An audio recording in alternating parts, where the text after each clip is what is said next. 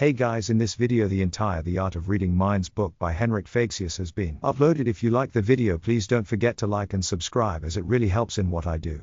Preface to the updated edition. Welcome, dear reader, to this brand new edition of The Art of Reading Minds.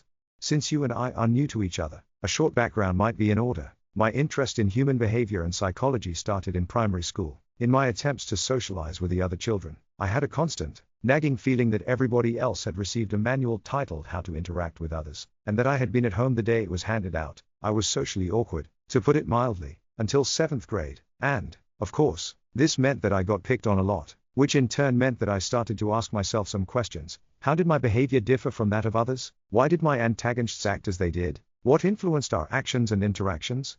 I have spent most of my adult life trying to find the answers to these questions. I looked for pieces to the puzzle in diverse fields, such as theater, advertising, philosophy, media, psychology, and 10:49 p.m., the 29th of August 2024, Flirting, religion. As a result, I accumulated a fairly extensive understanding of human behavior, and eventually I combined it with my love of magic. I became what is referred to as a mentalist. Outside of the world of TV dramas, a mentalist is someone who combines psychology with trickery and misdirection to create the illusion that he or she is able to read minds and influence others on a supernatural level. I used my knowledge purely for entertainment, because I didn't think that anyone else was interested in the real workings of human behavior. I thought everyone already knew. Turns out I was wrong again. I was soon asked to give talks about body language and nonverbal communication. The original version of this book was an attempt to expand on those first talks. As he said, I thought it would interest only a handful of people. That handful turned out to be 500,000 readers, from all corners of the world, who have read the book in 35 different languages. More than a decade and countless lectures later, I am still in something of a state of shock over this fact. I am immensely proud that St. Martin's Press is now presenting The Art of Reading Minds to you and other readers in the United States. To celebrate this, I have completely revised and updated the book, creating a version that has never before been published. I do hope you'll enjoy it. Henrik fexeus, Stockholm, 2019. Once upon a time. A word of warning, a reminder not to take things too seriously. I'd like to make something clear. I don't claim that the contents of this book are objectively true as such, at least no more true than any other subjective views of the world. These are simply theorics and ideas that a lot of people put their faith in and that to hold water when measured and tested. But there are several competing worldviews that make precisely the same claim when it comes to representing truth, such as Christianity, Buddhism, and science. So although the contents of this book are useful tools, they are really no more than metaphors, or explanatory morsels, if you prefer, that describe reality as seen a certain way. Different people prefer to use different models to make sense of the it realities. Some label their models as religious, others call them philosophical, and others still call them scientific. Which category the metaphors in this book ought to be laced in would depend greatly on whom you're asking. Some would consider them scientific, others would argue that psychology and psychophysiology are not sciences. Some. Mind reading? A definition of the concept, in which I explain what I mean by mind reading. What it was that Descartes got wrong, and our journey together begins. I believe in the phenomenon of mind reading, completely and wholeheartedly. For me it's no more mysterious than being able to understand what someone is saying when she is talking. To me, the fact is that it might actually even be a little less mysterious than that. There is nothing particularly controversial about mind reading, as far as I'm concerned. In actual fossy, it's completely natural, something we all do, all the time, without realizing it. But, of course, we do it to varying degrees of success and with more or less awareness. I believe that if we know what we are doing and how we do it, we will be able to train ourselves to do it even better. And that's the point of this book. So what is it that we actually do? What do I mean when I say that we read each other's minds? What does mind reading actually mean?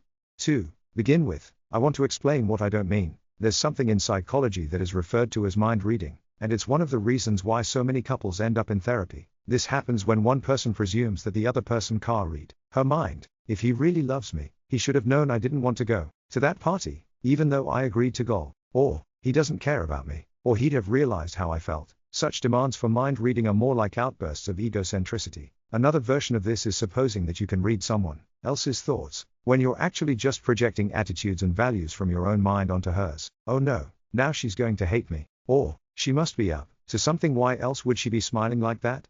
This is called Othello's mistake. None of these things are mind reading in the sense that I am talking about here. They're just foolish behavior. Descartes' big mistake. In order to understand mind reading as I am about to describe it, it is important that you first understand a different concept. The philosopher, mathematician, and scientist René Descartes was one of the great intellectual giants of the 17th century. The effects of the revolution he instigated within mathematics and Western philosophy are still being felt today. Descartes died in 1650 of pneumonia in the royal palace in Stockholm, where he was tutoring Queen Christina. Descartes was used to working in his warm, cozy bed, as befits a French philosopher, so the cold stone floors of the castle quite understandably finished him off once winter set in. Descartes did a great deal of good, but he also made some serious mistakes. Before he died, he introduced the notion that body and mind were separate. This was pretty much the most stupid thing he could have come up with, but Descartes had won the ear of the intelligentsia, thanks to neat sound bites like cogito, ergo sum, I think, therefore, on, as a result of his popularity. The peculiar and basically religious notion that human beings are made of two different substances, a body and a soul, gained ground. There were naturally those who thought he was wrong, but their voices were drowned out by the cheers of culpration for Descartes' idea. Only in recent times have biologists and psychologists been able to scientifically prove the exact opposite of Descartes' claim. Perhaps the most notable among them is the world-famous neurologist Antonio Damasio. Now we know that the body and mind are actually inextricably linked, in both the biological and the mental senses, but Descartes' view was dominant for so long that it is still taken as an accepted truth by most people. Most of us still differentiate, albeit unconsciously, between our bodies and our thought processes. If the rest of this book is going to make any sense to you, it is important to understand that this isn't the case, even if it feels a bit strange to think this way at first. Here's how it is. You can't think a single thought without something physical happening to you as well. When you think a thought, an electrochemical process occurs in your brain. In order for you to create a thought, certain brain cells have to send messages to each other according to certain patterns. If you have had a thought before, the pattern for it is already established. All you're doing then is repeating the pattern. If it is an entirely new thought, you create a new pattern or network of cells in your brain.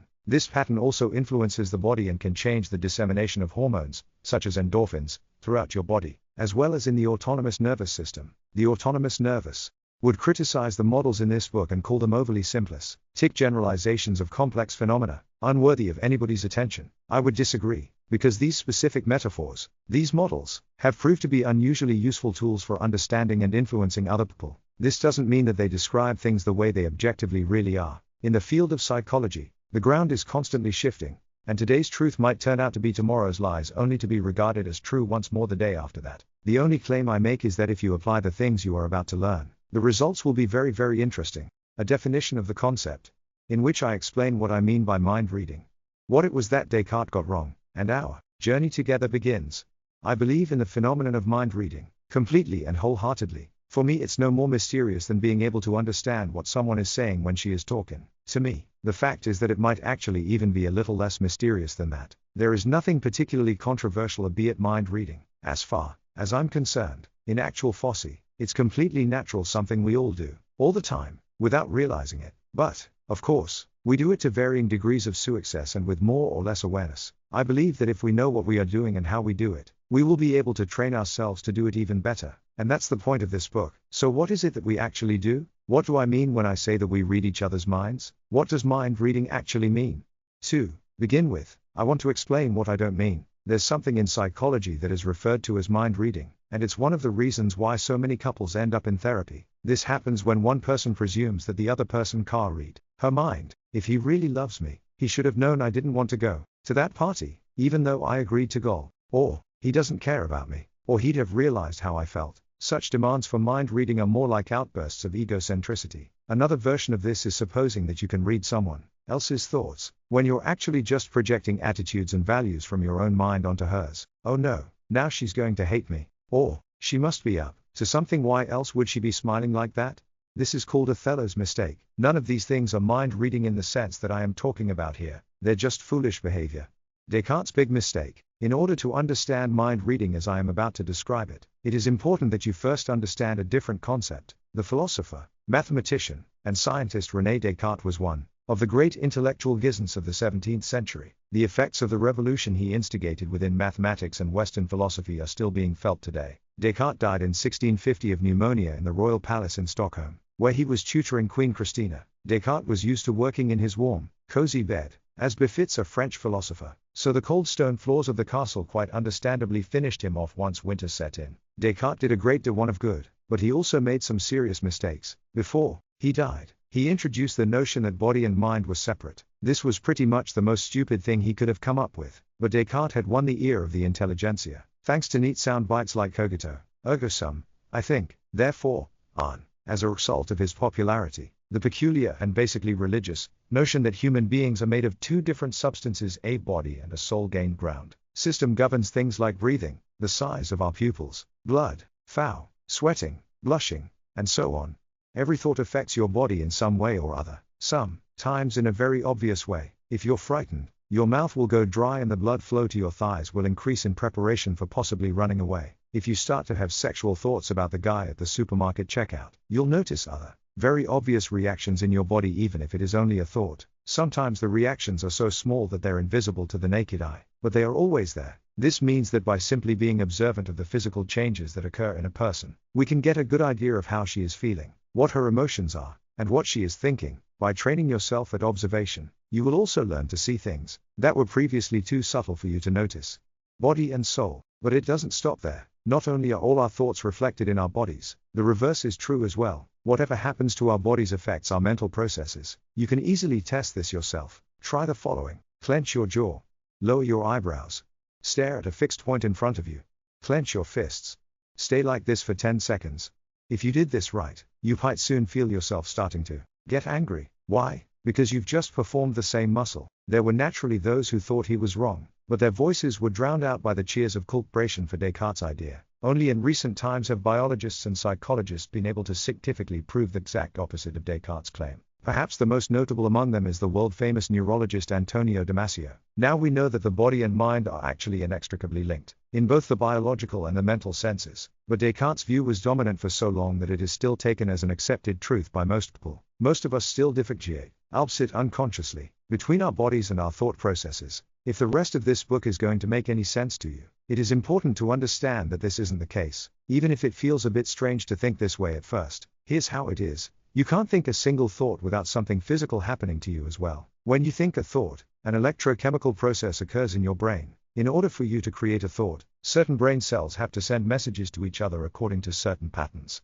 If you have had a thought before, the pattern for it is already established. All you're doing then is repeating the pattern. If it is an entirely new thought, you create a new pattern or network of cells in your brain. This pattern also influences the body and can change the dissemination of hormones, such as endorphins, throughout your body, as well as in the autonomous nervous system. The autonomous nervous movements as your face does when you are feeling angry. Emotions don't only happen in your mind. Just like all our other thoughts, they happen in the whole of our bodies. If you activate the muscles that are associated with an emotion, you will activate and experience that same emotion, or rather, the mental process which will in turn affect your body. In the test you just did, you activated your autonomous nervous system. You might not have noticed it, but when you did that test, your pulse increased by 10 to 15 beats per minute, and the blood flow increased to your hands, which are now feeling warmer or itchy. How did that happen? By using your muscles as I suggested. You told your nervous system that you were angry, and freestyle. As you see, it works in both directions. It makes complete sense.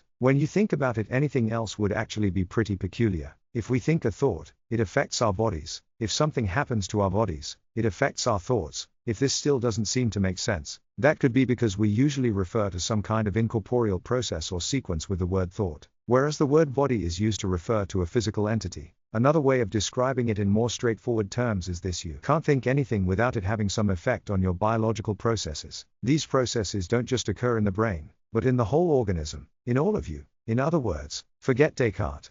Wordless and unconscious, the mental and biological parts are two sides of the same thing. If you understand that, then you're already well on the way to becoming a fantastic mind reader. The basic idea of mind reading, as I use the term, is to gain understanding of other people's mental processes by observing their physical reactions and features. Of course, we can't read what goes on inside their minds in any literal sense. To begin with, this presupposes that everyone thinks in words, and we will find out that this isn't always the case, but we don't actually need to. Anyway, as you are now aware, seeing what is happening on the outside can be enough to allow you to understand what is happening on the inside. Some of the things we observe are more or less fixed: physical stature, posture, tone of voice, and so on. But many things change constantly as we speak to someone: body language, sign movements, tempo of speech, etc. All of these things can be considered nonverbal or wordless communication.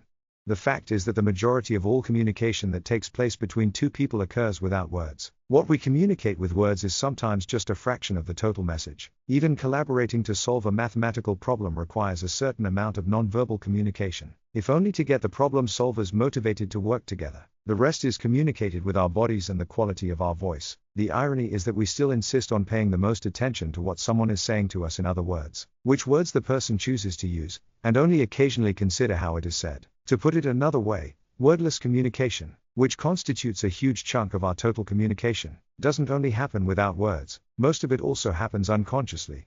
What's that? Surely we can't communicate without being aware of it? Well, actually we can, even if we look at the whole person. To be precise, the voice is described as intraverbal communication, in contrast to body language, which is nonverbal. To make things easier for myself, and to help keep this book portable, I have decided to bundle them together under the heading wordless communication.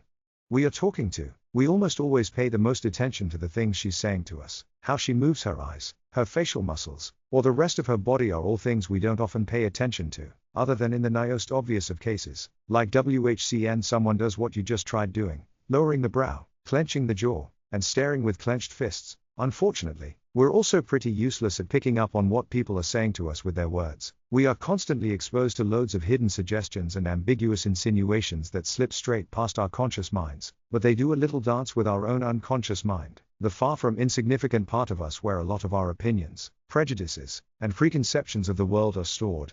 The truth is that we always use our entire bodies to communicate, from enthusiastic hand gestures to changes in the size of our pupils. The same is true for how we use our voices. Although we are often bad at consciously picking up the signals, our unconscious mind dies it for us. All communication, regardless of whether it happens through body language, smell, tone of voice, emotional states, or words, is absorbed, analyzed, and interpreted by our unconscious minds, which then send out suitable responses through the same wordless, unconscious channels. So not only do our conscious minds miss most of what people are saying to us, we also have very little notion of the responses we are giving, and our unconscious, wordless responses can easily contradict the opinions we believe ourselves to hold, or whatever we are expressing in words. This unconscious communication obviously has a great impact on us. It's the reason why you get the nagging feeling that somebody who seemed very nice in conversation didn't actually like you. You have simply picked up hostile signs on an unconscious level, and they are now forming the basis of a perception whose origin you cannot fathom. But our unconscious minds aren't flawless. They have a lot to take in, understand, and interpret, all at the same time, and nobody has taught them how to do it, so they often make mistakes. We don't see everything. We miss nuances, and we misinterpret signs. We end up in unnecessary misunderstandings. That's why this book exists. You already do it, but you could do it better.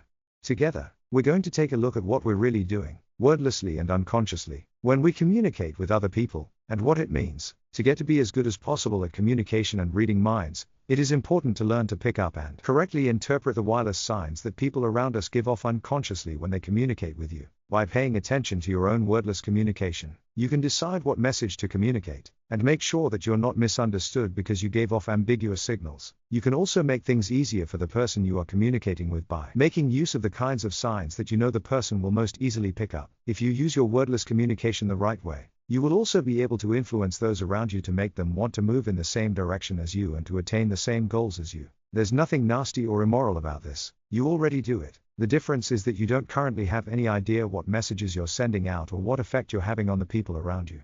It's time to change that, and I really mean it. My goal is to give you this knowledge in as easy, straightforward, and practical a way as possible.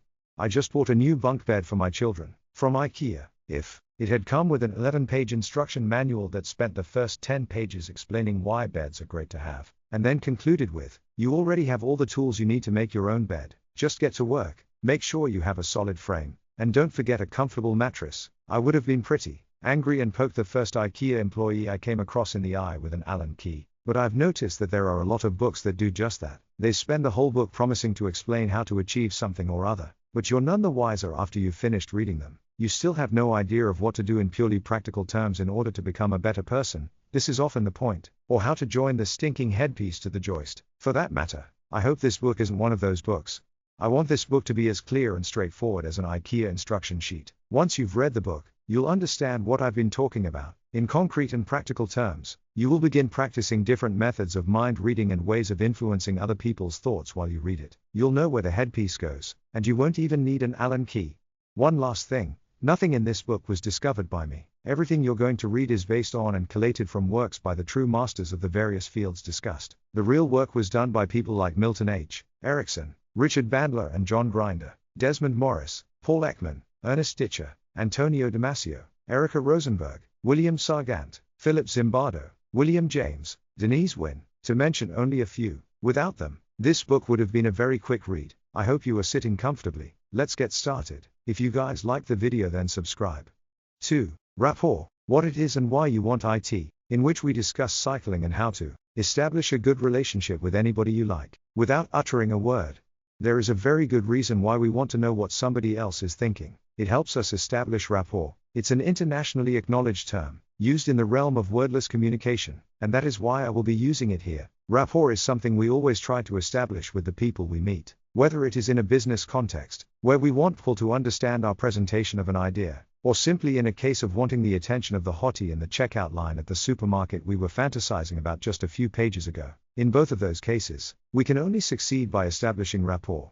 The word rapport comes from the French term le rapport, which means to have a relationship with, or connection to, someone or something. By establishing good rapport, we are creating a relationship of mutual trust, consent, cooperativeness, and openness to each other's ideas. Sounds useful, huh?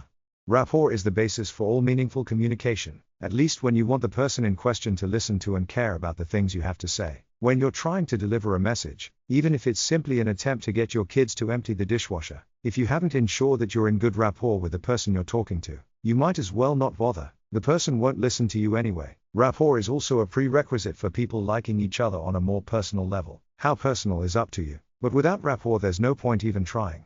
We are always establishing good and bad rapport with the people around us. By learning how it's actually done, you can learn how to always make good rapport, even with people you wouldn't ordinarily get along with. Funnily enough, you often come across these people holding positions in which their decisions or attitudes concerning your opinions and ideas can greatly influence your future. Wouldn't it be nice if he or she understood what you mean for once?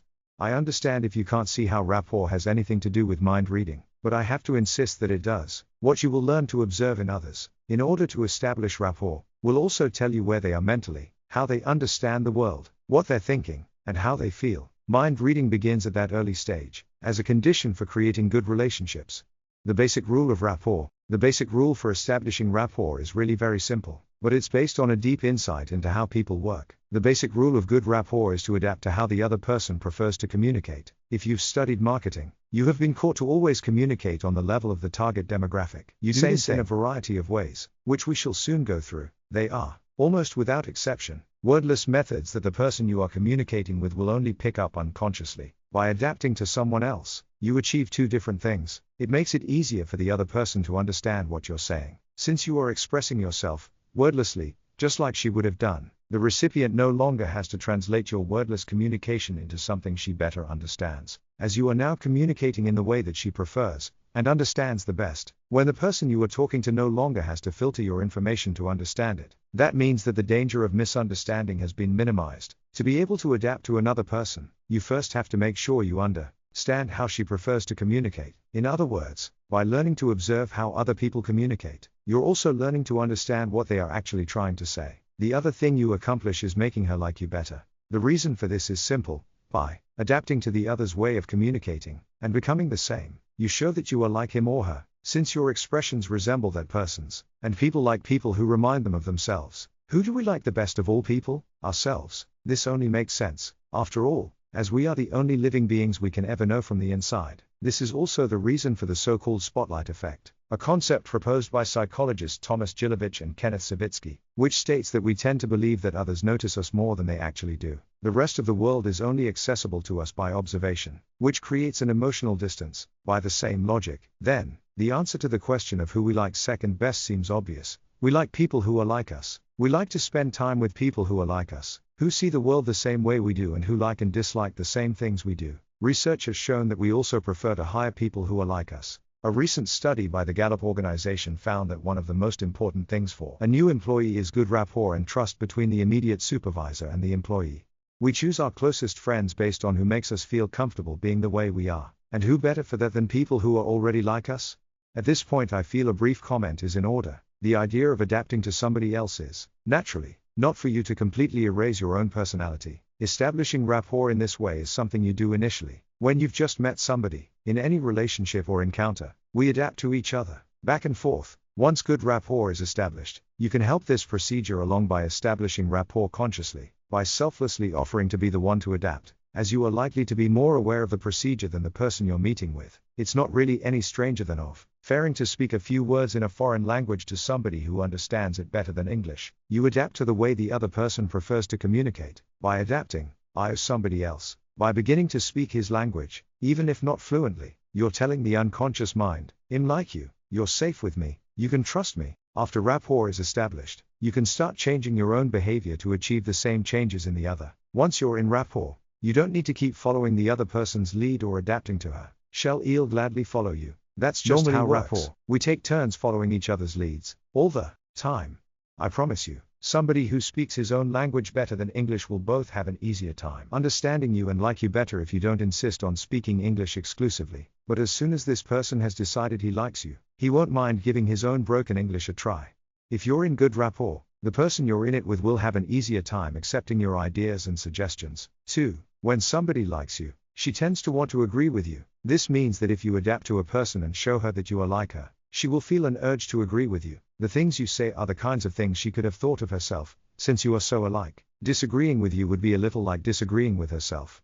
Once you're in rapport, you can also take the lead and bring the person you're with to a positive mental state, one better suited for clearly understanding your message or ideas and the value of them. This is a case of influence without control. We're not trying to manipulate anybody in any sinister sense of the word. If your idea isn't actually any good, it won't convince anybody, no matter how good your rapport is. What we want to do is to create a relationship in which you can creatively and constructively discuss any issue with respect and understanding. We don't control or deceive other people to give them opinions they don't really hold. We just make sure that they are in an optimal state to understand the actual advantages of whatever we are presenting, using only simple means, such as moving our bodies or adjusting our voices according to certain principles. If I am the same as you, you will understand and like me. If you like me, you will want to agree with me.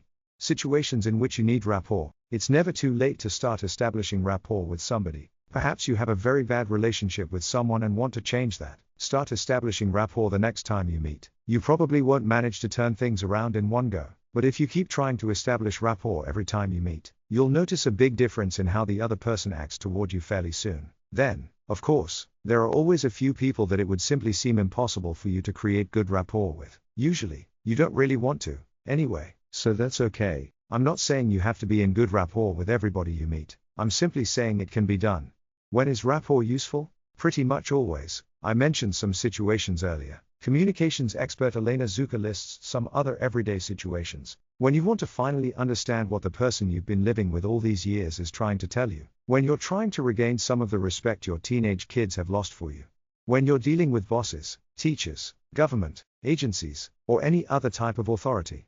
When you come across people whose service you need but who can cause you problems, such as an ill-tempered bank clerk or a stressed-out restaurant waiter. When you receive a sales call, in this case, you might prefer to be going for bad rapport. In any type of situation where you are being assessed or judged, such as a job interview. Zucker also offers the following examples from professional life. You often need to achieve more, with fewer resources. Often, you'll find yourself competing with your colleagues, and your work might depend on your ability to establish rapport with important people like the person in charge of the resources. To be a successful executive today, you need expert-level people skills. If you go your own way, you might risk alienating both your higher-ups and the people who work under you. If you want to convince people of your innovative idea, you need a well-developed set of communication skills. Your amazing idea won't be going anywhere unless you can convince the right people. When you're in the middle of an organization, you have people above you that you report to, and others that you are expected to lead. To get the results you want, you need to be able to create good relationships both above and below you. All of these techniques can be used the other way round. To destroy rapport, you will notice how some people you have a hard time getting along with are true masters of this art. All you need to destroy rapport is to use methods for communication that are as far removed as possible from those used by the other person. Bad rapport is an efficient way of finishing off a meeting quickly or making bothersome people leave you alone. You simply make yourself too troublesome and unpleasant for them to want to continue talking to you. In flat organizations, you often end up with more responsibility than actual power. You have to work through other people to get things done, which can only be achieved by establishing rapport and working together. All of the things your years of work experience have taught you don't mean as much as your ability to establish rapport. No matter how skilled you are, nobody wants an expert who is impossible to talk to. Perfecting what you already know. Remember, you already use most of the mind-reading techniques I will touch on here, you just don't know it. Also, you probably can't use them to their maximum effect. What we're going to do is take a look at these techniques, sharpen them up to make them effective, and then put them right back into your unconscious. And since you already know all this stuff in some sense, there's no reason to feel daunted by the amount of information and number of techniques in the pages that follow. The fact is, you'll have an easier time learning this than a lot of other skills. Here's a model of how the learning process works. Step 1. Unconscious ignorance. The classic example is riding a bike. In step 1, that means you don't know how to ride a bike, but you also don't know there is any such thing as cycling. Step 2. Conscious ignorance. You don't know how to cycle, but you are aware of cycling, and that it is something you are ignorant of. Step 3. Conscious knowledge. You can ride a bike, but only when you concentrate and focus on what you are doing. Step 4. Unconscious knowledge. You can ride a bike, and you don't even have to think about it to do it.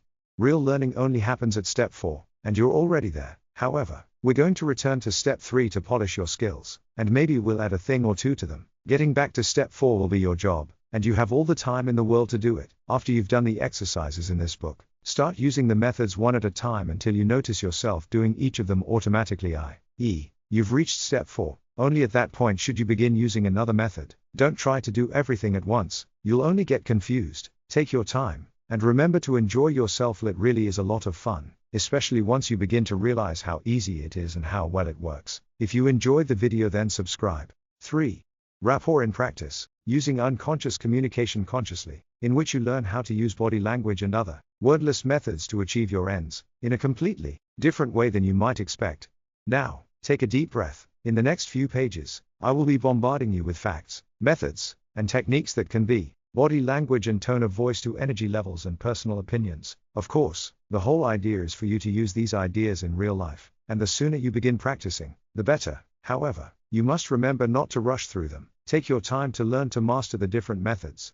You won't have to worry about getting caught while you're practicing establishing rapport with people. I promise you, nobody will complain about how you've become easier to understand and more pleasant to converse with, or even that you suddenly scam to be able to read their minds. Although, for a time, you will be very aware of everything you do. The same doesn't go for the people around you. Shake that booty. How to use body language. As I mentioned earlier, we establish rapport by adapting to our recipient in a number of different areas. The first of these is body language. I am actually not particularly fond of that term. Language makes it sound as though there's a vocabulary list somewhere that you can just learn. Of course, books like that do exist. They teach you that when someone's little finger is held in a certain way it means one thing, and when her left foot does a particular thing, it means something else. But things aren't quite as simple as that. Our gestures don't always mean the same thing, in every situation or for every person. To write an entry in a dictionary of body language that says that crossed arms mean keeping one's distance, dissociation/doubt, which I know a lot of people would happily write, is wrong. On the one hand, because it ignores the considerably more multi-leveled and dynamic expressions our bodies can make, and on the other hand because it seems to require you to believe that body language exists in isolation, independent of all other things. You must have crossed your arms at some point and been struck by the thought, right, this is what people do when they're angry or keeping their distance. But I'm not angry. Exactly. There may have been some other reason. Perhaps it was cold and you crossed your arms to stay warm. Or it was just a convenient way for you to rest your arms for a minute, to make sure if someone is really keeping his or her distance or being doubtful. We have to look for other visible physical signs and consider the context in which these gestures are being carried out. How does the rest of the body look? Are the arms tense or relaxed? What about the face? Has your discussion been heated? Is the room cold? And so on. I would prefer to replace the term body language with something else, like bodily communication, but that sounds pretty dry, too. And since I don't want to cause confusion by adding yet another new term to an area that is already overburdened with terms and definitions, I'm going to stick with body language, which, as you've come to understand, is a term for something considerably more varied and dynamic than a lot of people think. Matching and mirroring. So how do you use your body language to create rapport? To put it simply, you mimic the other person.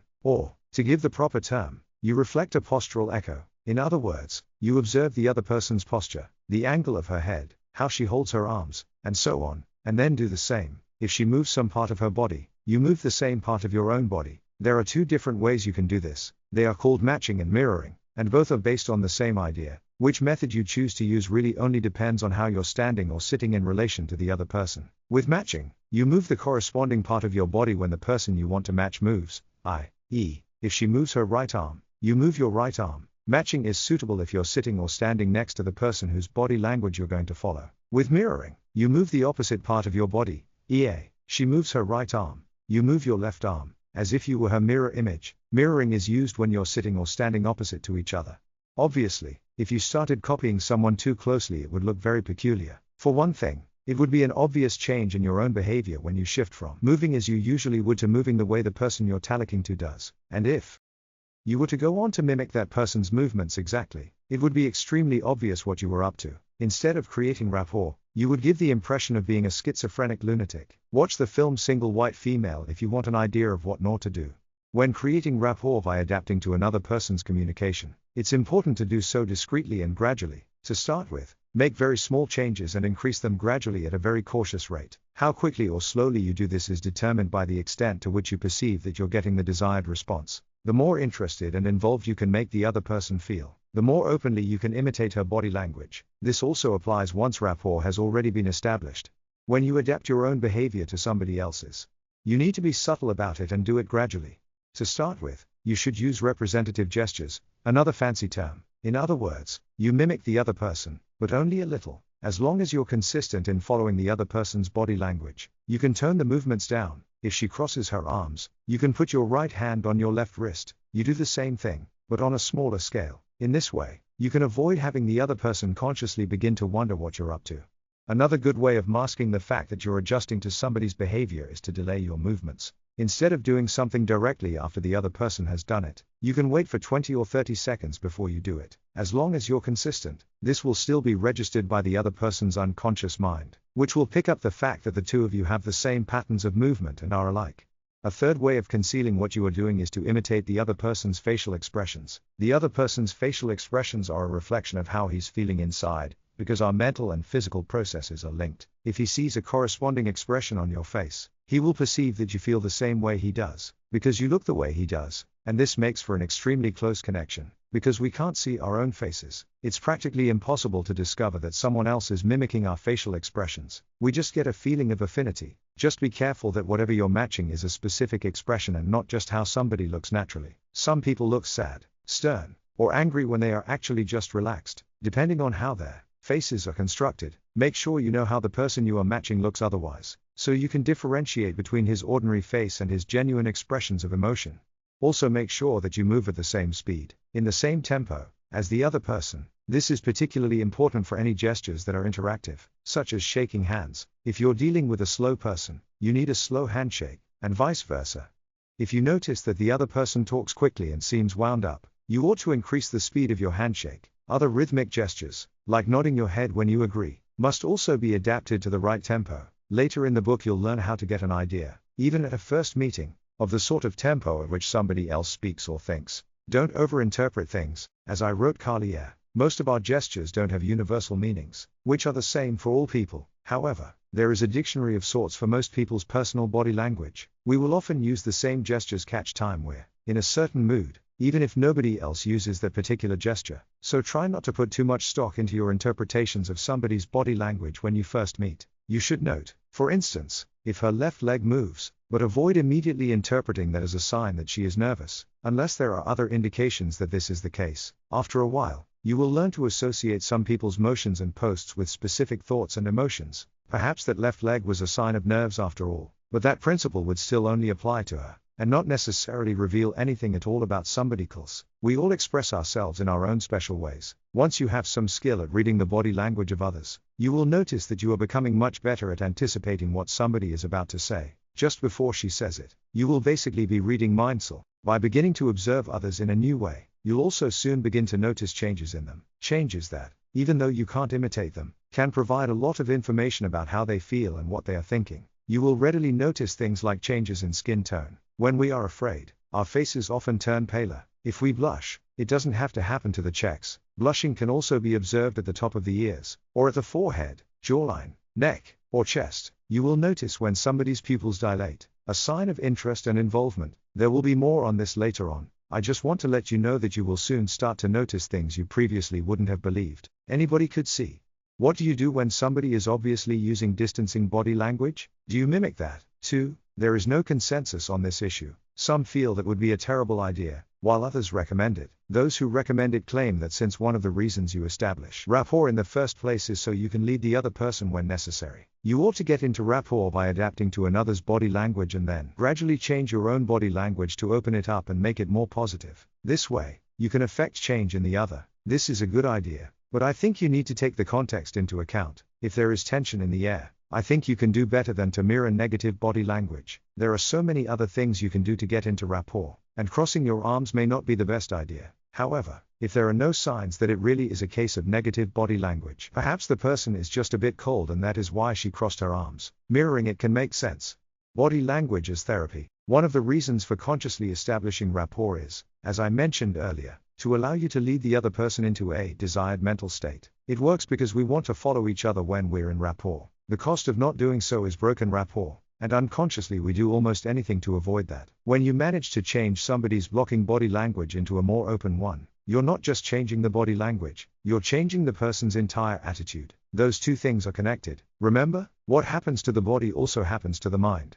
Another very practical use is turning around negative states in friends and loved ones. This is a classic therapeutic method that you can easily use yourself. It's useful when your friend is a bit down for no particular reason. Maybe it's a rainy Monday on the last week before payday. Go ahead and mirror that person's body language. Don't express the negative emotions with your body to the same extent as your friend is doing. You don't want to drag him or her down even further. You want to do just enough to establish rapport and make it clear you understand where he or she is at. When you've checked to make sure that you're in good rapport, gradually allow your own body language to open up and become more positive. Straighten your back, open up your gestures, move your arms away from your body, and start smiling. At every step along the way, check that your friend joins you in the change. When you lose him or her and your lead is no longer being picked up, you can back up a step and regain rapport. Leading somebody in rapport is a case of 2 steps forward, 1 step back.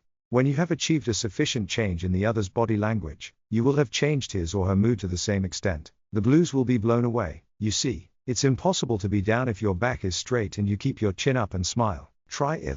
You just need to remember never to do this to somebody who has a real problem. A person in a state of mourning, for instance, needs to remain in it for some time. Sorrow is a state in which we conserve energy and mentally process the events that cause the emotion. If you perform this exercise with somebody who is experiencing genuine sorrow, the mental processing needed for him or her to move on will be blocked. In those cases, you're better off leaving the person in her sad, but necessary, state. But, like I said, for someone who just has the plain old blues, it's perfect. 1. The next time you're in a restaurant, you can observe for yourself how people who are in rapport follow and lead each other. Find a couple or a group of friends that seem to have an intimate, close, and firmly established relationship. Watch them take turns following and leading each other's body language while they speak to each other. 2. You could also try to spot people who sit the same way as whoever is next to them in the room. 3. Or try to figure out who knows each other and who doesn't on a full bus, streetcar, or subway train. Here's a clue. Look for people who are sitting and moving the same way, even if they're not right next to each other. The pattern will be obvious to you. Exercises for shy people. You can do these exercises if you're a little intimidated by the idea of mimicking a person you're talking to. 1. Watch a talk show or a debate on TV. Sit in the same position and move the same way as the person being interviewed or speaking. You will notice that you know more or less what that person is going to say before he has even said it. This isn't particularly surprising. After all, he's sitting the way he is because he's thinking certain thoughts. If you follow his movements and positions, you will initiate similar mental processes and moods in yourself. Pay attention to how your emotions and your perception of yourself change as you adopt different body postures. 2. Establishing rapport from a distance. If you're in a public space or some other social environment, you can choose somebody you're not directly in contact with, somebody at the other end of the room, and begin adapting to that person's body language. Don't be too surprised if, before long, this person asks you if you know each other from somewhere. It's only to be expected that she'd find you familiar as you're her own mirror image, so you should pick somebody you wouldn't mind talking to, not somebody you'd rather avoid. This is actually a secret method for picking up people you're too shy to actually talk to, and getting them interested in you. 3. A good way to get rid of the feeling that this person is going to catch you out is to make her tell you about herself. Then start roaring her body language shamelessly while making noises of agreement, like hum and yeah. Notice how she's not paying attention to anything you're doing. When we're talking about ourselves or are very angry, we shut the rest of the world out. We talk about ourselves, to ourselves, with ourselves, and seldom notice anything anybody else is doing.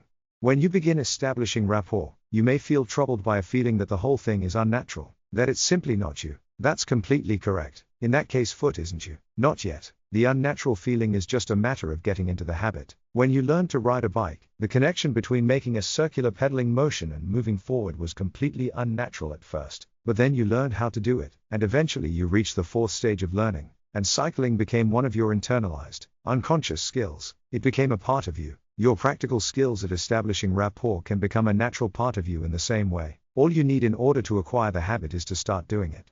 How do you really sound? How to use your voice. The voice is another powerful tool for establishing rapport. The same principle is at play here. You adapt your own voice to the way the other person uses hers. Of course, again, this has to happen gradually and with discretion. And just as in the case of body language, there is no need for exact and perfect imitation. The fact is, even if you could get away with imitating somebody's body language perfectly, it would still seem extremely strange if you suddenly started sounding exactly like the person you're talking to. But there's always some quality of the other person's voice that you can adapt to, some trait you can at least approximate. Listen and see how he or she uses the following elements of speech. Tonality. Is it a deep or a light voice? Many men speak in a deeper voice than their larynxes are really made for, and many women speak in a lighter voice than they really ought to. This is because of cultural impact on our behavior. We believe ourselves to be emphasizing our masculinity or femininity this way. Fullness. Is it a rich voice with a lot of different timbres, or is it thin and airy? As a result of cultural imprints, we consider full and rich voices potent, serious, and reliable, while airy voices skim feminine and seductive. An airy voice can also make a childish impression. Melody. Is this a monotonous voice, which remains on a single tone all the time? Monotonous voices often don't use falling intonation at the end of a proposition, or rising intonation at the end of a question. This can often make it hard to understand what somebody with a monotonous voice really means. Was the person asking a question or making a claim? Or was it a joke, even? The counterpoint to this would be a melodic voice, which uses many different tones in speech. Scandinavians, especially Norwegians, are famous for their melodic and song-like speech. Tempo. Is this person speaking quickly or slowly? We speak at the same speed as we think and understand things. So if you speak slower than people you are talking to, you will bore them into thinking about something other than the message you're trying to communicate. At worst, this could cause them to get restless and start waiting for you to finish so they can wrap up the conversation before it costs them any more time. On the other hand, if you speak faster than they are used to, you run the risk of losing them, and they might not pick up the important points of what you have to say. Men are commonly thought to speak faster than women, but this is a false stereotype. Researcher Tylus McMillan found that women in mixed gender settings actually slowed down their speech tempo to allow men to be those who spoke the fastest even when they really weren't. Strength and volume. Adapting to somebody else's volume is a good tactic. A soft-spoken person will appreciate you quoting your voice down. Somebody who belts his words out in speech will respect you more if you raise the volume of your voice. As you can see, a voice has many different properties for you to mirror. If you're going to choose just one thing to work with, I'd recommend you adapt your tempo. Rapport is, to a great extent, a matter of mirroring the other person's tempo, and in the case of speech it produces especially good results. Some claim that adapting your vocal tempo is the most important technique for establishing rapport. I'm not sure that's entirely true, but it is a very powerful technique. The voice is especially important, since it is sometimes the only tool we have for communication on the phone. For instance, Zucker, whom we mentioned earlier, reports on a study performed on behalf of a telemarketing company that wanted to increase its revenues. It sold magazine subscriptions, and for this reason it was in contact with catch prospective customer once, or at the most twice, before it had either failed or closed the deal. For the experiment, the sales team was divided into two groups. One group continued to work the same way they had done previously, while the other was given an extra instruction: try to pace your speech to that of the person you're calling. Using only this difference in methodology, the latter group increased its sales by almost 30%, while the first group made no improvement over the previous sales figures. I'll repeat that. All the latter group did was adapt the tempo of speech to the person the group was speaking to. Even if you're not in sales, a positive increase of almost 30% is a lot, no matter what you do and what your relationships are about, especially when all you have to do is keep track of how quickly or slowly you are speaking. We speak at the same pace as we think and understand things. If you speak in the same tempo as the person you are talking to, your thoughts are expressed at the same pace he or she is using to think.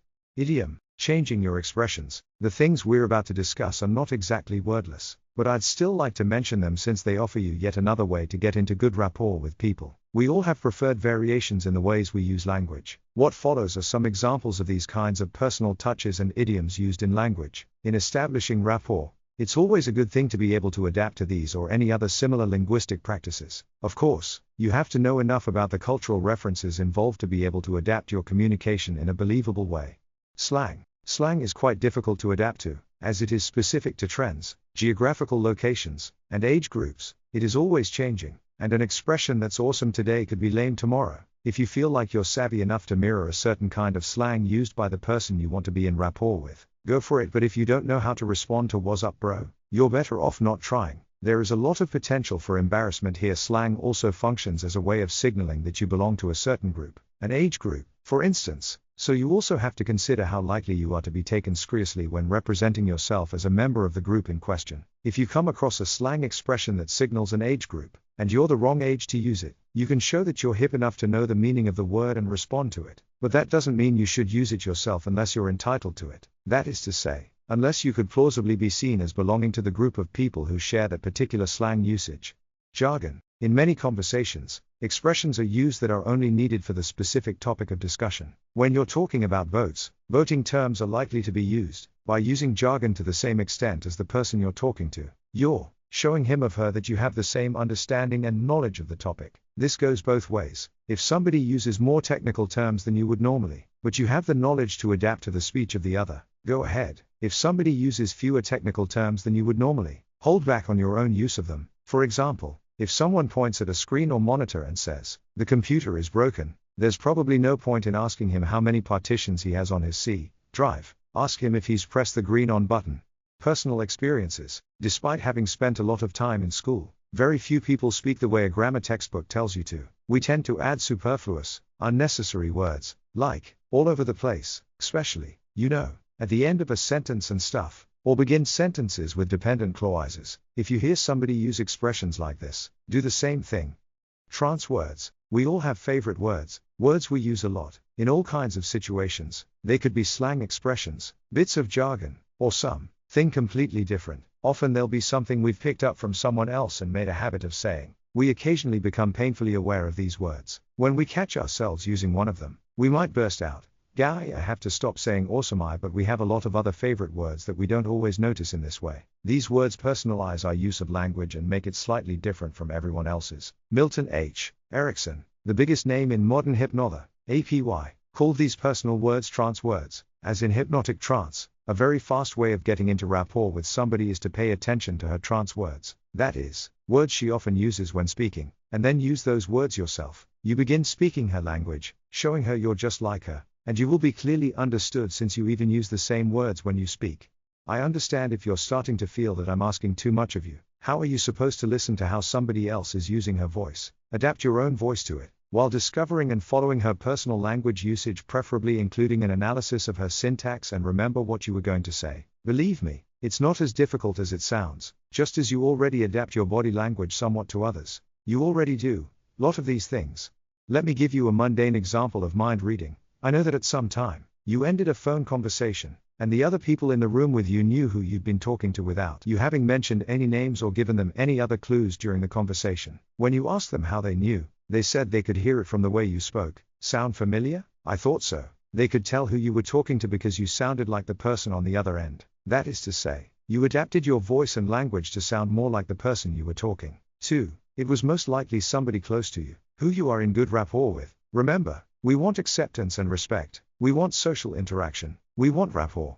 Breathe. Damn you. Breathe. Rapport by breathing. A basic method for effective rapport is to adapt your breathing to somebody else's. The thing most writers and instructors who teach this forget to mention is how insanely difficult it usually is to see somebody breathe. Even after extensive training, seeing how somebody is breathing can be almost impossible. I am not telling you not to bother. On the contrary, if you suddenly notice somebody's breathing, you could by all means adapt to his breathing pattern. Breathing is visible in different ways depending on how the person is breathing, heavily or lightly, with the chest or with the diaphragm. You should keep an eye on the person's stomach, chest, shoulders, and neck. Sometimes, you can find somebody's breathing rhythm by observing the movement of the shadow of his shoulders. You should also listen to the person's speech. We don't speak while inhaling, so by noticing where he pauses in his speech, you can tell when he is breathing in.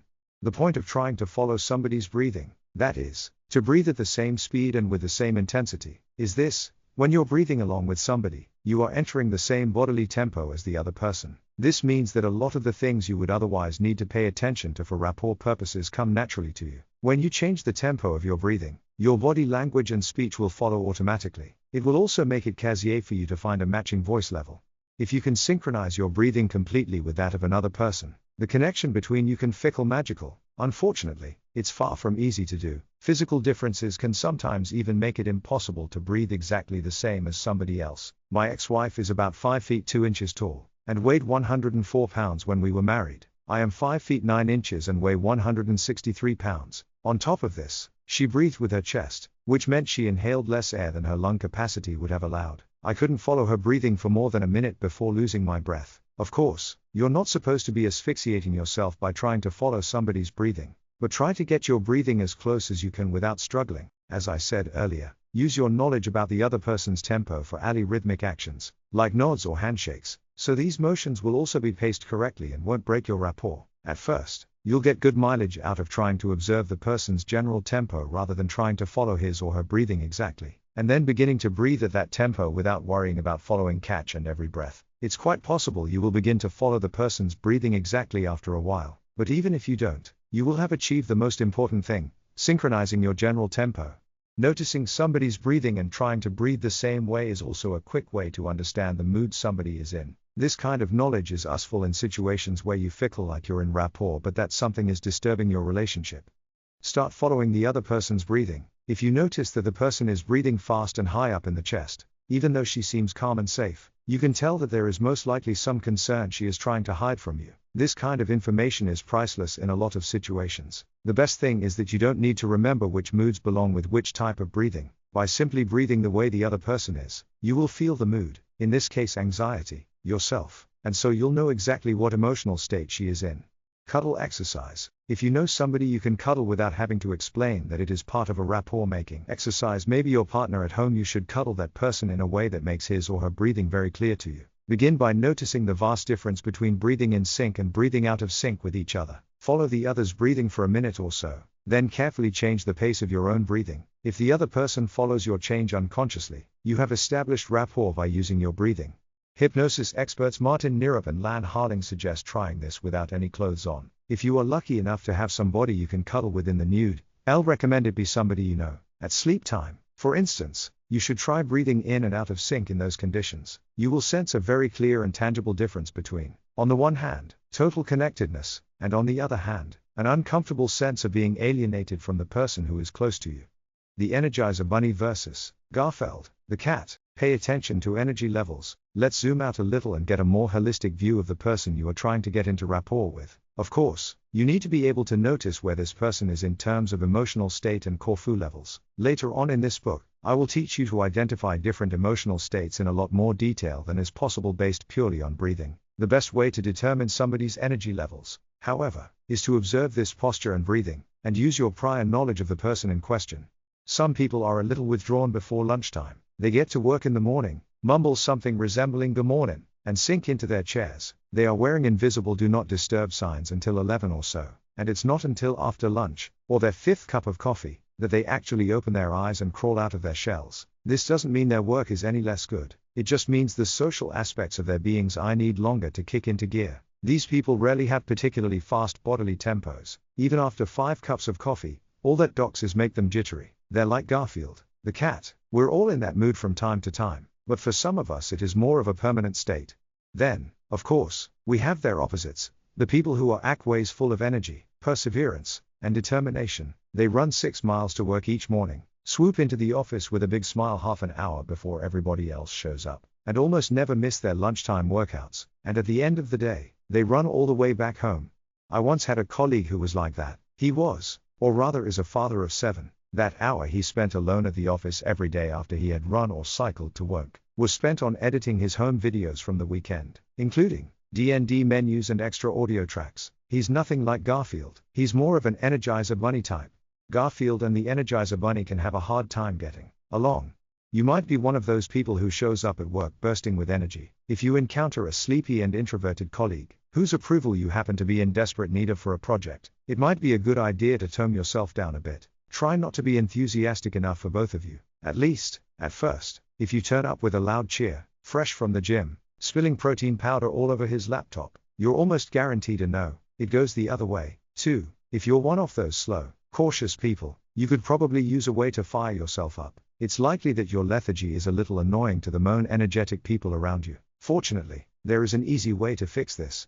Energy exercise. Do you remember how you used body language to make positive change happen for your friend when she was down? It worked because our physical and mental states are connected. You can use the same principle to change your own mood or energy level. You simply start acting as if you were more energetic or happy. Imagine the face you would have, and how you would be sitting, standing, or moving your body if you had a lot more energy than you do right now. At first you may feel a little strange, but you'll soon notice that you actually are more energetic and positive than just before. Let the bodily reactions that you can control, what you're doing with your muscles and motion, activate processes in your brain. Fake it till you make it, basically.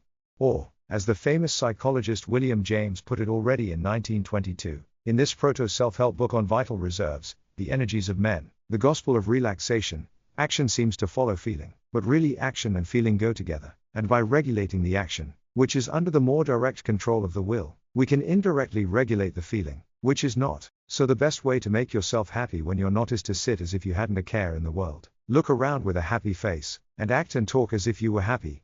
Energy levels are not very difficult to figure out. It's more a matter of common sense than detailed analysis for adaptation of your communication tools, even though the results will be the same. Of course, remember what I've taught you about observation, following and establishing rapport. Is 8 o'clock in the morning really the right time to show somebody your wonderful report full of good ideas? Could you schedule the meeting for after lunch, when you know the other person will be more receptive? If that won't work, you have to take care to present yourself in a way that matches well with the way the other person is feeling. If you don't, you could face stiff resistance, not because your ideas aren't good, but because your energy levels are not well matched with the person you're talking to. Say it like you mean it. Be consistent in your words and actions. When we communicate with somebody, we cause different emotional states in that person. Whether we want to or not, it can be done intentionally, like when we tell somebody something to make the person happy or angry or surprised. Expressions we want an emotional response to could be the following. Did you hear what happened? I can't stand Adam Sandler. I love you. Causing emotional states can also be done unintentionally, like when what we say starts off a chain of emotional associations in the person we're talking to, without our even knowing it. How's it going? Is something we often say with no purpose beyond acknowledging the other person. But if things are bad enough, even an innocent question like that can cause somebody to burst into tears. We also change people's emotional states by displaying, and hence projecting, our own emotions. If we're happy, people around us tend to be in good cheer. If we're down, so are they, even when we don't say anything. Often we'll can ask people explicitly to enter different emotional states. Cheer up. Calm down. To make them understand what we mean, and to seem credible, we have to project the emotion we're asking for while we say these kinds of things. If you want to calm somebody down, the wrong way to do it is to grab his shoulders, shake him about, and scream calm down dammit, into his face. If you want to make somebody relax, you need to be relaxed. As a parent, I am well aware of how incredibly difficult this can be at times, but it is important nonetheless, to get the person you're talking to into the emotional state you're asking for. You have to exemplify it and show what you mean. You're better off yawning while you ask, "Are you tired?" too, than saying it while you're doing your exercise routine, at least if you want to provoke tiredness. If you want to calm somebody down, you have to radiate calmness yourself. Don't speak too loudly, avoid fidgeting, and make sure you're breathing deeply, not at the top of your chest. If you want somebody to feel confident, you can't just talk about being confident, you have to act like you are confident. By doing this, you're also making a very clear suggestion, that is, a proposition or instruction given to start processes in the unconscious mind of the other person. There will be more about this clever stuff later on. It's not just about showing what you mean. You make the person understand what you're talking about in a direct, emotional way, and you show him that it's not such a big deal to get there. By establishing emotional understanding, you also create an intimate and personal experience of the same feeling in the person you're communicating with. Talking about something means relating to it on an external and analytical level, but understanding it emotionally is an internal, personal experience. Internal experiences are always the strongest. Just think of the difference between talking about a loving hug as opposed to getting one. Which would you prefer? If there is a disconnect between the words spoken and what is communicated by body language and tone of voice, the wordless message will take priority. If somebody shouts at you to calm down, two different emotional states are communicated, the external one the words, and the internal one, the experience. Which one will you follow? Does a situation like this make you relax, or wind you up? You don't need to be an expert mind reader to realize that the latter is the right answer. Opinion Aikido, the noble art of agreeing with people. Another powerful tool for making rapport is to agree. I know, it sounds like something a pushover would do, but I mean it. Here's how to do it. Try to find some attitude or opinion held by the other person that you are prepared to agree with. This is extra important if you are also intending to try to get this person to change his or her mind about something later on. If you're looking to inform others about how things really are, you risk running into resistance if you tell the other person she is wrong. She'll enter defense mode instead of listening. The worst thing you can do if you want to convince somebody to adopt your opinions is to confront her directly. Rapport is all about making the person you're communicating with realize that you understand her, that you're just like her. That goes for opinions, too. Of course, you shouldn't do this to the extent that you have to betray your own values and principles. However, there is usually something you can agree on. If you encounter somebody in a negotiation wherein your positions are diametrically opposed, perhaps at least you both like votes, or the Witcher 3, even if you think the other person has completely misunderstood the issue being discussed or is simply out of his mind, you can still always agree that if you were in his position, that is, if you had misunderstood everything, too. But of course you never say this, you would feel the same, as he does. Even if you're dealing with a real crook, it's still true to agree that I would do the same thing if I were you. The simple words "if I were you, I would react in exactly the same way" can work wonders for your rapport. If you think about it, it's really obvious that if you were the other person, you would do what he's doing, but that's not how it is received. Rather, we take it as evidence that somebody understands us. Finding something to agree to, and starting from that, is the same kind of principle as you would use in the martial art of Aikido. If you try to get in the way of the other person's opinions by saying, "You're wrong," you'll only start a mental wrestling match that will end up being exhausting and unproductive for both of you. Instead of getting in the way, when you say, "I feel the same way you do," you stand next to her. The energy from the other person, which you would have spent all your efforts on containing, can now be used to propel you both toward a different destination. You adopt the role of a follower rather than presenting an obstacle. The person you're talking to won't mind at all, since you're now suddenly working together to reach a common goal instead of struggling to determine who is right. You're in rapport, you are in the same place and share the same understanding. Aikido is all about not getting in the way of your opponent's momentum, and instead using it to topple your opponent if necessary.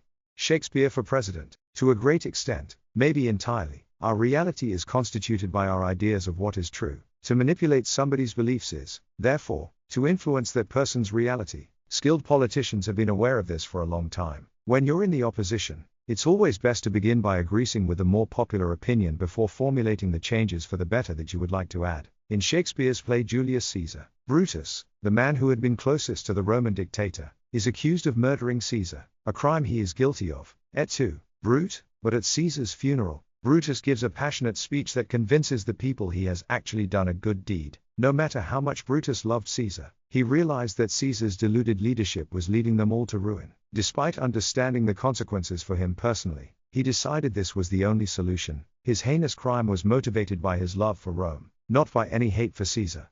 You simply have to love a guy like that, so the people are prepared to forgive him. However, Mark Antony is waiting in the wings and also has a speech prepared for the funeral. He wants to get Brutus convicted of murder, so he chooses to speak last, giving him the opportunity to hear what Brutus has to say first. When Antony's turn comes, he begins his speech with a surprising statement. He agrees with everybody, praising Brutus as a man of honor. Once Antony has made it clear to everybody that he agrees with them, the stage is set for his rhetoric. During the speech, he uses clever emotional arguments to make the listeners conclude that the murder was unjustified and that the murderer should be banished. If he'd started off by saying that his actual opinion on the matter, nobody would have listened to him. So instead of getting in the way and being an obstacle, he begins by agreeing. In order to be able to take on the role of a follower, Mark Antony must have held a black belt in opinion Aikido, and with rhetorical skills of that level, Shakespeare, who wrote the whole thing, should have entered politics. First agree, then lead. In summary, you shouldn't betray your own values and principles when you use opinion Aikido. You shouldn't have to lie. Sitha, all rapport has to be based on sincerity. Sometimes, finding common opinions or values is no problem, but there are situations in which it can be a lot more difficult. In negotiations and debates, the different parties are assumed to hold opposing opinions. If you're too opposed to the issue under discussion or negotiation, it can be a good idea to find another issue for which you might have some common ground. If you can't find any common values at all, which could happen if you're having an argument with somebody in a tinfoil hat, You can always say, if I were you, I'd feel exactly the same as you do. I would be upset about the radio transmissions they were sending to my teeth, as well. Naturally, this is always true. If you were the other person, of course, you would feel the same way. If somebody storms into the room with a cloud of anger about her head, slams her fist down on the table, and shouts, "This is unacceptable," the best thing for you to do is get up, put whatever you're doing down with a loud bang, and loudly state, "I agree, I understand completely why you think it's unacceptable. If I were you, I'd think it was too." That is, use opinion iido, while matching her body language, tone of voice, and energy level. Then, after lowering the volume and tempo of your voice a little, and perhaps even sitting down on the edge of the table, you continue, "But do you know what? I think there's a way we can solve this." You start leading, both toward a more suitable emotional state and toward the new approach or idea you have that you know might change her idea of the situation. Apart from setting a solid foundation for solving the problem together, this is a great way to extinguish the fire in people with quick tempers. A person who is angry is looking for opposition, a struggle, and wants you to get in her way so she can direct her anger at you. By affirming her anger, claiming she is entitled to be upset, and agreeing with her, you can quickly subdue her anger. Your goal, as is always the case with rapport, is to make the other person realize you understand her, that you feel the same and are the same as her. This way, she'll also be much more willing to listen to your suggestions. If you seem to be in the same place, the other person will make more of an effort to see the value of your ideas. Since that's a way to stay in rapport, if I were you, I would feel exactly the same. There's nothing to it. Opinion kung fu crouching and hidden but style. Connecting different propositions. A simple technique for seemingly agreeing and making people go along with possibly dubious argumentation is to use the word and instead of but. The word but signals reservation, while and ticks phrases and propositions together. The linking function of and is so strong that it makes no difference if the two propositions being connected actually contradict each other. Good politicians have learned how to use and linkages. Compare these two situations, where Swift, the politician, begins by scoring some quick points by talking about something everybody considers important. Situation 1. Swift, we want to improve healthcare, so we have to raise taxes. Gulliver, we want to improve healthcare, too, but we want to lower taxes. Situation 2. Swift, we want to improve healthcare, so we have to raise taxes. Gulliver, I agree with you that we need to improve healthcare, and that's why we want to lower taxes. In the first debate, Gulliver positions herself on the other side of the fence by using the word but, which means she is contradicting Swift. By doing this, Gulliver is losing a lot of votes. In the second debate, Gulliver will score the same easy points as Swift, despite not having changed her message, and despite it still being the opposite side of Swift's, and gives any proposition an almost causal quality, where what follows after the end is perceived as a near unavoidable consequence of whatever precedes it. The reservation expressed by but has the opposite effect. How to make pen pals. Rapport by email. The same principles you would use in a personal meeting or a phone call will apply for written communications, which are ever more important in people's lives thanks to new technologies used in emails, text messages, and chats. Despite what you might think, you can try to follow someone's tone of speech even in writing. Is the person on the other end serious or light-hearted? Is she writing long sentences or short ones? Using formal language or informal several short paragraphs or one long one? What about personal language usages, like jargon or foreign expressions? Can you identify any trance words? How about hidden opinions? Find the form of expression the other person is using, and adapt to it as much as you can. If you get this mail, "Hey, checking for Friday, still going to happen?" Also, you shouldn't answer like this, "Hi Samus. I have investigated the matter, and concluded the most effective solution would be to schedule the meeting for the afternoon instead. Please get back to me, at your convenience, to confirm whether or not that would suit your current schedule. Best regards, Henrik fexeus." A more appropriate response would be, "Hey there Friday PRN instead?"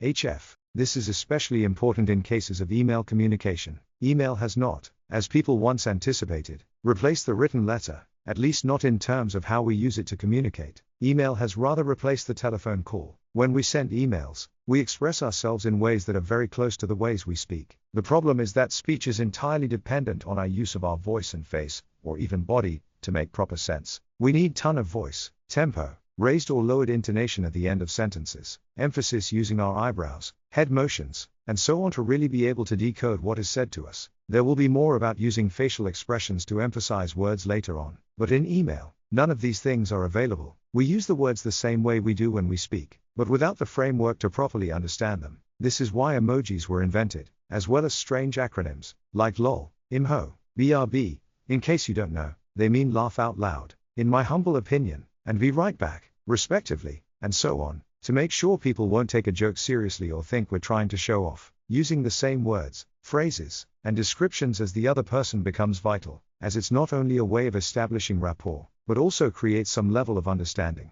An old shortcut, getting people to talk about themselves. The fact that the thing everybody wants to talk about the most is themselves is an old nugget of wisdom. Early master of rapport Dale Carnegie wrote as early as 1936 that if you want people to think you're a great conversation partner, all you need to do is get them to talk about themselves. After that, you can simply sit there, nodding and making an occasional encouraging noise. Getting somebody to talk about herself is, naturally, also a good way of getting her into a state where she isn't consciously paying attention to what you're doing. As mentioned earlier, it's a good idea for occasions when you'd like to practice matching body language. But most of all, getting people to talk about themselves is a quick shortcut to good rapport.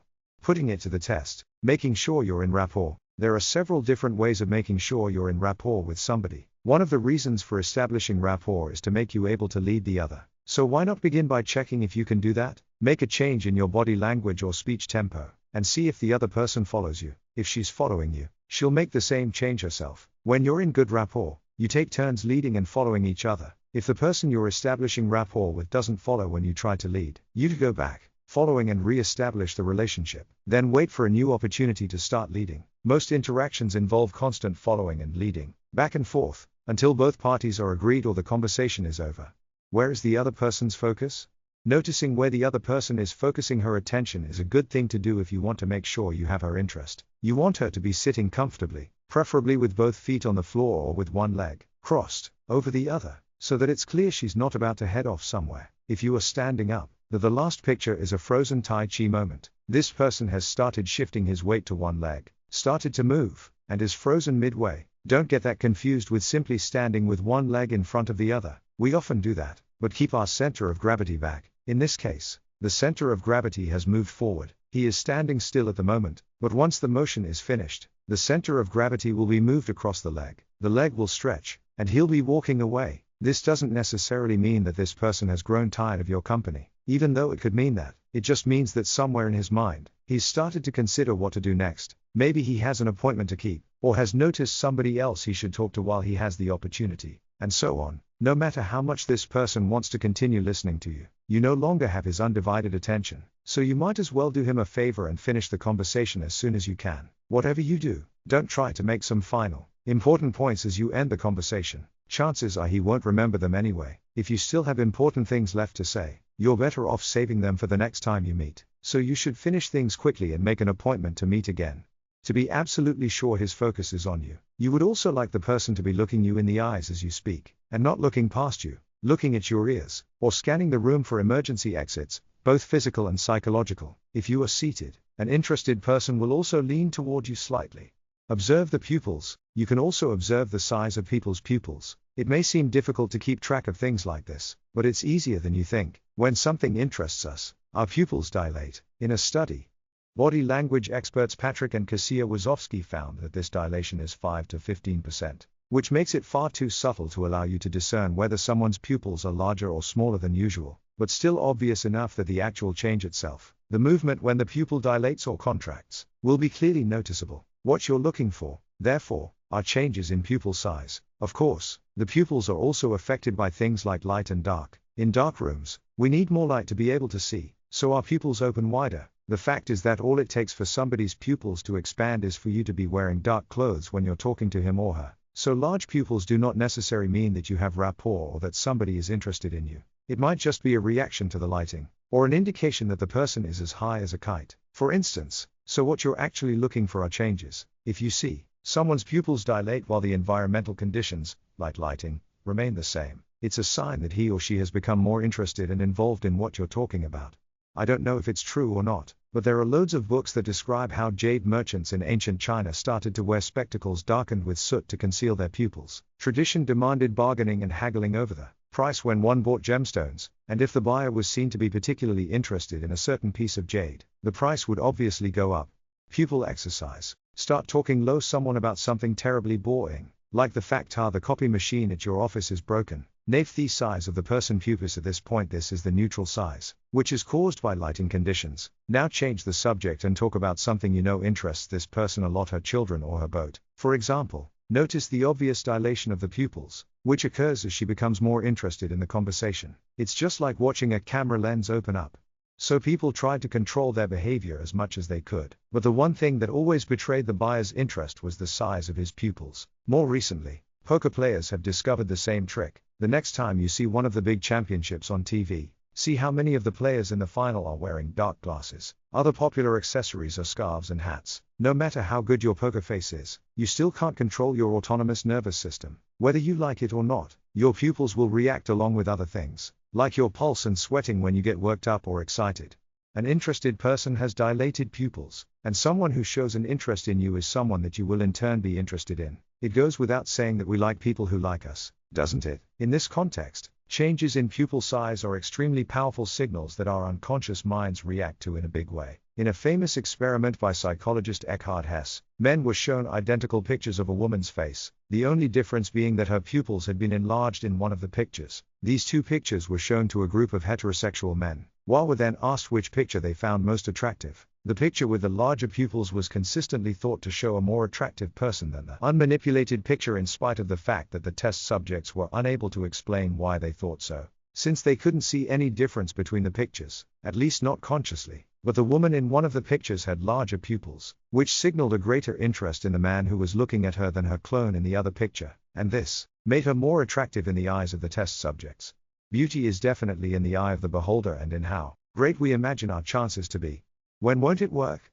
Situations in which you shouldn't follow somebody's behavior. Naturally, there are some situations in which you shouldn't adapt to somebody's behavior. I would urge you not to follow things you think the person might find bothersome or unsatisfactory about herself, like a limp or other handicap. You also shouldn't mirror somebody's stutter or asthmatic breathing. A lot of people with strong dialects are very aware of this fact, especially if they have moved away from the region where it is spoken. Being a little ashamed of your dialect is not at all unusual, especially in larger urban areas. For this reason, you should avoid speaking in dialect if you don't otherwise do so. Generally, you should avoid any kind of tics or other nervous behaviors, and as I said earlier, you shouldn't agree with things you don't really agree with. Don't ignore your own feelings. There's usually plenty of other stuff you're more prepared to agree with. When somebody is experiencing strong negative emotions, like anger or sadness, you should avoid getting as angry or sad as he or she is, but you should feel free to adapt your own commitment and energy levels to help you better understand the situation and what the person is going through, and to help you establish rapport. The master hypnotist Milton H. Erickson said something clever, which works just as well for situations in which you want rapport as it does for life in general. Whenever you do something, if you notice that it doesn't work, stop whatever it is that you are doing and do something else. If you don't get any results by following somebody's body language, you should do something else. Start following her voice or her opinions, or follow her actual thought patterns. We'll discuss how in the next chapter. The tools you have been given now are more than sufficient for establishing good rapport, but they all hinge on you following somebody else's behavior, without knowing what caused it. So far, we have been content to observe other people from the outside. In the next chapter, we'll make our way inside their minds, to understand what other people are actually thinking and how to tell. Whenever you do something, if you notice that it doesn't work, stop whatever it is that you are doing and do something else. Wilfon H. Erickson. If you think about different situations in your life in which you made no progress, you will probably realize that the reason you got stuck in the first place was that you were stubbornly attempting the same failed solution over and over again. The simplest solutions are often the hardest to find. 4. Senses and thinking. How our thoughts are determined by our sensory impressions, in which you will get to eat a lemon, take a walk on the beach, and find an understanding for how our sensory impressions determine our thoughts and our behaviors. So far, you have learned about how our thoughts, feelings, and mental states affect us physically, and that the opposite also holds. At this point, we'll have to go back to the beginning, the very beginning, for the truth is, we started somewhere in the middle. If you're going to learn to read thoughts, I think we should spend a little time discussing what thoughts really are. But don't worry, this isn't a theoretical or strictly academic matter. It is, just like everything else in this book, something you will definitely be able to use in practice. When we think, we generally initiate one of two different processes. Either we remember, that is, we repeat thoughts we've had before, or we construct new thoughts that we haven't had before. Either way, our sensory impressions play an important part in our thinking. Our senses of hearing, vision, feeling, taste, smell, and balance are not only important for navigating our environment but are also used when we think about things that are not related to the direct sensory input we receive. We use our memories of different sensory impressions and experiences to think. If we reflect on a memory, like a vacation we enjoyed. We do it by visualizing what it looked like, imagining the sounds we heard there, perhaps even the smells, and so on. When we remember, we recreate sensory impressions we have had previously. However, sensory impressions are also important for constructing new thoughts. The following text is inspired by a classic hypnotic induction, in which the technique of getting the subject to internalize his or her thought processes is used. Read the text and try to immerse yourself in it as much as you can, and don't worry, you won't get hypnotized. Imagine walking on a beach. You're barefoot, and you can feel the sand yield to your feet as you walk. It is evening time, so the sand is nice and cool between your toes. The sun is low in the sky, and you have to squint when you face it. The only sound you can hear is that of the waves rolling in and out and an occasional seagull shrieking as it swoops over the water. You stop for a moment and take a deep breath. You can smell the seaweed in the air. You see a shell in the sand and pick it up. You hold the shell in your hand, touching its coarse and white surface with your thumb. You put the shell in your pocket and start walking again. Now you begin to hear voices murmur, and laughter, and in the light ahead you can see the silhouettes of people sitting in an outdoor restaurant. You start to smell the scent of the food and realize how hungry you are. Your mouth begins to water, and you pick up your pace as the scents and noises grow stronger. If you were truly immersed in that story, you could practically hear the waves beating, feel the sand between your toes, and smell the seaweed. Your mouth may even have watered at the end. All this despite the fact that you may never have had an experience exactly like the one I described. If you couldn't remember the experience, it had to be constructed. To understand the story, you made a jigsaw puzzle from pieces of other, similar memories. You have held a seashell, so you know what that feels like. You know the smell of seaweed, but perhaps you've never walked on a beach at sunset and have no such memory available to use. So you created it from images you've seen, other people's stories, movie scenes, and other impressions that helped you recreate the experience. In a way, you created a new experience in your mind, which became just as real as if you'd actually experienced it.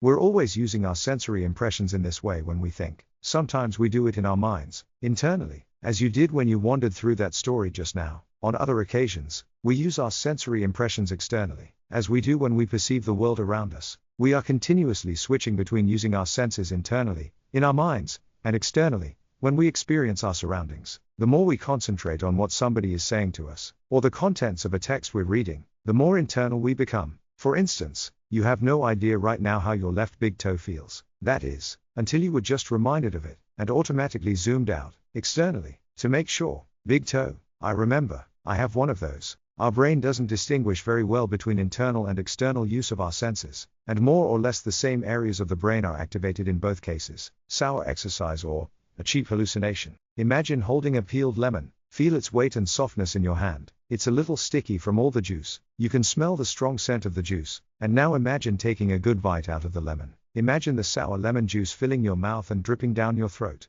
If you really imagine that, you will have had a physical reaction. Your mouth will have contracted, and your saliva production will have increased. And all you did was use your imagination and an internal sensory impression. Your brain reacted, sending the same signals to your body, your mouth, in this case, as it would have done if the sensory impression had been external, i.e., if you've really bitten into a lemon. Here's an interesting question to ponder. If our brains have such a hard time separating imaginary situations from actual experiences of the world, how are we to know what is real and what is a hallucination? And is there any real difference? That's worth thinking about.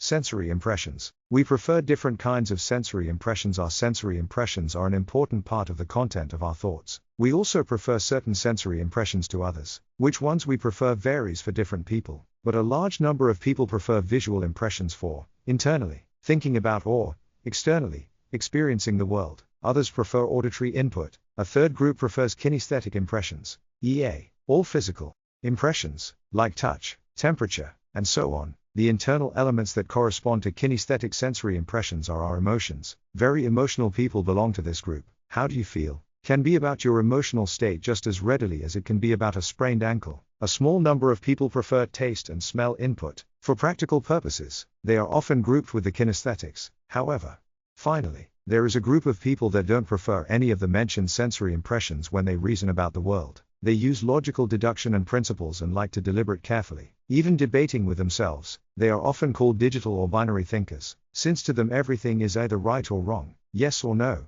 black or white. There is rarely any middle ground here. I refer to them as neutral, as they are not as dependent on external stimuli as the visual, auditory, or kinesthetic groups. Of course, we all use all of these sensory impressions, but to greater or lesser extents. One of our senses is dominant, and we use it the most. The others are used to verify that whatever information our dominant, or primary, sense has given us is correct. We also vary in how we prioritize our senses and what weight we give them. Some people are extremely visual. For instance, they rely almost entirely on their visual experiences and hardly use their other senses at all. Others are mainly auditory, but use their visual impressions almost as much. Others still are mainly visual, but use memories first, emotional ones, and auditory middle ones second, to support and verify their visual experiences, and so on. Different senses make for different ways of thinking. This is an interesting thing to know. Depending on which sensory impression we prefer, we understand the world in a certain way, which can differ from the way others understand the world. We find different things important and communicate in different ways, depending on which sensory impressions we use to interpret the world around us. If you know of an easy way to find out what sensory impressions somebody prefers, you will also, to a great extent, be able to understand how she thinks, how she prefers to communicate, and what is important or uninteresting to her. Having this kind of knowledge about other people will improve your mind reading skills immensely, not to mention your rapport skills. Now Peel give you that easy way.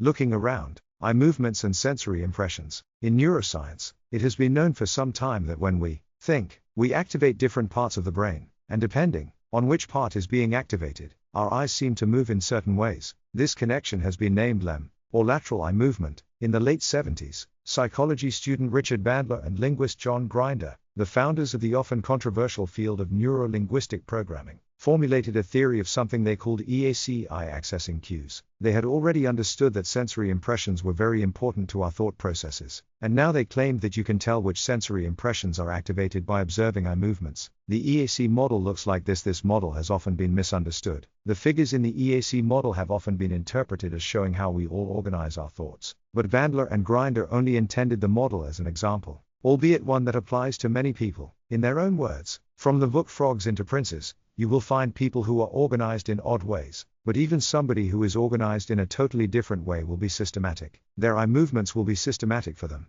Anybody who doesn't follow this system will always have his own model, however, and it is easy to discover with the help of some control questions. There will be more about that later on. Note that I am using the word model here. That is because this is, necessarily, a simplification and generalization. If, after asking some control questions, you notice that the person you're talking to doesn't seem to follow the model, don't use it. Remember the words of Erickson: if it doesn't work, do something else. Despite this, the EAC model seems to be useful most of the time. There really seems to be something to that old chestnut about the eyes being the windows of the soul, or windows of the mind. At least, what the common model says, then, is this: people who think in images look up and to the left when they are remembering, and up and to the right when they are constructing new images in their minds. An example of a new, constructed, image-based thought would be if you imagine the Mona Lisa as having been painted by a 5-year-old. Please note that this is different from the popular, but grossly overgeneralized notion that people look to the right when they lie. The glance for auditory thoughts is straight to the sides,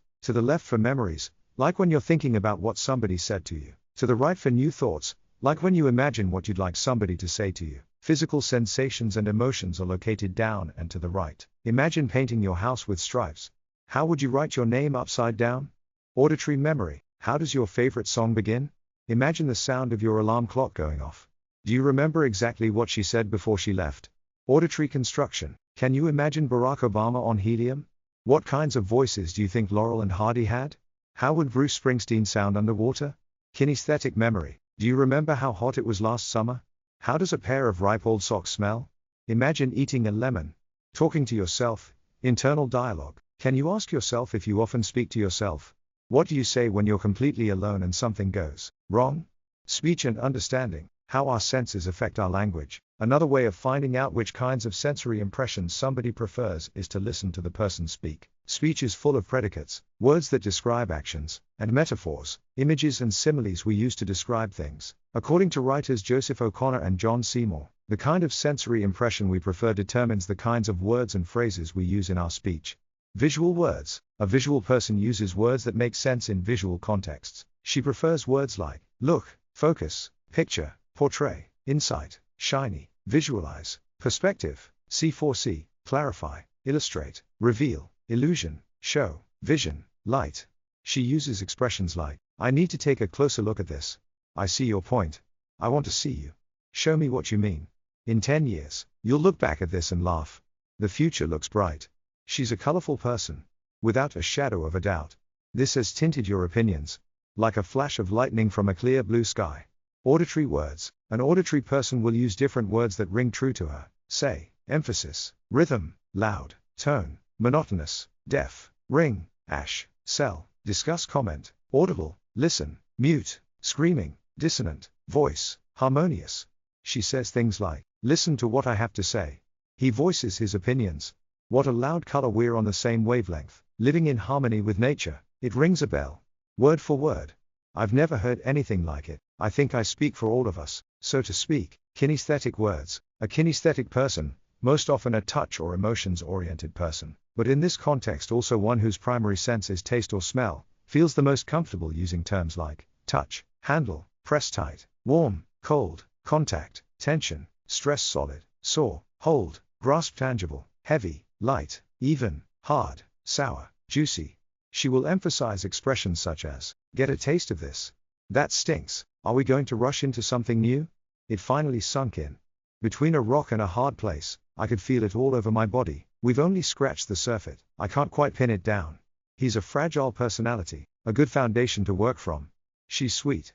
Neutral words. Finally, a neutral person, WHO, prefers internal dialogue with words that are not related to the senses, like decide, determine, think, senses and thinking. Remember, know, note, understand, estimate, alert, process, motivate, learn, change, aware, able, statistically, logically. I cannot give you a list of metaphors since neutral people stay away from those expressions as much as possible. You could sum it up by saying they speak more or less like an academic paper. The irony is that in their efforts to avoid being misunderstood, neutral people leave themselves open to interpretation. Since the people listening often do so from the point of view of a different sensory impression, they are free to interpret the message, often altering the original message somewhat, by avoiding using words associated with sensory impressions. The neutrals also tend to make their own speech much harder to understand, since it becomes more abstract without the sensory words. After all, we use sensory words to make things easier to understand, by comparing things to something we have a direct relationship to, like seeing, feeling, or hearing something. As you may have started to suspect, our primary sense affects not only our linguistic practices but also what will receive our attention and seem significant to us. If a visual person, an auditory person, and a kinesthetic person went to a concert together and were asked what it was like, their conversation could sound something like the following. Can you guess who's who? They had rearranged all of the songs. Very exciting. Great PA. But I wonder why they had to play so loud. I couldn't see much, but it was a great stage show. The finale was incredibly sparkly. I thought it was very crowded and warm, but it was still an experience that had a great impact on me. Asked why he wasn't allowed to go with them. Their friend mumbled, I've been asking myself the same thing. Our senses determine who we are. Even such basic things about ourselves as our chosen occupations are affected by which primary sense we have. Architects need to be good at visualizing complex three-dimensional models. To be able to do this, they need a well-developed visual sense. Just about every music producer is an auditory person. A good athlete needs to be kinesthetic to have the right kind of awareness of her body. Neutral or internal people make good lawyers. Studies made concerning people's chosen professions have shown that this is not just an interesting theory, but actually corresponds to fact.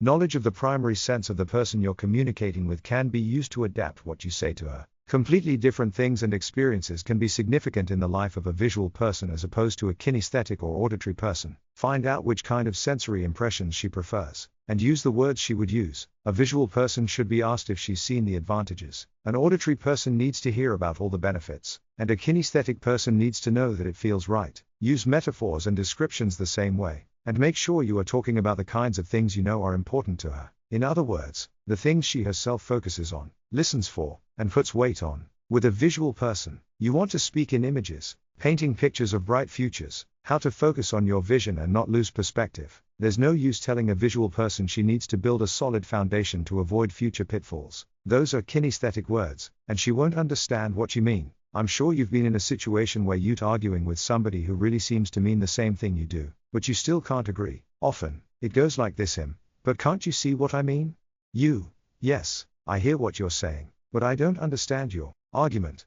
You're simply speaking different languages, but now you can adapt your speech to the way the other person understands, thinks about, and communicates to the world. But can't you see what I mean? Okay. I'll give this a really good look this time. Lots of them. Rapport with several people at once. If you're communicating with several people at once, at a meeting for instance, you should make sure you use in your communication all the different sensory impressions. Let's say you're giving a presentation. Apart from telling the audience about your topic, for the auditory people, make sure you always use a lecture pad or PowerPoint presentation, for the visuals, and have hard copies of your document, for the kinesthetics to hold on to. For the neutral people, make sure your arguments are logical and easy to follow. In this way you can maximize everybody's potential for understanding. Also, make sure the expressions you choose switch between the various kinds of sensory words. Look over your most important points and write up a script in advance. If all you do is express yourself as usual, a large number of people in the audience, the ones who don't have the same primary sense as you do, will have a harder time understanding what you're trying to communicate. When you have something important to say, make sure you say it 4 times, once for each group of sensory impressions. I hope you can see how important it is to focus on this, for you to hear what I say to you, and that you can feel the weight of my arguments and for that to be the basis of a rational choice. Try it out in real light, before reading any further. Put this book down, go out of your house, or office, and talk to people. Take care to notice what each person's dominant sense is and adjust your communications accordingly. The rest of the book will be a lot more fun for you if you do. Dominant senses. How to find somebody's dominant sense. Sometimes, it can be hard to identify somebody's primary sense through the EAC model or by listening for words. People who do not have a strong primary sense will use the various types of words to more or less the same degree, and there are always some people that are simply difficult to decode. Ask open questions. You can simply come out and ask the person, "How would you like me to present this to you?" People are often sufficiently aware of their preferences to be able to give you a useful answer to that question. Some will ask you to tell them what you want to say. Others will ask you to write it down and give them some diagrams or pictures to look at. Still others will tell you that the most important thing is for them to get a good feeling of the situation so they will know they can trust you. You can also use the old car salesman trick of asking control questions and listening to the answers. Start by asking, "Does this look good to you?" If you don't get a meaningful response, switch to "What aspects of this have you discussed before?" Or "I'd like to know how you feel about this." Pay attention to which kinds of questions works best, and then continue to use those kinds of words and expressions. Note physical attributes. Harling and Nira, whom we discussed earlier, note that certain physical attributes are connected to preferred sensory impressions. I want to be very clear about the fact that what you are about to read includes some very broad generalizations. These are the most apparent in people with extremely dominant primary senses, but they still work quite well as part of a template for a rough first impression of somebody, before you've had the time to observe the person closer. Strongly visual people care a lot about how things themselves especially look. They are very observant of colors, shapes, and lighting. A strongly visual person is fast-paced, since images come quicker to her than words do. A visual person needs to speak quickly to keep up, and she will often do so in a clear, fairly strong voice. Her high tempo of speech will in turn cause her to breathe faster, at the top of her chest, since she never has time to rest properly. Her body language will follow her words and be fast and jerky, since visual memory is activated by looking up a little. You'll often find visual people's eyes in that position, although they will often take care to maintain eye contact with the person they're speaking to. Visual children trying to figure out the answer to a question in school would often be told, "The answer isn't written on the ceiling," by their teachers. This would, of course, lead to them not being able to answer the question, as they had to keep looking straight ahead. An extremely tonal or auditory person thinks at the same tempo at which he speaks. This means he has a slower tempo than a visual person. He moves with focus but in a relaxed way, and gestures will often be made around the midsection. Since he uses auditory memories in his thinking, he will also easily be distracted by noises. If you begin talking to a tonal person who is trying to figure something out, he will often lose track of his thoughts, like myself. For instance, anybody who talks to me while I am measuring scoops of coffee has ruined the next pot for sure. An auditory person will often slant his head when he thinks, as if he is listening for something. He'll breathe with his diaphragm and speak melodically, in a rhythmic, varied voice. A strongly kinesthetic person is very aware of how things feel, both inside and outside. The kinds of things a kinesthetic person will pay attention to are the sun glaring in her eyes, her seat being hard to sit on, and her sweater feeling cozy, or that it's a little warm, but that, on the whole, she feels good. A strongly kinesthetic person has a slow tempo. Before she says anything, she has to be sure it feels right. She speaks slowly, softly, and deeply, or in a thin, high voice. Her body language will often be minimal, and whatever of it she displays will be slow and revolve around the stomach area. A kinesthetic person breathes with her stomach, which is what everybody is really designed to do.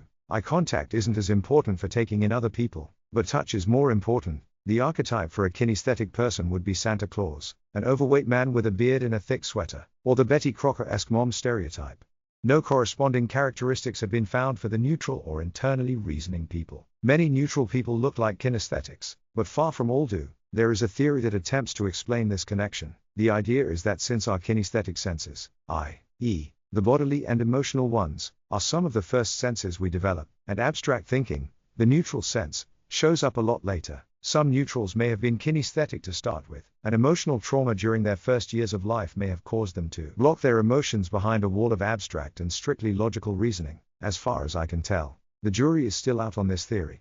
Observe tempo. What the previous section means, in summary, is that by simply paying attention to somebody's tempo in their speech and body language, you can get an indication of what the person's primary sense is likely to be, even before you've had a chance to follow his or her gaze or listen for specific words. The opposite is true, too. If you know which sense is the primary sense, you will have a good idea of the tempo the person will exhibit in breathing, speech, and motion. A visual person has a fast tempo, a kinesthetic person is slow, and an auditory person is somewhere in between. Knowing all that also means you know what to do. After a little practice you will also be able to follow the other person's eye movements as she thinks. If a visual has her eyes pointed up and to the right as she describes something to you, you can mirror her thought process and move your own eyes the same way. This will give you the feeling that you're seeing the same image she is. In the same way, you can listen for the same sounds or try to feel the same thing that the person you're talking to is hearing or feeling. This isn't something we pay conscious attention to, but it registers unconsciously and strengthens the sense of belonging and rapport. If you understand what kind of sensory impressions the other person prefers, you'll understand what he's trying to say to you. By adapting your choice of words to the way the other person thinks and perceives the world, you can express yourself without any danger of being misunderstood. But more important, you will express yourself like he does and talk about the kinds of things he finds meaningful. This shows him you think the same way, and at the same time it provides you with a fantastic and intimate insight into how his mental processes function. Earlier, I told you to follow external behavior like body language, tone of voice, tempo, and energy levels to establish rapport. With your new understanding of dominant senses and the EAC model, you can even adapt to the way the other person thinks. You might think that will make you as good a mind reader as you can get, but it doesn't stop there. There is something else that affects our mental processes, our emotions. The way we feel at the moment has an impact on what goes through our heads and also determines how we interpret our experiences, like our encounters with other people. Fortunately, just as with body language and primary senses, we can also observe what other people are feeling, even when they try their hardest to hide it. In the next chapter, I'll teach you how to do that, what different emotional expressions signify, and what to do when you've identified one. A curious thing, before we end this chapter, I have one more thing to add regarding the use of different words for different sensory systems. I decided to include this section later in the book because I hope that by now you might have had the time to go out and use the model. If not, please do. If you already have, I'm sure you will have experienced good results, and if that is the case, you might be interested to learn that I just might have told you a big fat lie. Since the theory about dominant senses was first suggested, a fair amount of research has been done in the field, and the general consensus seems to be that although we do use our 5 senses when we communicate, we do not necessarily have a dominant sense that is stable over time and can be identified by our choice of words. Which one of our senses will be dominant depends on the specific situation we are asked to use it in, and even then, we frequently switch between our temporarily dominant sense and the other ones. There is also little to no evidence to support the notion that we learn or understand things any better when someone matches their communication to our dominant sense. Woofs. But if that is true, how can it be that so many people, from therapists to teachers to business leaders, possibly even yourself, assuming you tried it, claim to have achieved highly positive results using the model of dominant senses? Are they all the victims of self-delusion? Possibly. Or perhaps they are right and the current research findings will turn out to be false. Stranger things have happened, but let me offer another possible explanation. Perhaps, by searching for patterns such as these, you become much more focused and receptive to subtle nuances in other people's communication in general, and perhaps this also gives you a more acute sense of what they are trying to tell you on a deeper level, regardless of how they're actually doing it. Maybe, by actively trying to communicate better with someone, you are doing precisely that. So whatever the truth may be, there's really no reason to stop paying close attention to what other people are saying to you and how they are saying it, as you have, no doubt, already found out for yourself. 5. Emotions. How we always reveal our emotions, in which emotions are deromanticized. We are attacked by a tiger, and we attentively study a myriad of muscle movements. Our emotions are an important part of who we are. We often allow our emotions to control our decisions and actions. That is, We don't always do things because we ought to. Sometimes we are led by our emotions, or at least this is how we rationalize our behavior after the fact. Sometimes, we're not even aware of the emotions we're having. However, and fortunately for us mind readers, human beings always reveal their emotions, even when they are aware of them or want to hide them. Understanding how other people filter or interpret their experiences and impressions makes up a great part of mind reading. Dominant senses are one of the keys you need to unlock those secrets. To be able to see what emotional state another person is in is another big part of that puzzle. Once more, with feeling. What exactly is an emotion? Everyone knows what an emotion is, until asked to give a definition. Beverly Fay and James Russell. Before we study the actual facial expressions involved, I think we would do well to get clear on the concept of emotions first. What exactly is an emotion? Many theories have been suggested about our emotions and their sources. What has been established is that all people have the same basic emotions, and that they are triggered by the same things. Emotions as a survival mechanism. The most common cause of an emotion is a feeling or belief that we are being threatened, either in terms of our personal safety or in terms of our general well-being. A popular theory, therefore, posits that the origins of emotions are as biological survival mechanisms, that they are shortcuts that override rational deliberations in situations where there simply isn't enough time to figure things out properly. In certain situations, we need to be able to react immediately, automatically, just to survive. If you were a Stone Age human and had to go through an intentional analysis of all of the implications of a large tiger lunging right at you, and you had to consider your different options for getting out of the situation, you'd end up a tiger's snack. The idea is that we're always, unconsciously, scanning the environment for certain events and signs. If a specific sign is observed, that triggers an emotion that is connected to that particular signal. A message is passed on to the autonomic nervous system to activate certain processes, while the same message is transmitted to our conscious mind to tell us what is about to happen. In case you're interested, here's how it happens in more detail. There are two paths emotional information can take through the brain. They both start off at the same point. Our receptors have received a signal and sent it to a part of the brain called the thalamus. From there, the signal is passed on to the amygdala, which is a small, almond-shaped part of the brain and is thought to be involved in emotional reactions. The amygdala is connected to the parts of the brain that control pulse, blood pressure, and other reactions in the autonomic nervous system. However, there are different routes to take to get to the amygdala. One of them is an expressway straight to the amygdala, which causes an immediate reaction that triggers the autonomic nervous system but without giving us any real idea of what it's really reacting to. The other way travels through more densely populated areas and is a little slower. First, it moves to the part of the brain that has to do with attention and thinking, the cerebral cortex, before it moves on to the amygdala. This takes longer but gives us more of an idea of what the signal means. In purely practical terms, this means that if something big comes roaring toward us at great speed, that's a stimulus that will trigger the emotion fear. Fear means, among other things, that the pulse is elevated and that blood is pumped into the large muscles in our legs to prepare us to run away if we need to. Since the body reacts before the mind does, you will have made the evasive maneuver and driven your car off the road before you have time to think, shit, that truck is driving on the wrong side of the road, or perhaps you realize you were just jumping at a shadow, and now you're up to your waist in mud for no good reason. Your body will take longer to return to its normal state than it does for your thoughts to do so. This means that despite the danger being averted, your heart will keep racing and you'll have a dry mouth for a while, whether it's called for or not. In other words, emotions started as part of an automated system to get us out of threatening situations. They cause necessary changes to different parts of our brains and affect our autonomic nervous system, which in turn regulate functions like breathing, sweating, and heart rates. But emotions also alter our facial expressions, our voices, and our body language.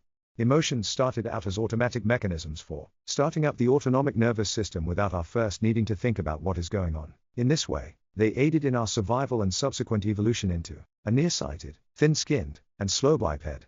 We're not emotional all the time. Emotions come and go, and sometimes they replace one another. Some people are more emotional than others, but even they have spells when they are not filled with any particular emotions. There is a difference between an emotion and a mood. An emotion is shorter and more intense, while a mood can last a lifetime and serves as a background to your emotions.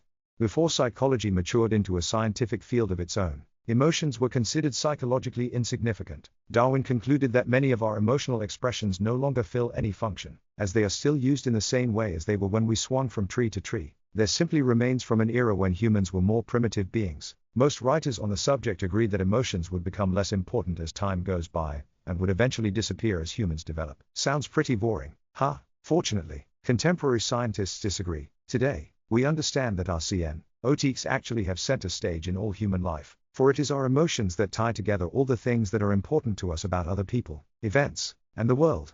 When we have an emotion, we say we feel something. What we're actually feeling are these triggered Physical reactions occurring within us. Some of the changes are straining and unpleasant, especially those that require great bodily exertion. Other changes are a lot more pleasant. They are what we would consider positive emotions. But the experience we are referring to when we say we feel joy or anger is actually our experience of the automated biological reactions occurring within us. It may sound a bit dry or unromantic, and I'm sorry if I've demystified another vague term. First mind reading and now emotions but if you think about it, their significance isn't reduced at all. Emotions, and Mina reading, too, are still as fantastic and amazing as before. Because even if you now know the reason why your body tingles every time you look at your special friend, that it's just a side effect of an automated biological reaction, that still doesn't change the fact that you actually feel that warm, wonderful tingle in every part of your body. Other emotional triggers. Of course, we're not struggling for our lives every time we have an emotion. Our emotions have developed over time, grown more numerous, and become more sophisticated. Not all emotions are universal. Some are only shared with other people from the same culture. Emotions can also be triggered in other ways than the purely automatic ones. Renowned psychologist Paul Ekman has studied the effects various mental states have on us and how they are reflected in our bodies and faces. He has identified 9 different ways of triggering an emotion. Our tiger ahead. The most common way for an emotion to be triggered is once the correct sign is detected in our surroundings. The problem is that we don't have time to reflect on whether or not the emotion is an appropriate reaction. We could be mistaken. After all, maybe the tiger was just a rock, and we just threw our best spear at it. I wonder why she did that? We can trigger emotions by thinking about whatever is happening. When we comprehend it, it clicks with our emotional database, and the automated process kicks in. The mistakes will be fewer, but it takes longer. Aha, it was a tiger after all, just as I thought. Now it's eating my leg. Do you remember falling in love for the first time? We can make ourselves emotional by remembering situations where we felt strong emotions. We can either begin feeling the way we did then or feel new emotions as a reaction to what we felt then. We might be disappointed now at how angry we were earlier. This is called an anchor, and we will get back to this. Wouldn't it be nice if our imagination allows us to create imaginary scenes or thoughts, which can awaken emotions in us? It's easy enough to imagine what it would be like if you, say, were ridiculously in love. Try it for yourself. You know, when it feels just so amazing. Remember that feeling? Can you feel it now? I thought so. Oh, I don't want to talk about it. I'll only get me all upset again. Sometimes it's enough for us to just sit and talk about how angry we were, and we can get angry all over again. Talking about emotional experiences you had in the past can bring the emotions back, even when you don't want them back. Ha ha ha ha. It's always more fun to watch a comedy with somebody who laughs than with somebody who's depressed. We can get emotions through empathy, which is when we see somebody experience an emotion and it spreads to us and we feel the same way. That person's emotion can awaken other emotions in us as well. For instance, we could respond with fear to somebody else's anger. No, naughty, no touching the stove. All the things parents and other authority figures tell us to be afraid of or to like, early on in our lives, will receive the same responses from us when we've grown up. Children also take over feelings by imitation, by seeing how adults react in different situations. Hey, get in line like the rest of United Soccer League. People who transgress our social norms provoke strong emotions. The norms will vary in different cultures, of course, and failing to follow one of them can elicit anything from disgust to joy, depending on what the norm is and who is overstepping it. Chin up. Since emotions have clear physical expressions, we can also trigger an internal, mental experience by consciously using our muscles, especially in our faces, in a way we would if we did have the particular emotion, and thus trigger the emotion within us in this way. You tried this for yourself at the beginning of this book when you tried getting angry. Remember? The energy exercise you did earlier also works this way, even though that involved your whole body. Don't make faces at me. Our unconscious facial expressions. In the movie The Prestige, Rebecca Hall's character is married to a magician, played by Christian Bale. Sometimes he tells the truth when he says he loves Het, and sometimes he's lying. One of the major themes of the movie is how she can always tell which it is by looking at his eyes. When we're not sure what somebody really means, we look the person in the eyes. We learn to do that before we learn to walk, although it's really more than the eyes we're looking at. Whatever we may believe, the fact is, we examine the whole face closely. There are more than 40 muscles in the face, many of which we can't control consciously, and we use them to express very detailed information about ourselves. This means we always reveal things about ourselves, even when we're trying not to. It's actually quite ironic that we're not better at reading these things than we actually are. Lots of little emotions. We have a pretty good ability to tell when somebody is happy or really angry, but often we miss things completely and don't realize somebody is upset until she is bawling right in front of us. We also often get facial expressions mixed up and might believe somebody is afraid when ours really just surprised, or that somebody is angry when he's really just concentrating on approving. It doesn't help that a change in somebody's face can mean one thing if it is a conscious illustration of what is being said, and something else entirely if it is unconscious. If I am telling you something and you raise your eyebrows, it could mean that you want to show me that you are doubtful or questioning something I am saying, but it could also be an expression of genuine surprise. A crooked smile could be used to show that I understood you were making a joke, but it could also be an unconscious expression of contempt. Things get really messy when we express several things at once with our faces. Often, we display two emotions at once. If we're surprised and then get happy when we realize what the surprise is all about, we will express surprise followed by joy. In between the two, there is a stage at which we exhibit both the previous and the newer emotions. We will look surprised and happy at the same time. Or, we may experience a genuine mixed emotion, like the great blend of fear and joy we get from a good roller coaster ride. We also often try to hide our true feelings, and display something else instead, like when we're sad but try to look happy. In cases like this, the hidden emotion will almost always seep through, which means we are unconsciously displaying both the emotion we're trying to conceal and the one we're pretending to have instead. Sometimes, we will use our facial expressions as comments, not simply to what we're saying, but even to our other facial expressions. An example of this would be when we look sad, but squeeze a smile out to show we'll be okay. Maybe it's not so strange that we get things mixed up after all.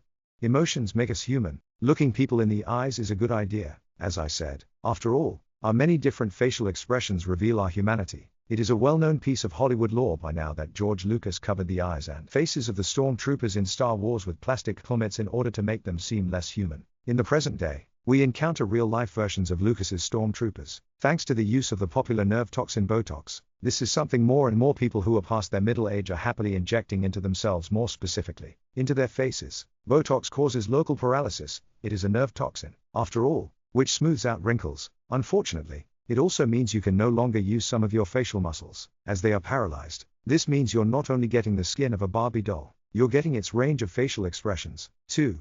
T once spoke to a store manager in New York who explained that Botox was starting to turn into a real problem for him. Since he spends a lot of time in negotiations, he can't read his clients' reactions to the different propositions he presents to them, since they have no capacity for nuanced facial expressions. He told me he found talking to many of them disquieting. They feel artificial, inhuman, as their faces stay the same whether they are angry or happy. Here's a tip.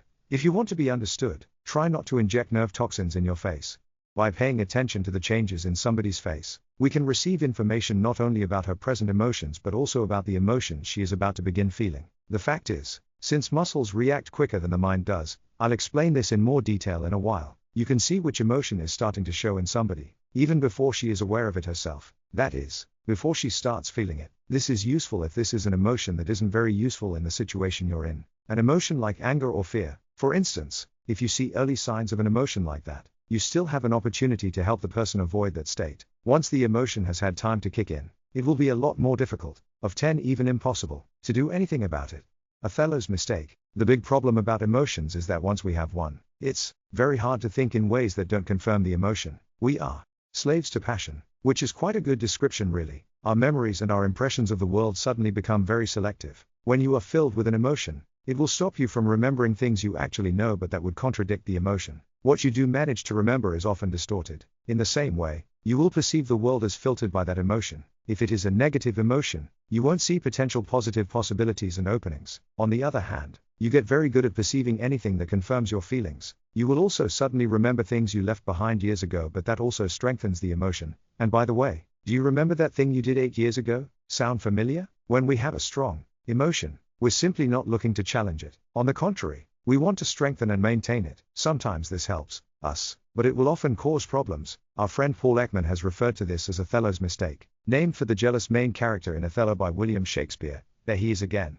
In the play, Othello is convinced that his beloved Desdemona has betrayed him and made out with another guy called Cassio, which makes Othello furious. Cassio is Othello's best friend, and the whole thing is actually a lie from the evil Iago, Othello's other best friend. Seems our Othello isn't too bright when it comes to picking friends. Othello is beside himself with jealous rage and threatens to kill Desdemona. Day tells Othello to go ask Cassio, and he'll find out his suspicions are wrong. But that's no help, because Othello tells her he's already killed Cassio. When Desdemona realizes there is no longer any way for her to prove her innocence, she literally fears for her life. Since Othello is stuck in his emotional state, with an extremely selective perception of the world, he interprets her reaction incorrectly. He fails to realize that even an innocent person would react with stress and fear in this kind of situation. And, as the bard put it, Men in rage strike those that wish them best. Othello considers her emotional reactions evidence that she actually did have something to hide, so he smothers her with a pillow.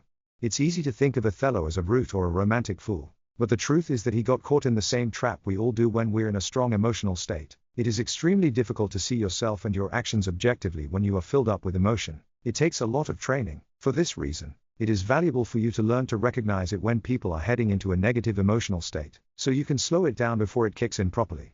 Do you remember I told you how you could lead somebody with your body language to get the person into a better mood? When you alter a person's emotional state, you are also helping him or her replace that negative selective perception with a more positive one. The negative point of view can be replaced by a more positive outlook, which is a much more useful way to look at yourself and your situation. Strong emotions can distort your perceptions of the world. Negative emotions block off potentially positive experiences and promote forgotten, negative thoughts. Don't do anything you might regret later on if you're stuck in a strong emotion. Try to wait until the emotion has passed before you act, even if it's difficult to do so. Unconscious information. You can tell when somebody is getting upset or angry, afraid or hostile, even before she actually is, by being observant of her facial expressions. This way, you will know what somebody is about to feel even before she feels it. This is top-level mind reading, so you should be careful about how you handle the information you get. These are things the person you're talking to hasn't consciously decided to share with you, and it is information of a personal nature. The mere fact that you have insight into somebody's emotional life doesn't automatically constitute an invitation into her most intimate spaces. Simply blurting out what you've noticed about the person can be taken as a great intrusion of privacy, and it can completely destroy any rapport you have going. For this reason, it's often best to let what you see determine the choices you make in your communication, rather than confronting it head-on. The 7 Samurai. 7 Universal Emotional Expressions. When Ekman traveled around the world to study how we express emotions, he found 7 basic emotions that we all display in the same way, whether we live in Papua New Guinea or in Springfield, Idaho. The 7 basic emotions are surprise, sadness, anger, fear, disgust, contempt, joy. Of course, there are more emotions than this group of 7. For instance, joy is better understood as a cluster concept consisting of several positive emotions, rather than as a single specific one. But the emotions that aren't on the list can be expressed in different ways, or triggered by different things, depending on the culture and place we live in. For our present purposes, however, these 7 emotions will suffice. Ekman performed a systematic analysis of how each emotion affects the facial muscles. That is, how we look when we're experiencing different emotions. I have used Ekman's model as the starting point for the images that will follow, and for clarity's sake I have used full, strong facial expressions. You won't see this kind of emotional expression much in real life. It is more common for somebody to display only part of an expression, and in a much more subtle way than in the following images. But once you know what to look for, even subtly expressed emotions will be easily detected. Subtle changes in the face can reveal which emotion a person is heading into, even before he knows it himself, or even when he's never aware of it himself at all. But it could also be that he is very well aware of what he is feeling, and is doing everything he can to hide it by displaying a different emotion or none at all. The subtle, unconscious expressions are your clues to what he is really feeling. I will also describe what goes on in your face when you're trying not to reveal your true emotions. 3 kinds of subtle expressions. There are 3 main classes of subtle emotional facial expressions: slight expressions, partial expressions, and micro expressions. A slight expression uses the whole face, but without much intensity. All of the different parts of the face are involved, but the change isn't very obvious. A slight expression can signal a weak emotion, which can in turn be either weak in general or simply weak at moment. It might be a strong emotion, which has recently begun and isn't fully developed yet, or simply a previously strong emotion that is ebbing out. A slight expression can also be the result of a failed attempt to consciously conceal a strong emotion, like when the runner-up on American Idol hugs the winner, trying really hard not to look disappointed. A partial expression will only use 1 or 2 of the parts of the face required, or a complete facial expression. These partial expressions can be strong or slight, but will most commonly be slight. A partial expression also signals one of 2 things: either it is a genuinely weak emotion, because it is not felt strongly or about to go away, or it can be a failed attempt to hide a strong emotion. Micro-expressions are lightning fast but complete facial expressions that reveal what the person is actually feeling. They can be as brief as a 25th of a second, and are very difficult to observe consciously. Often they are the results of an interruption. We start exhibiting or feeling fear, notice it, and then try to hide our expressions quickly under a different emotion. But for a brief moment, a complete expression of fear was visible in the whole face. Micro-expressions often happen in the middle of other things, like speech, leaning forward, and so on. They are immediately followed by attempts to cover up. Most people don't notice micro-expressions, at least not consciously, but anybody with normal eyesight can see them. All it takes is a little training. Micro-expressions always signal a repressed emotion. But the expressions don't reveal themselves if the repression is conscious or unconscious, or if the repressed emotion conflicts with the consciously expressed one or not. The expression doesn't reveal the cause. Finally, remember, when you spot an emotion, you still have no idea what caused it.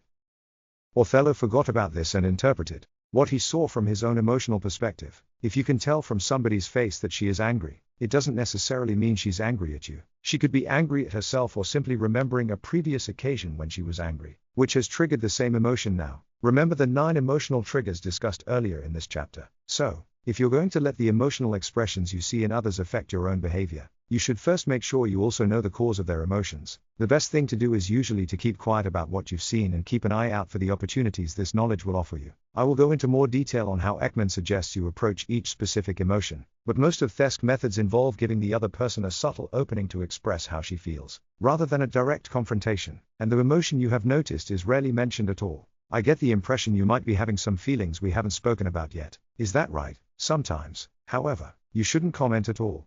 There are 3 different categories of subtle facial expressions, which can all indicate a conscious attempt to hide a strong emotion. The first 2 can also indicate an openly displayed but weak emotion, or that an emotion, which may come to growth strong, has only just been triggered. 1. Slight expressions. The whole expression is displayed, but with low intensity. 2. Partial expressions. Only part of the expression is displayed, the eyebrows. 4. Example.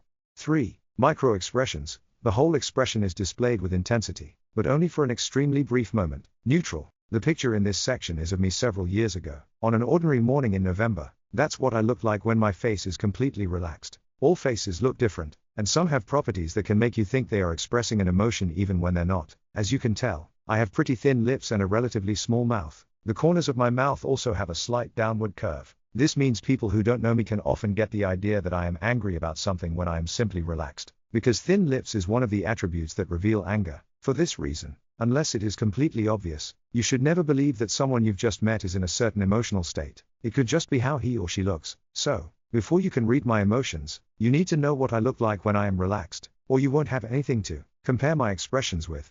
Neutral. Oh, look, another season of The Kardashians. Each of the following 7 emotions will be presented with a picture of a complete facial expression in which the emotion is expressed as purely as possible. The expression will, for clarity's sake, be strong, even though these expressions are seldom this strong in everyday life. The complete expression is then broken down into its various components. Surprise. Surprise is the emotion we feel for the shortest time. So let's begin there. When are we surprised? When something unexpected happens. When what we think is about to happen suddenly turns out to be something else. We mustn't have a clue about what is about to happen, because then we wouldn't be surprised. Surprise only lasts for a few seconds, until we understand what just happened. Then, it turns into another emotion, which is a reaction to the thing that surprised us. At this point, we might say, what a nice surprise, but in actual fact, the surprise in itself has no value one way or the other. The joy we feel is what comes after we understand what happened, like an unexpected visitor coming to our house. Surprise. Complete expression. OMGI.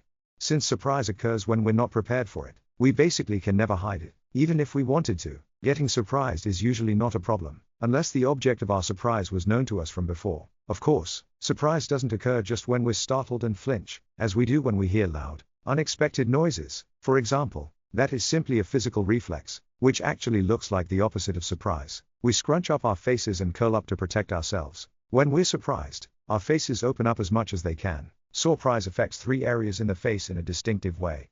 Surprise. Eyebrows and forehead. The eyebrows are arched up high. More of the skin under the eyebrows will show, and horizontal wrinkles will appear on the forehead of anybody who isn't rather young. People who already have those wrinkles when relaxed will have deeper, more distinctive wrinkles. If somebody just displays his or her eyebrows the way I do in the picture, without corresponding action in the mouth and eyes, it no longer signals surprise. And if the eyebrows stay in place for a few moments, that means you're doubting, questioning or feeling astonished at what you're hearing. It could be a serious expression or not, like in situations where you simply can't believe what you've just been told. As you can see in the picture, my whole face seems to express this kind of questioning attitude, even though the only thing that's different is the eyebrows. The picture is actually a clever montage of the neutral expression and the total surprised picture. The eyebrows and forehead are taken from the surprised face, and the rest is from the neutral face you saw earlier. All images on the following few pages are made in the same way, with the neutral image used as the base, and the specific parts of the face added in. As you can see, lots of facial expressions are changed completely,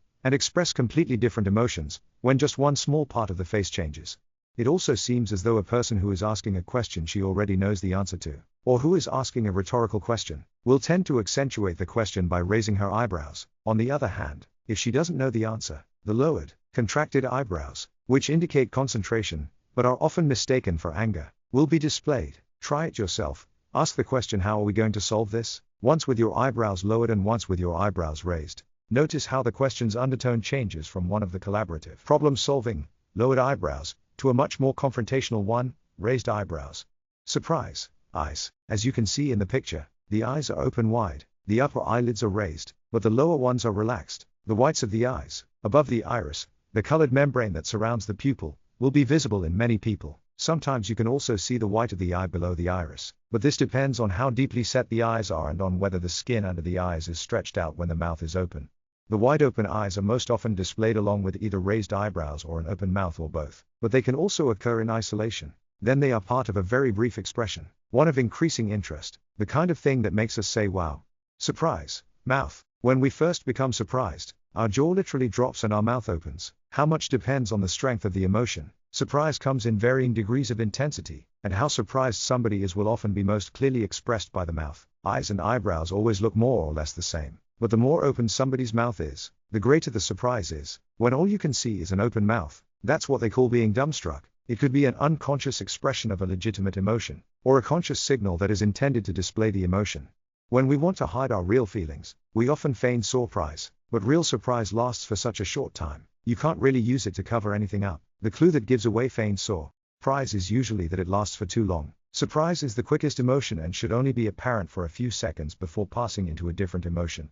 Sadness. Sadness or sorrow is one of the longest lasting emotions. When I use the word sorrow, I don't mean the sort of extreme expression that sometimes finds an outlet at funerals. For instance, all emotions have an extreme form of expression. The extreme form of fear, for instance, is phobia. What I am referring to are the more commonplace expressions of emotional states.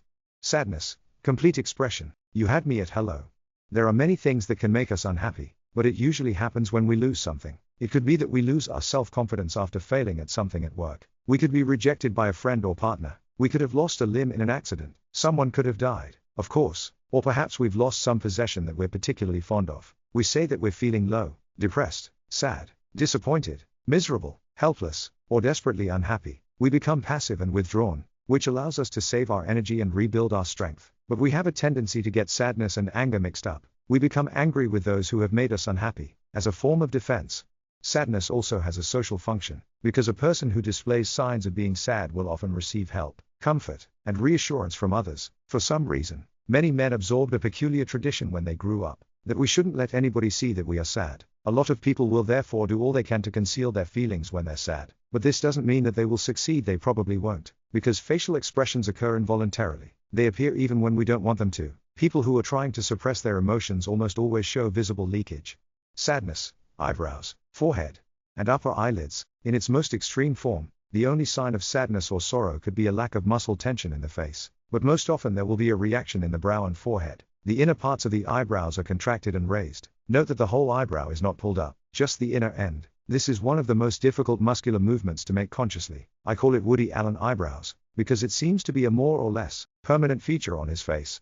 The movement of the eyebrows also means that vertical wrinkles between the eyebrows will be created or deepened, and that the inner corners of the upper eyelids will be raised and acquire a triangular look. Some people will raise their eyebrows very discreetly. It can be such a slight difference that it is invisible, particularly if the person is trying to hide the expression, but the triangle in the eyelids will still be evident. So if you're not sure, you can always check for that. The opposite holds, too. If you see the triangle in the eyelids of someone who seems to be in a neutral mood otherwise, it's a sure sign that he is starting to feel sad, or that he is very sad but trying to hide it as best he can by controlling his facial expression. Apart from this, the eyelids of somebody sad will hang down lower than otherwise. This movement is most often seen alongside the expression in the rest of the face, but it can be displayed alone, like in the picture. Sadness, lower eyelids. If the sadness is particularly deep, the lower eyelids will also be affected and tense up. Sadness, mouth. A sad mouth is often confused with the expression used to show contempt. The corners of a sad mouth will point down, and the lower lip might be protruded as we pout. Wrinkles can appear in the skin of the chin. The difference is that when we feel dislike or contempt, our upper lip is raised, even if the corners of the mouth are turned down. We don't pout with our lower lip when expressing contempt. If only a sad mouth is visible, as in the picture, It's actually impossible to know what the person is really feeling. This is one of the few occasions when a single element of a facial expression isn't enough to tell you what the underlying emotion is. Sadness. Looking down. In this picture there is a new characteristic. Lowered eyes are often seen in sad people. Of course, we look down several times a day without necessarily feeling sad. But if we do so while displaying the sad eyebrows, as in the picture, the signs are very clear. Something else that can often happen is for the cheeks to be raised, which makes the eyes narrower than usual. If someone who isn't sad is pretending to be, she will show it in the lower regions of the face, particularly the mouth, and by looking down, the lack of any signs of sadness in the eyes, eyebrows, and forehead are a good indication that this is a false emotion, unless you're dealing with one of those rare people who don't use that part of the face to express sorrow. Of course, they do exist, but there aren't many of them. In order to make sure that it's a genuine expression, you should start by looking for the triangular shape in the upper eyelids. If someone is feeling sad but trying to hide it, she will generally concentrate on not letting her mouth give her away. The triangular eye, and usually the eyebrows as well, will still be there for you to recognize. Anger. The most common reason we get angry is because something or somebody is stopping us from doing what we want to do. When there's somebody in our way, and we get angrier still if the obstacle is meant for us personally. But we can also become frustrated when things don't work the way they should, which is actually just another case of things getting in our way. We also get angry with ourselves sometimes. Another triggering cause could be violence or threats of violence. That can make us both angry and scared. Of course, we also get angry when people act in ways we disapprove of or let us down. We don't feel anger. Complete expression. 2. Versions. I told you to stop hitting your brother. Pure anger for particularly long it tends to get mixed up with some other emotion, like fear or contempt. Anger is the most dangerous emotion, as it can make us try to harm the person we're angry with, physically or emotionally. The urge to want to hurt others arises when we are very young and is something we all have to learn to control as we grow up. So what is getting angry good for? Then, anger activates us and motivates us to change the thing that has angered us. The problem is to understand just what it was that made us so angry in the first place. Often, we direct our anger toward the wrong things. Taking action when you're angry is almost always a foolish thing to do. When you're angry, everything is interpreted and perceived through that anger. Actually, in these situations, the best thing to do is to shut up and not act at all, until the emotion starts to fade and we become capable of a more nuanced perception of things again. If we are exposed to any kind of threat, anger can help, too, since it limits fear, and fear can stop you cold. Getting angry will make you deal with the threat instead. Apart from the other expressions, anger requires a change in all three facial arcs. Otherwise, we can't tell if the person is experiencing anger or something else. Anger. Eyebrows. When we get angry, our eyebrows contract and are lowered. Lines can appear between the eyebrows, but the forehead won't wrinkle. If you see this motion occur on its own, that could mean several different things. The person is angry but trying to hide it. The person is slightly annoyed or starting to get angry. The person is serious or concentrating. The person is confused. If somebody does this while you're speaking to her, and you haven't just introduced a difficult problem to her, it's a sign you may need to explain yourself more clearly, since she obviously has to concentrate hard to follow what you're saying. Darwin called the muscle responsible for this contraction the muscle of difficulty. It seems as though we use it anytime we're confronted with something difficult or incomprehensible. Anger. Eyes and eyelids. When we're angry, the eyelids tense up and the eyes become set in a piercing stare. The lower eyelid can be more or less raised, depending on how angry you are. Thanks to the downward pressure from the eyebrow, the upper eyelid looks like it's been lowered, which makes the eyes narrower. If somebody displays these eyes and nothing else, it could mean contained anger, but it could also mean the person is trying to focus or concentrate. Even if the telltale shapes of both eyes and eyebrows are present, the expression could still be one of concentration as well as anger. But when the eyes tense up, it's usually a case of visual concentration more specifically. Like when we need to focus our vision on something, to make sure it actually is anger. We also have to be able to see the mouth. Anger. Two different kinds of angry mouths. There are two kinds of angry mouths. The closed one, with the lips pressed together, is used for physical attacks, in a fight, or when you are trying to hold back something you really want to say. Then there is the open mouth, which is used, often loudly, for letting everybody know how angry you are.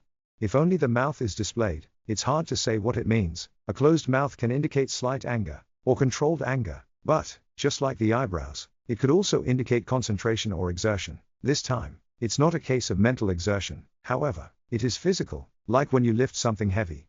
But the closed, tight mouth is one of the first signs to appear when somebody begins to get angry. It's easy to see the whole jaw section tense up. Often we will display this even before we've noticed that we're getting angry.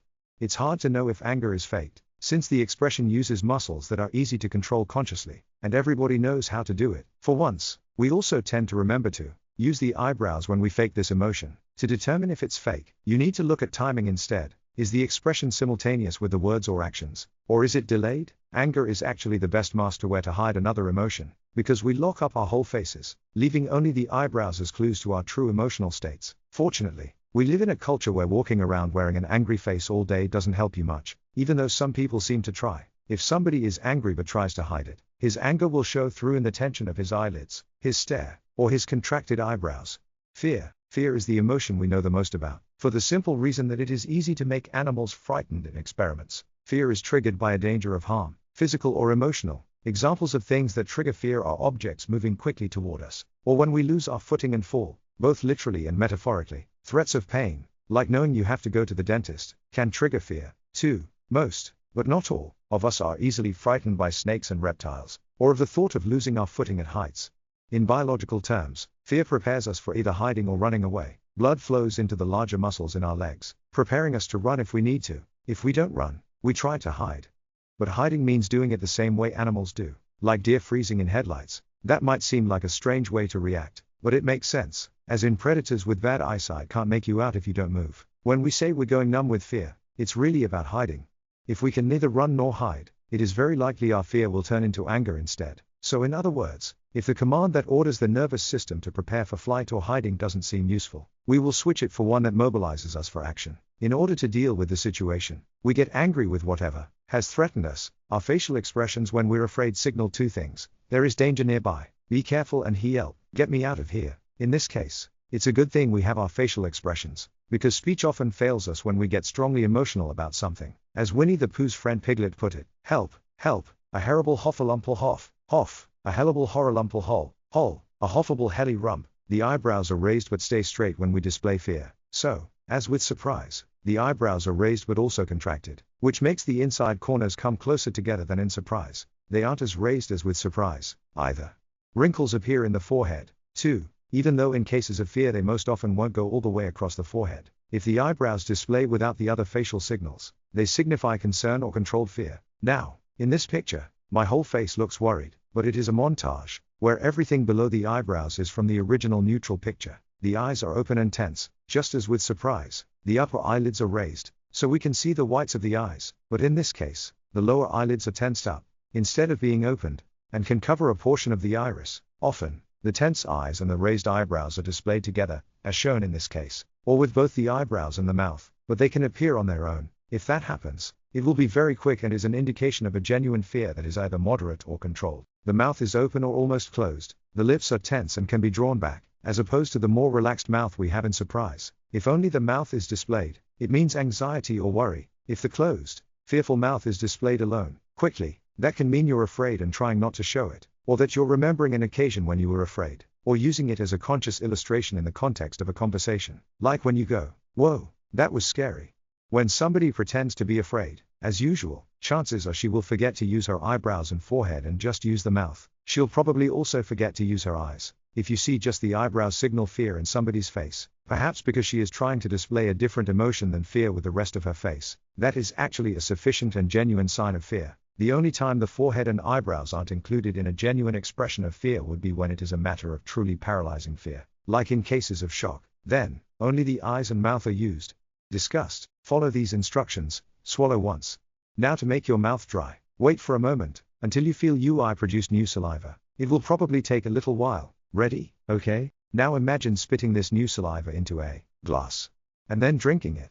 I use this thought experiment, which is inspired by emotions researcher Paul Ekman. When I give lectures, my suggestion is usually met by the facial expression on page 115. Disgust, or revulsion, characteristically involves being repelled by something, like the taste of something you want to spit out right away. Just the thought of eating certain things can make you feel disgust. The same is true of certain smells or the way slimy things feel. Some actions can cause disgust, like mistreating pets or abusing children. The most universal triggers of disgust are actually bodily excretions, feces, bodily fluids, blood, and vomit. The emotion isn't triggered until they exit the body. Like in the saliva test mentioned earlier, as long as the saliva was in your mouth, there were no problems. The only difference between the first and second time I asked you to swallow your saliva was that the second time, it had been outside of your body for a short time, and presto, now you're disgusted. Disgust doesn't start happening to us until we are 4 or 5 years old, but from that point on, it fascinates us completely. That's why novelty stores sell fake vomit, why we like movies like Dumb and Dumber and American Pie, and why so many people inspect their handkerchiefs after blowing their noses.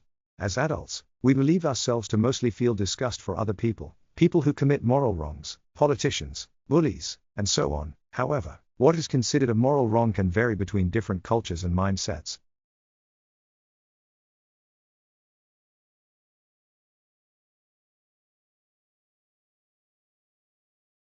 Disgust is an extremely powerful emotion. Psychologist and researcher John M. Gottman spent 14 years making videotaped interviews with 650 married couples. He and his colleagues at the Love Lab discovered that you can find clues as to whether the relationship will last or not in just 3 minutes of recorded conversation. One of the strongest clues is disgust. If some unconscious, subtle sign of disgust is displayed, especially on the woman's part, statistically speaking, the couple is not likely to still be married after 4 years.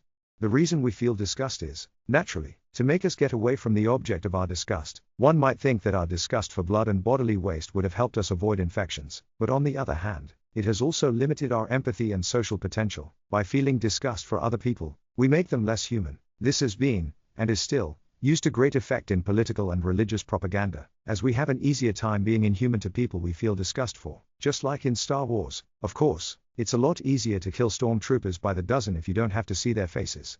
In these two pictures, disgust is displayed in the wrinkling of the nose and the raised upper lip. The lower lip can also be raised and protruded, which results in a closed mouth, or lowered and protruded, which results in an open mouth. In addition to this, wrinkles can appear on the sides of and over the nose. The stronger the disgust is, the more wrinkles will appear. The cheeks will be raised, too, which pushes the lower eyelids up and makes the eyes narrow. This will in turn cause lines and folds under the eyes. In cases of strong disgust, the eyebrows will often be lowered, but they're actually not too important for this emotional expression. Some people interpret the lowered eyebrows as anger, but they're not contracted at the middle, and the upper eyelids aren't raised, which they would be if this were a case of anger. If we want to express disgust for something, but aren't actually feeling disgust at the moment, we will use parts of the expression, like wrinkling your nose up and saying, "That really stinks. How often do they clean that hamster cage, anyway?" If we use the whole expression consciously, we will keep it in our faces for longer, to make it clear that we are making a conscious illustration. Because it is such an obvious expression, disgust is easy to fake, and we often use it for illustrative purposes in conversations. The forehead and eyebrows aren't used much in disgust, which means they won't be missed when somebody fakes it. For this reason, it's also quite easy to conceal disgust, since it is mostly expressed in the lower part of the face. If you're not sure, look for the wrinkle on the bridge of the nose. It's usually high up enough in the face to avoid any attempts at control, but most often, we don't think of trying to hide this emotion in the first place. I don't think we're always aware of it in the same way we are of other emotions. When you mention emotions, most people think of sadness, love, anger, and things like that. They will seldom think of disgust. So even when we smile with our mouths, any disgust we're actually feeling will usually have free access to the rest of the face, without us even knowing it. Contempt. Contempt is closely related to disgust. However, there are a number of significant differences between them, both in how we express them and what they mean. Contempt is only felt for other people and for their actions. Unlike disgust, contempt can't be felt for things. The thought of a techno version of Los Del Rios Macarena may cause disgust. Come to think about it, fear seems a distinct possibility as well, but not contempt. We may, however, feel contempt for those who choose to use a techno version of Macarena as their ringtone. We don't necessarily feel the need to get away from people we feel contempt for, but we do feel superior to them. Often, this is a sense of moral superiority. There is also a classic kind of socio-cultural contempt from an inferior position, like the contempt adolescents have for adults, or the uneducated have for academics. This kind of contempt is a way of making yourself feel superior to those who are higher up than you on the social ladder. People who feel insecure about their own positions or status will also often use contempt as a weapon. A lot of people actually maintain power and status by expressing contempt for their inferiors. It's a very effective method, but you tend to get very lonely at the top when nobody likes you. I told you earlier about Gottman's discoveries concerning unconscious signs of disgust in married couples. At that time, it affected a relationship most if the signs came from the woman. Gottman has also measured contempt. When subtle signs of contempt are displayed by the dominant party in the relationship, usually the man, the other party, usually the woman, will feel steamrolled, convinced that the couple's problems can't be solved, that they have serious marital or relationship issues, and she will even get sick more often. This wasn't the case when the subtle expressions were ones of anger or disgust. It was specific to contempt. Therefore, there is every reason to be very aware of this in any kind of relationship. Some years ago, I was in a relationship that had stagnated. For a few months, I'd grown annoyed with my partner's lifestyle. One day, I realized I was activating particular muscles in my face when I thought of her, making the facial expression for contempt, and this had, naturally, affected my own mental attitudes toward her. Once I became aware of it, it was easier to avoid that muscular reaction, which caused my perceptions of her and the relationship as a whole to become a lot more positive. It was too late, though. The relationship was already doomed. Of course, there were other reasons why it ended, but my unconscious contempt for who we were in our relationship probably didn't help.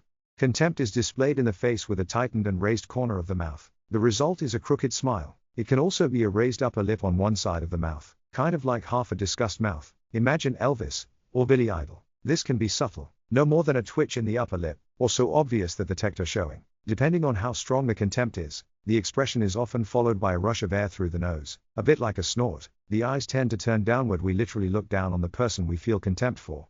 Joy. There are many different positive emotions, just as there are a variety of negative ones. Unfortunately, we lack good names for the positives. Happiness and joy will have to do for now.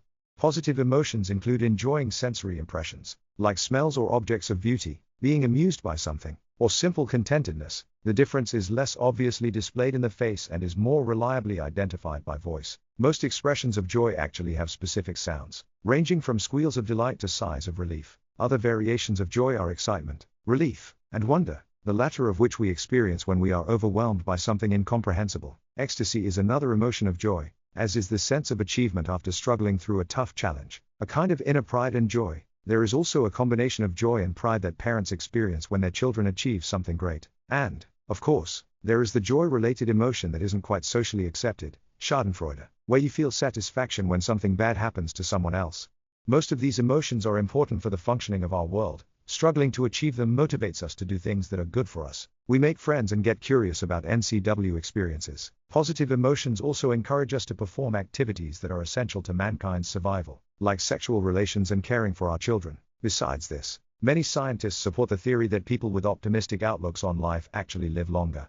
There are obvious differences between a natural and a fake smile. In a real smile, two important muscles are used, zygomaticus major, which raises the corners of the mouth, and orbicularis oculi, which tenses the area around the eyes. This will cause a bit of a squint, as the skin under the lower eyelid is contracted, the eyebrows are lowered, and lines appear at the sides of the face. ECM. Though we can control zygomaticus major consciously, by raising the corners of our mouth in a smile, the same isn't true of the moose. Clea around the eye. Orbicularis oculi is divided into an inner and an outer part. The outer part can only be consciously controlled by 10% of all humans, and when it plays no part at all, that makes for a clear and visible difference. When this muscle isn't contracted, we say, her mouth is smiling, but her eyes aren't. The fact that we can consciously control orbicularis oculi means, then, both that the smile is incomplete, and therefore revealed as fake, and that it frees up the area around the eyes for other, unconscious signals. In a real smile, the eyebrows are also lowered a little, but nobody who is simulating a smile consciously lowers her eyebrows. Try doing it and you'll see you look a bit frightening. Some analysis suggests that happily married couples smile and use their eye muscles, while unhappily married couples don't use them. There are also reports of lower blood pressure and more of a feeling of happiness in people who smile a lot with these muscles. It could be that the outer orbicularis oculi needs to be triggered to activate some pleasure centers in the brain, and anybody who only smiles with her mouth would be missing out on this. We can spot fake smiles incredibly quickly. When I train people to perceive quick changes in facial expressions, I use a sequence of images to simulate micro-expressions. One of these images always confuses the people taking the test. The idea is that the micro-expression is supposed to represent a happy person, but the person in the photo isn't a great actor, and the joy is only there in the mouth, not in the eyes. Despite the picture being displayed so briefly that the only change you notice consciously is a big smiling mouth, most people get the feeling something's not right, but they have no idea what it is. They don't realize they've just reacted to a dishonest facial expression until later, when they study the picture at their leisure. So if you want to play it safe when you're faking joy, you have to crack a truly huge smile. Then, almost all the changes the eye muscle takes care of occur just from the width of the smile. Since it pushes the checks up and makes the skin bunch up under the eyes, this will narrow the eyes and make wrinkles show on the side of them. It makes it a lot more difficult to tell if the smile is genuine or not. The only clue will be the eyebrows and the skin under it, which are lowered by the outer eye muscle in a genuine smile. Mixed emotions. To finish off, I want to show you some pictures of mixed emotions, where a face is displaying more than one emotion at once. This is very common in ordinary facial expressions. The trick is to be able to tell which parts come from which emotions, and to be able to do it quickly. The pictures shown on the following page consist of elements from two different emotions. Try to tell which emotions they are, and which parts of the face are expressing them. The answers are on page 124, but try it on your own first without pecking. The correct answers: A. Sadness plus anger. Sadness equals eyebrows, eyes. Anger equals mouth. B. Surprise plus fear. Surprise equals forehead, eyebrows, eyes. Fear equals mouth. C. Disgust plus surprise. Disgust equals mouth, nose, lower eyelids. Surprise equals upper eyelids, eye, brows, forehead. D. Anger plus contempt. Anger equals eyebrows, eyes. Contempt equals nose, mouth. E. Sadness plus fear. Sadness eyebrows, eyes. Fear equals mouth. F. Disgust plus fear. Disgust equals mouth, nose, lower eyelids. Fear equals upper eyelids, eyebrows, forehead. G. Fake joy. Joy equals mouth. Neutral equals the rest of the face. H. Anger, fear, desperate for the bathroom, reptilian.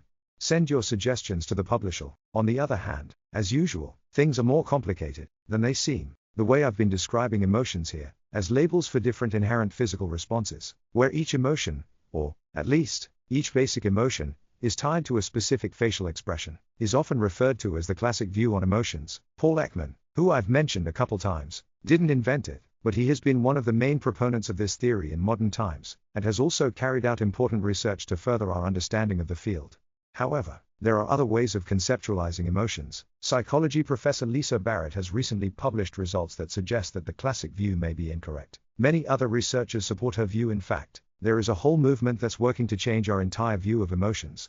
To begin with, studies measuring the activation of facial muscles have shown that our real-life expressions for the various emotions are not as well defined as the ones in the pictures that you've just been practicing on. Our faces are constantly in motion, and often, we need to understand the context where an expression occurs in order to be able to determine which emotion it displays. In other words, the pictures you've been studying on these last few pages are simplifications, or stereotypes. The expressions you'll encounter in real life will be much more complex than that.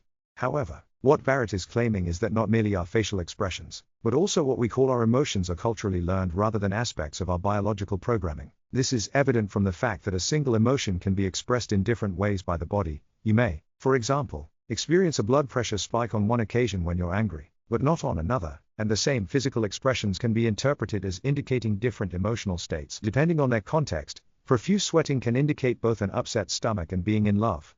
Therefore, Barrett suggests that instead of talking about emotions, we should talk about emotional categories, in the sense that an emotion within a category can be expressed or experienced in various ways, unlike the classic view, where our emotions are physiologically distinct from one another. This is called the constructivist view, and if it is correct, this whole chapter was a waste of ink, because within this view, we can't discuss, understand, or detect emotions in the way I've just taught you to. Although much of the critique Barrett directs at the classic view seems merited to me, I don't find her own view any more convincing. First of all, I'm not sure it's really a problem that our facial expressions for various emotions aren't unique. I've already pointed out that emotional expressions can be very brief, and often contain mixed expressions, but if you're going to learn to tell them apart, we're going to have to begin somewhere. Simplification is a useful, essential technique for learning. We just have to make sure we remember that what we're studying is simplified. Barrett also proves the constructivist thesis by making statements such as the following: there is no single difference between anger and fear, because there's no single anger and no single fear, in bodily terms. Fear is not a bodily pattern, just as bread is not flour, but emerges from the interactions of mental core systems. The problem here is probably just my own lack of familiarity with scientific jargon, but I still can't see why the fact that the body responds differently in different situations, or that we need mental constructs to fully understand what we're feeling, should contradict any of the things you've learned up to this point. On the other hand, it does complicate things a bit, but human beings are complicated, and things, as usual, are never as simple as they seem. I'm looking forward to seeing what the next few years will bring. If Barrett and the constructivists are right, we'll be facing a total paradigm shift when it comes to our understanding of emotions. There are some indications that this is what will happen, and if it does, feel free to tear this chapter out of the book, but let's just say I'm not holding my breath. Help, I see emotional people. How to respond to emotions that are just appearing. What should you do when you observe subtle emotional expressions like the ones you've just learned to recognize in the person you're talking to? First of all, stay calm. As Charles Darwin wrote in The Expression of the Emotions in Man and Animals, when we witness any deep emotion, our sympathy is so strongly excited that close observation is forgotten or rendered almost impossible. For any subtle expressions, you never know if the person wants you to know about her emotional state or not. Before you choose to respond to the emotion, you should also determine if what you're seeing is a weak emotion or a strong one that is being controlled. The easiest way to do this is to pay attention to context. If you notice the emotion right at the beginning of a conversation, the source of the emotion probably isn't whatever you're talking about. Then, it's more likely that she brought this emotion with her into the conversation. It may not have anything to do with your relationship and is probably related to something that happened to her earlier. But it could also be about the expectations she has of the conversation or where she thinks it may go. Most emotional expressions last no longer than a few seconds. How long they last depends on the intensity of the emotion. An intense, short expression that just flashes by is an indication that the emotion is being consciously or unconsciously disguised. A less intense expression that lasts longer is more often indicative of conscious repression of the emotion. We're presuming here that she isn't simply coming out and telling you how she feels. There are some emotions you will want to keep from erupting fully. You should respond to them as soon as you see signs of them, preferably before she becomes aware of them herself. For other emotions, it's enough to respond to them indirectly and give them some space in the conversation. What follows are some solid strategies for responding to each of the different basic emotions we have been exploring, although I have skipped surprise and joy, since they rarely need to be handled.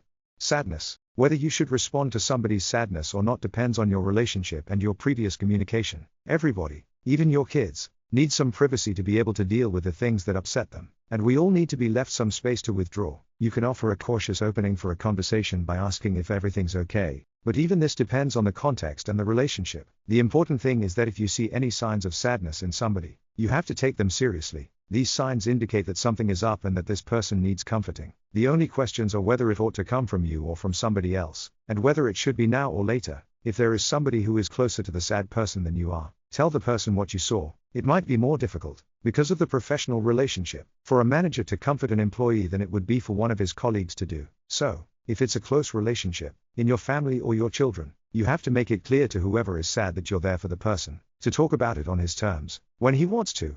Anger. When you observe anger in somebody, remember that you probably don't know what caused it or who it is directed at. It isn't necessarily about you. Also, remember that what may look like signs of anger could actually be signs of concentration or confusion. If you're having a conversation, maybe you just haven't explained yourself clearly enough. If you know that the expression is anger, and you want to respond to the emotion, it's a good idea to avoid the word angry completely. Maybe he's doing all he can to keep his feelings to himself, and the last thing he needs is for somebody to comment on it. "Whoa, you look angry," is simply a bad thing to say. A better idea would be to respond to it at a later time, the day after, perhaps, when emotions aren't running as high and they won't have the same impact on the conversation. If a negotiation or conversation has come to a standstill, and you can't move on because somebody has lost his temper, it's time for a coffee break, or maybe you could sleep on it instead.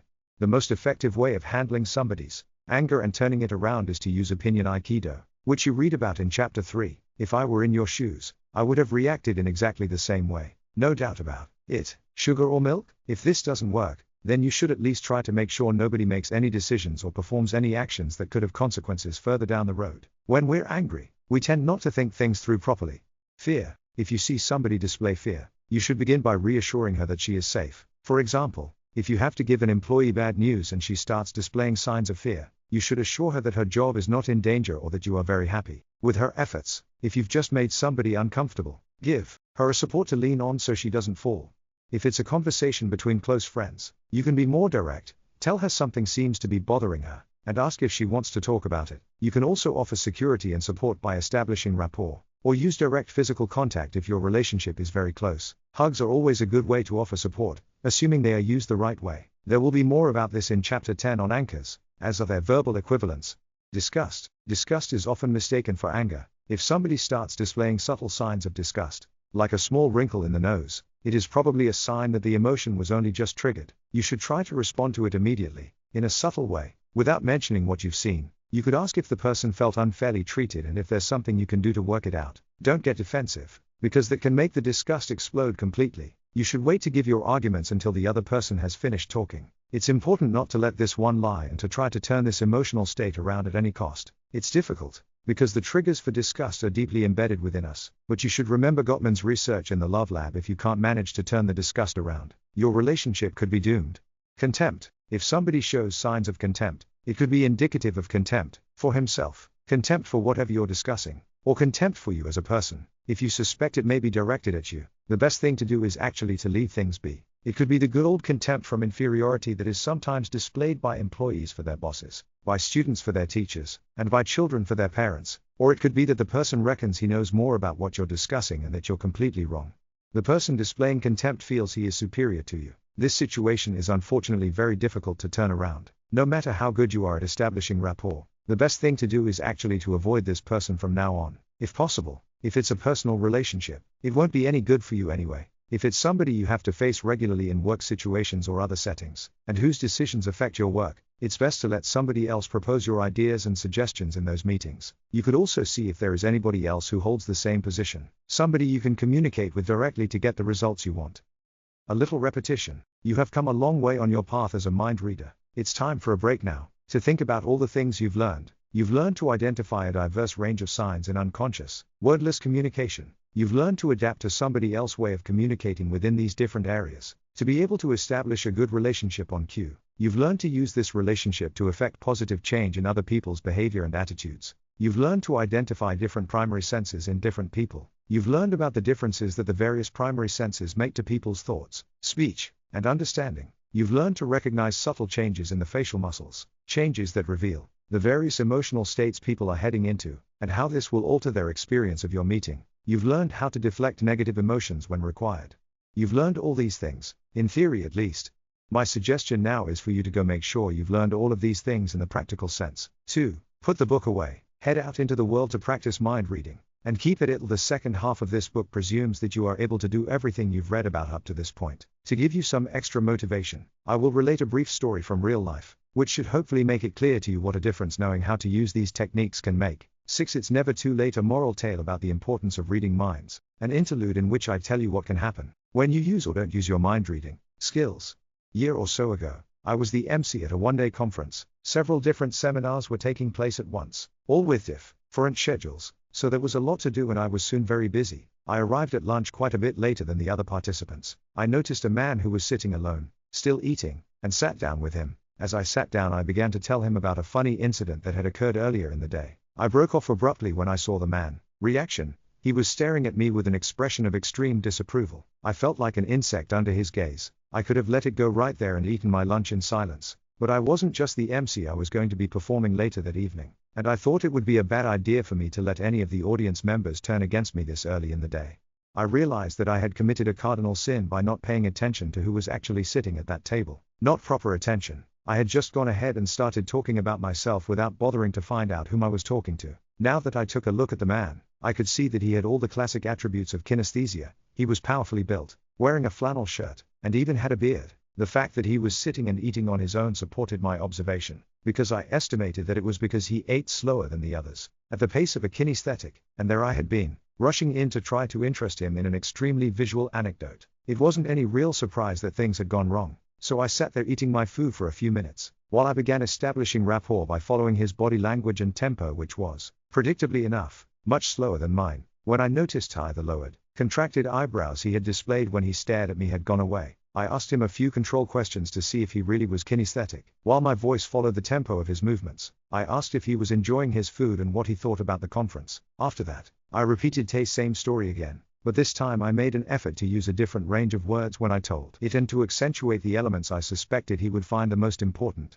I no longer described the beautiful curve an object had followed as it sailed through the air. On the other hand, I put great weight on how it felt when the object made impact with the back of my head. Yes, I know, it shouldn't make any difference, according to the research we discussed earlier, but I did it anyway. This time the story was a success. By the end of our lunch, we were getting on very well. This must have looked very odd to anyone looking on, because superficially there was no great difference. The first time I told him something, I was met with an angry glare. A short while later I repeated the same thing and was rewarded with approval. Instead I had used my knowledge of rapport, sensory impressions, and subtle expressions of emotion to change an uncomfortable situation into a good relationship. In just a few seconds, I just stopped thinking about myself and paid attention to the other guy for a while. It's never too late to establish some rapport, not even when things have started off on the wrong foot. This was fortunate, because it turned out that the man I had met was the managing director of the company that had hired me for the day. How did it go again? If I'm the same as you, you will understand and like me. If you like me, you will want to agree with me. 7. Be a human lie detector, contradictory signs and what they mean, in which you learn to recognize signs of pressure in people, and a student gives us the finger. In this chapter and in the next, I want to discuss two special cases of practical wordless communication. There are some unconscious signs that we only display in certain situations. For instance, Chapter 8 will be about attraction. You'll be amazed at what your unconscious mind gets up to when it believes it has found a suitable match for your genes, i.e., an interesting hottie. But before then, we'll take a look at a different interesting topic: the changes that can be seen in our wordless communication when we try to lie to someone. As a mind reader, it is important, naturally, to be able to tell when somebody is lying to you. You've already learned to identify a certain kind of false sign, since you learned to tell a faked facial expression from a genuine one. However, as you'll see, when it comes to lies, we've barely scratched the surface. The easiest way for us to lie is with our words, since that is what we've been practicing all of our lives. We are a little less good at lying with our facial expressions, although we've had a bit of practice in this area, too. The thing we're the worst at is lying with our bodies. Most of us probably haven't even thought of the fact that our bodies actually speak a lot, so it's ironic that we pay the most attention to what somebody is saying to us, and give that person's facial expression less weight. If we suspect that somebody might be lying to us, we will concentrate even more on what is being said when we ought to be doing the opposite. If we want to know what somebody is really telling us, we should care less about the words that are spoken and more about whatever he is expressing with the rest of his body and with his tone of voice. But can you actually tell when somebody's lying? Yes and no. We can detect certain signs that are displayed for a certain kind of lie, which involves a certain level of emotional stress. So what we will usually see is that somebody is stressed or nervous, rather than that he is lying per se. But sometimes these signs are all we need to deduce that somebody is telling untruths. There are also some signs that only appear when somebody is lying. The trick is finding them. Some people are very good at telling when somebody is trying to fool them with a lie, and others never learn to do it. And, of course, some people are born liars and don't show any leakage at all. The best ones tend to be psychopaths, while others can't even lie about how many donuts they've eaten without giving themselves away. We're all different, but most of us display several of these signs, and most of us can improve our skills at identifying them. What is a lie? The art of lie detection fascinates many people, especially those of us that work in the police, military, and courts, since the classic lie detector machine, the polygraph, is often unreliable. People conducting research into lies, one of whom is Paul Ekman, mentioned earlier, have spent a lot of effort on identifying the signs that could reveal a lie. They've made some good progress, but what do we really mean when we use the word lie? Most of us lie all the time, in the sense that what we say doesn't accurately represent the true state of affairs. Our social rules presuppose a large number of trivial lies. If we're asked, "How are you doing?" we'll often answer, "Fine, thanks, and you?" Even when we feel anything but fine. We know that the person who asked the question isn't actually interested in a detailed description of our state and is simply using it as a phrase of greeting.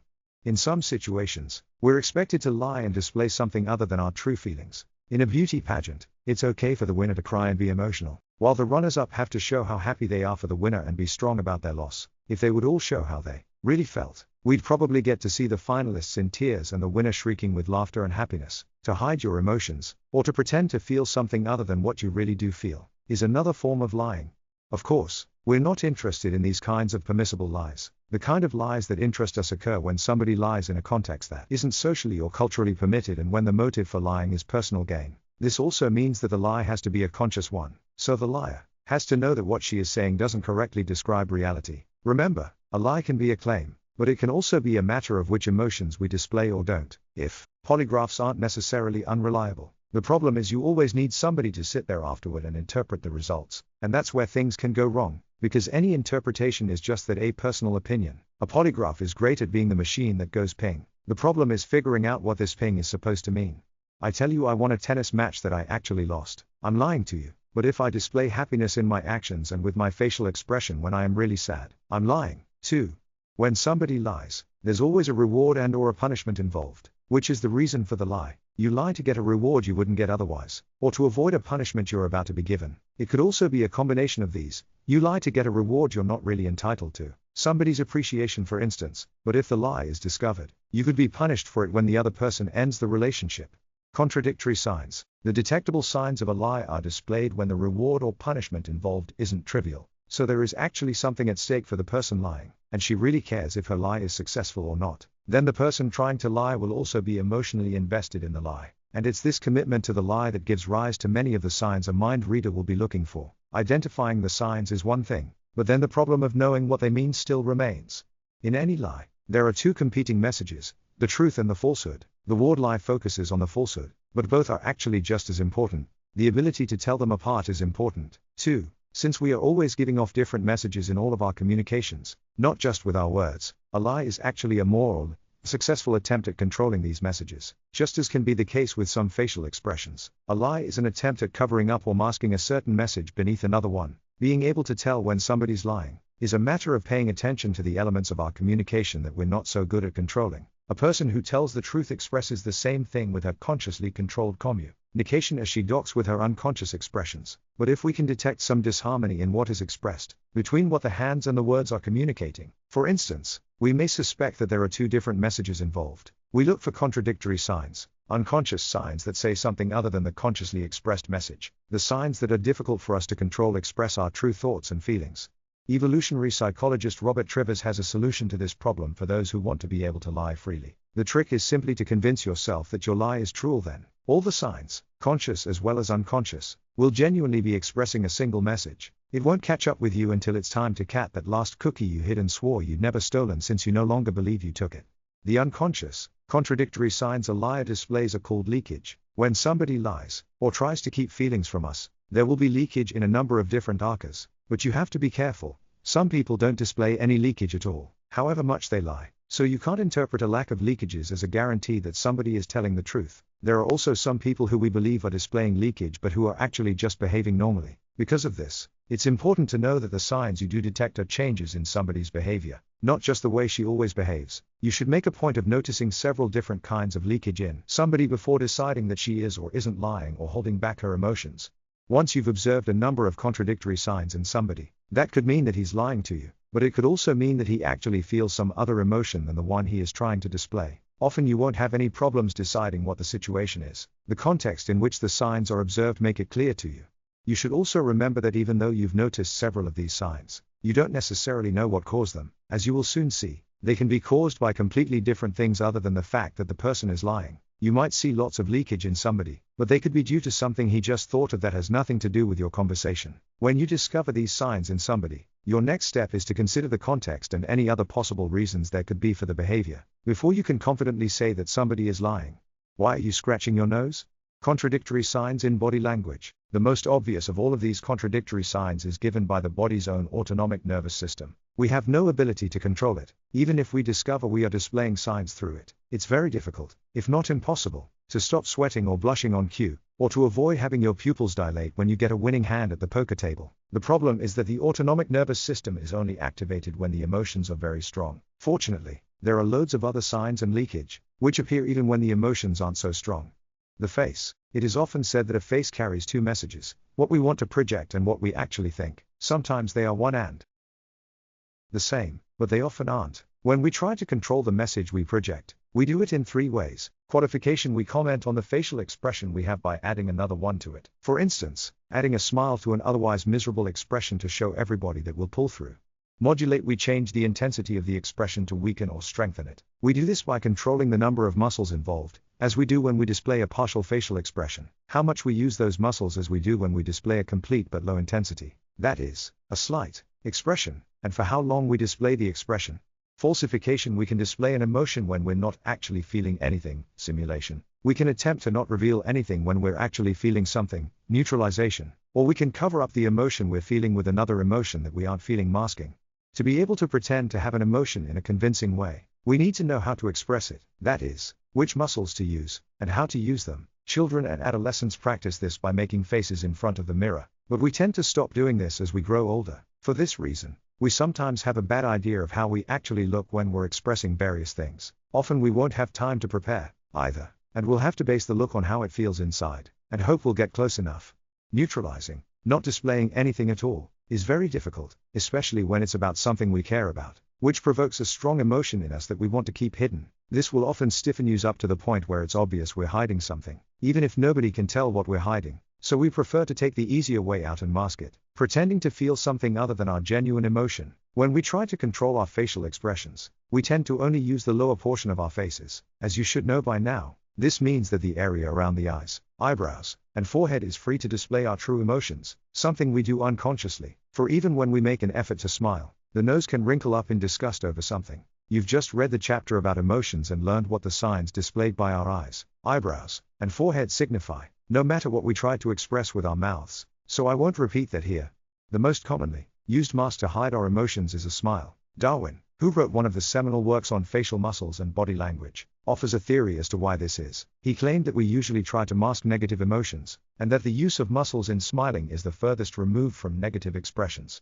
On pages 120 to 121, I showed you how to tell the difference between a fake smile and a genuine one. A genuine smile is always symmetrical, both corners of the mouth are raised casually as much. It can never be asymmetrical, assuming the person doesn't suffer from some facial muscle injury. A fake smile can be either symmetrical or asymmetrical, and so it can occur solely on one side of the face. If you observe a crooked smile, it's therefore either a failed attempt at looking happy or actually a part of a different expression, like disgust or contempt. It also uses both the outer and inner part of the area around the eyes, which is almost impossible to do consciously. Actors that are able to make a natural smile, including the eyes, usually do it by bringing to mind a positive memory, making them genuinely happy. Fake expressions of joy are also often given away by bad timing. They are assembled a little too quickly. A genuine expression of joy can take some time to be completed, and a fake one tends to also be displayed for too long. Micro-expressions can also appear in these situations. Personally, I think micro-expressions play a huge part in our hunches about people. If we feel that somebody doesn't like us, despite the person being nothing but polite on the surface, it is probable that our hunch was caused by body language and other unconscious communication that we've picked up on. But there is also some likelihood that we've noticed a micro-expression that has told us what the person really feels about us. It may have been too quick for us to notice consciously, but our unconscious mind has plenty of time to register it. Micro-expressions are reliable leakage whenever they appear. However, some people don't display them at all, while others do in some situations, but not in others, and so on. Not seeing any micro-expressions in somebody is no guarantee that she isn't trying to suppress an emotion. If that's what you suspect, in that case, you'll have to look for signs elsewhere. The eyes. It is commonly believed that you can tell when somebody is lying by observing the eyes. We think we know that shifty eyes, frequent blinking, and whether or not somebody looks us in the eyes is a sign that that person is lying. This isn't necessarily wrong, but since everybody has heard of these things, it will often be the case that somebody who's lying will actually look you in the eyes more than he would otherwise. Since most of us have been told that a liar won't dare to make eye contact, a liar is likely to overcompensate instead. There are some moods that cause our eyes to be averted in a natural way. We look down when we're sad. We slant our heads down or lean them away when we feel shame or guilt, and we bluntly look away when we disapprove of somebody. A liar won't do this, for fear of being exposed as a liar one. The best liars avoid detection by knowing exactly when to turn their eyes away. Another factor that has to do with the eyes is the size of the pupils. As I mentioned earlier, the pupils dilate when we feel emotions like appreciation or interest. Try to make sure that the size of the pupils matches the emotions that the person in question is claiming to feel. Somebody who is taking an active interest in something shouldn't have pinpoint pupils, unless the sun is right in her eyes. When somebody who is lying or under emotional pressure blinks, the eyes will often remain closed for longer than they do with somebody who is telling the truth. Zoologist Desmond Morris, who has also studied human behavior, has observed this phenomenon in police interrogations and claims that it is an unconscious attempt at shutting the world out.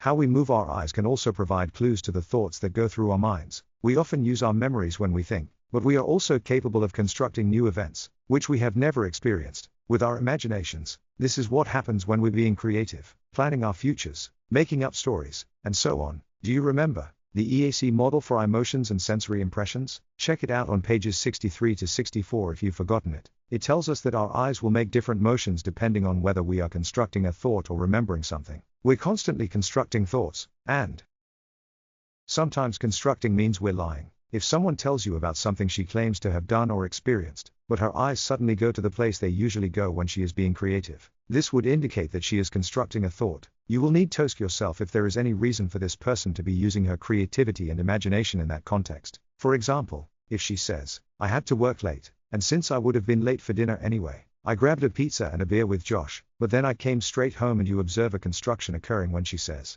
"I grabbed a pizza and a beer with Josh," it's time for caution. There is obviously some kind of problem with this claim. It could be that you are the victim of a straight-up lie.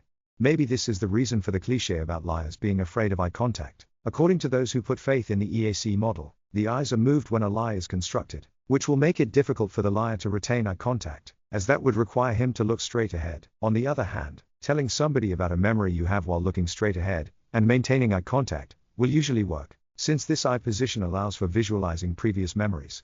Remember, the EAC model will only work as a lie detector if you can catch somebody in the act of constructing a lie as it is uttered. If somebody has had time to prepare for his lie, that is, construct it in advance, you may not see any difference, since the lie has become a memory, even though its content is still imaginary. And finally, Let me remind you again that this model isn't a general truth. There are plenty of exceptions to it. So before you make somebody sleep on the couch, make sure you can truly tell the difference in their particular behavior between remembering and construction. Construction exercise. Even if the EAC model doesn't apply fully to everyone, most people still make some personal change in their behaviors or emotions that indicate that they are mentally constructing an idea. You can perform the following exercise to improve your ability to spot somebody making a visual construction. Step 1. Ask the person to visualize something. Like in the earlier exercise with the Mona Lisa, give her plenty of time to paint the full picture in her mind, which will also give you an opportunity to observe her emotions. Step 2. Now ask the person to imagine a new version of this image, one that doesn't exist, Mona Lisa as painted by a 5-year-old, for example. Again, give her enough time to get into this task and construct the image in as detailed a way as possible. In the meantime, you can observe if she follows the EAC model or not and see if you can find any other signs of construction. Step 3. Feel free to do the exercise again to make sure the changes you observed are part of her consistent behavior and not freak events. But remember to use a different picture the second time, otherwise there won't be any construction in step 2, as she can simply remember her previously constructed memory. Hands. The farther away from the face we get, the easier it is for us to lie with our wordless signs, since the rest of our body isn't as strongly connected to the emotional centers in our brain, and is under our control to a greater degree, so it's a good thing we forget to do it. Lie with them. That is, the hands are somewhere in between. We are quite aware of them, as we can see our hands most of the time, but they also provide a huge number of unconscious signs. Desmond Morris refers to certain kinds of hand gestures as emblems. They work in exactly the same way words do. They are specific gestures, with specific meanings, known to all members of a certain culture. An example of this is the gesture Winston Churchill introduced, where the index and middle fingers are extended and the palm is turned forward. In most of the Western world, this is recognized as the sign V for victory. Lying with this kind of gesture is no problem. Of course, there is no trouble at all making the victory sign when somebody asks you if your team won a game you actually lost big. But sometimes we use these kinds of gestures unconsciously, in a kind of body language equivalent to a Freudian slip. When this kind of gesture appears as an unconscious slip, it is a good indicator of the true feelings somebody holds. For the simple reason that it is unconscious, these gestures can be hard to notice, though, as they will often be made in unusual body positions compared to how they are ordinarily used. An example of this is the gesture Paul Ekman discovered when he arranged for a number of students to be interviewed by an extremely unsympathetic professor. The unconscious gesture he discovered in several cases was a fist with an extended middle finger, the proverbial bird, but instead of being a conscious action, with a raised fist, the hand was rested on the knee, with the finger pointing to the floor. There was no doubt that this was a sign of strong dislike, despite the fact that the person who made the gesture was completely unaware of having made it. Another common unconscious gesture is the shrug, which we make consciously to show that we don't know, have an opinion about or care about something, but instead of pulling up your shoulder, raising your hands, and turning the palms out at chest level, like you would ordinarily do it, the unconscious shrug is made with straight arms that hang down, the shoulder motion is left out or minimal, and the traces of the emblem that we see are the hands turning up or out at waist level. Other kinds of hand motions are the ones we use to clarify what we're talking about or to illustrate an abstract concept, like when we draw a square in the air with our finger and say it was completely square. Almost everybody uses their hands when they speak, even though cultural and personal factors determine the frequency and intensity of such gestures. Scandinavians don't use their hands much when they speak, and the Italians are the unrivaled masters of hand gestures, but just about everybody uses their hands to some degree, and we're actually very dependent on this kind of gesture to understand others, even though we rarely note people's hand gestures consciously.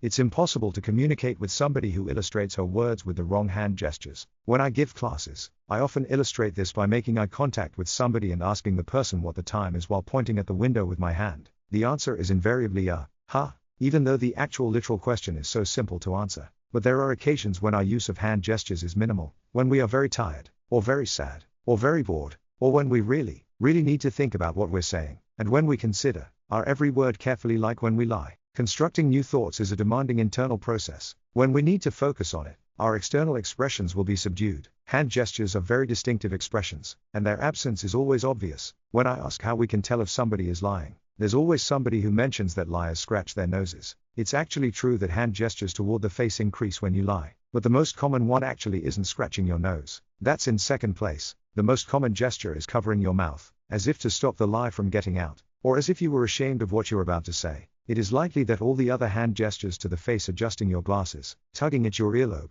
scratching your nose, are actually the same basic gesture that has been deflected from the mouth, to do something less suspect instead.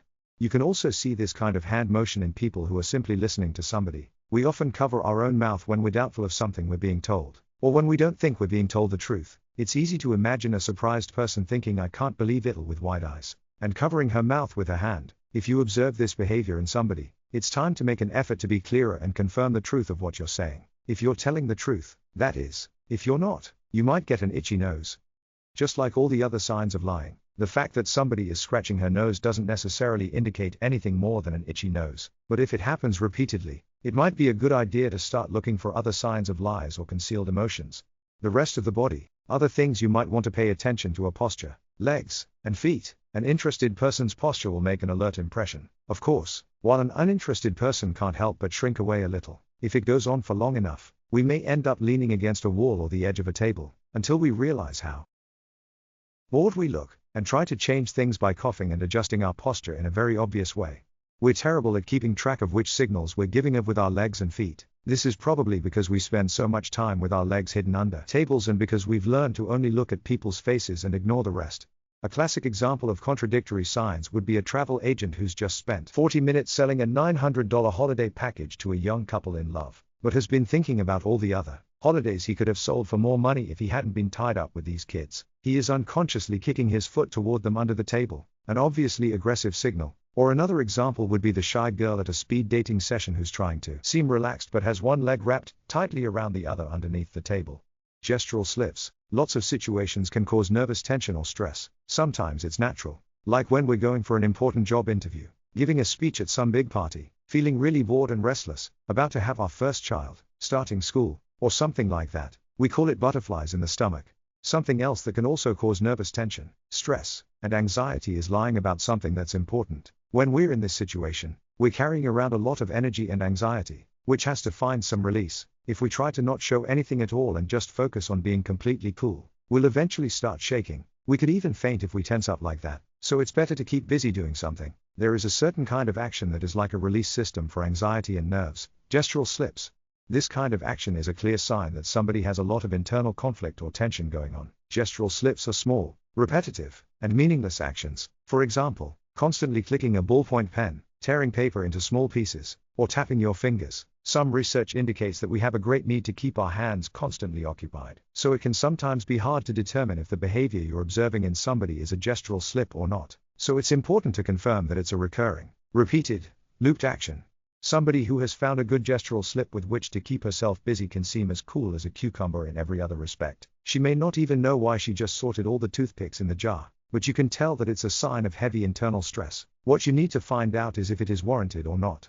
Airports all over the world have staff that walk around looking for these very signs in travelers, to identify people who are afraid of flying but trying to hide it, since they could cause a problem once they're on the plane. They're often in the smoking lounge or, if there isn't one, outside the terminal. And since 9/11, nervous flyers have taken on a completely different dimension in a lot of countries. The guy in the suit who knocks the ash off of his cigarette more often than he really needs to is ONC example. The sophisticated lady breaking all of the matches one by one before disposing of them in the ashtray is another. Smoking itself is, of course, sometimes a very obvious gestural slip, if it seems to happen mechanically, smoke after smoke, instead of being a short moment of pleasure for the smoker. In a conversation with me, the public relations officer at Arlanda Airport in Stockholm confirmed that the customs and security staff are also trained to be observant of these signals. Remember, gestural slips can be completely natural. There are lots of situations in which we have a lot of energy that we can't find any suitable release for, and it sneaks out in meaningless activities like tapping your fingers, biting your nails, or messing around with lit candles. There are also times in our lives when we're constantly overcharged with more energy or frustration than we can release. Take a look at how a teenager exhibits gestural slips if she has iido sit still for more than a fraction of a second. You sound nervous. Is something up? Changes in the voice. Even though it's easy for us to choose which words we want to use when we speak, we have a harder time controlling our actual voices. Our emotional states affect how we sound. And, actually, we're not as good at choosing the words as we think, either.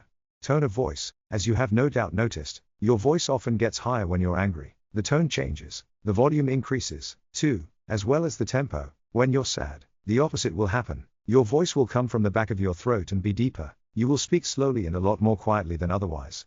There are some indications that our voices are affected the same way when we're feeling guilty about lying as they are when we're angry. We start speaking quicker, higher, and louder. If we're feeling ashamed of having to lie, instead of guilty, our voices will be affected the same way they are when we're sad. We become quieter. our voices lower, and our speech slows down. If this is true, it means that if you observe these changes to somebody's voice, and there's no reasonable reason why she should suddenly have become angry or sad, you may need to consider the possibility that she's lying to you.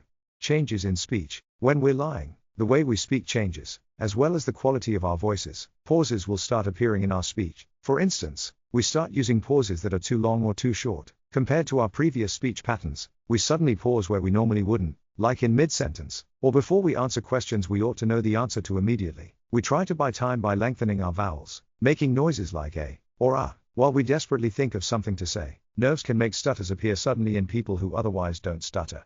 We use repetition and say the same thing in the same way, over and over. We use repetition and say the same thing in the same way, over and over. This has to do with the fact that we suddenly like to speak in long sentences, as if we were afraid of what could happen if we let somebody else get a word in. So we start speaking in long, endless sentences with no end. An easy way to do that is to use repetition, because that way you can keep going on forever, saying the same thing over and over again without anybody else getting a word in. Or we do the opposite, suddenly begin to speak in very short sentences as though we were afraid of slipping up, of saying too much. All of these kinds of changes in somebody's speech are a serious warning that there is something going on. At this point, you should start looking for other indications in the face or body language. Changes in language. People who lie often exhibit a number of linguistic peculiarities. They begin to say things in ways they would never speak otherwise. Many of these linguistic peculiarities are so well known by now that they have become clichés, so common that we suspect a lie as soon as we hear them. They can even seem transparent to the liar himself, but that doesn't make it any easier for him to avoid using them. Many of these language changes get past most people's lie detecting skills, so it's a good idea to learn to listen for them. Behavioral psychologist Peter Collette has identified the following. Digressions and vagaries. Liars will often digress more and give complicated explanations that don't seem to be going anywhere. Well, I guess you could say that. Well, I mean, it could be. Yeah, I mean, sure. Direct questions will get short answers, however. The same thing every time. Lies are often told without too much detail, and if you ask the same question later, the liar will probably repeat exactly what he said before. Somebody who's telling the truth is more likely to include new information or shorten parts of what you were told earlier. Memories aren't something we take out of some box in our mind every time we want to look at them, then put back the same. Our memories are affected by everything else that goes on in our minds at the time we talk about them. Somebody who isn't lying is therefore able to focus on different things each time she tells somebody about something, while a liar always says the same thing, out of fear of self-contradiction, and seldom goes into detail. If you ask somebody who's telling the truth to give you more detail about something than she did before, she can do it unless the memory is so old she's lost the details. But for a liar, this is impossible, unless she constructs a new lick on the spot. It goes something like this. I was on my own all night. I watched TV, and then I went to bed. What did you watch?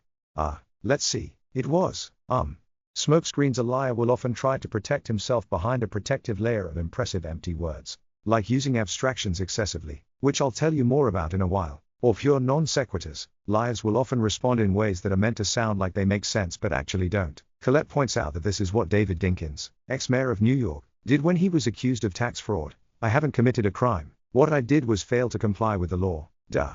Example. I could answer that question both ways, depending on how you put it. Creating distance with denial. A liar will tend to speak in terms of negatives. He will start to define things in terms of what they're not rather than in terms of what they are, which would otherwise be the normal way for us to talk. A good example is Nixon's famous statement, I am not a crook. It would have been natural to say, I am an honest man. He was so aware of, so focused on what he was denying, that he formulated his lie completely around it. Example, I'm not lying, as opposed to telling the truth. Creating distance with depersonalization. Liars avoid using words like me or mine as much as possible. This is a way of distancing themselves from the lie. For the same reason, liars will also tend to use generalizations like always, never, everybody, nobody, and so on, to evade having to define exactly who or what they're talking about. Example, you can relax. That kind of thing never happens around here.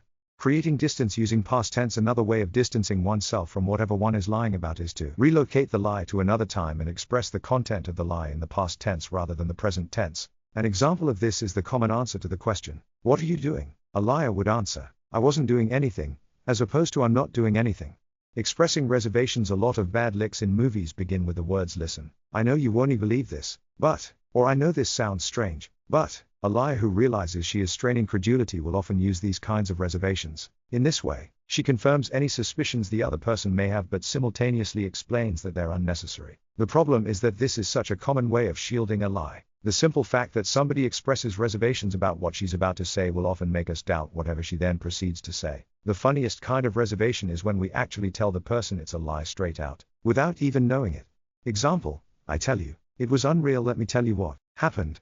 Linguistic sophistication, it's a little strange, but people who are lying will often use stricter forms of speech than they otherwise would. Many will often suddenly begin to follow rules of grammar and pronunciation that they otherwise don't obey, and will leave out favorite slang expressions and informal abbreviations. Colette claims that this is because these people are tense and so behave in a more formal fashion. I think it may also have to do with the fact that they unconsciously want to emphasize what they're saying and get it all as right as they can. This is really about the content of the lick, but it spills over into how they deliver the lie. The lack of truth in the lie is overcompensated for by being on their best behavior in the linguistic sense. If we secretly don't care about something either way, but want to pretend we care, we won't settle for a simple no. That doesn't sound good. We would rather use something like, I feel, that would be both regrettable and inappropriate. Drawing your words ooh at a lie takes time to formulate. Hence all of the vocal changes are used, like pauses, stutters, drawn out vowels, and so on. This can also cause the lie to be told at a slower tempo than at which the liar would usually speak, at least initially. Yeah, it's like these, sorry, wah,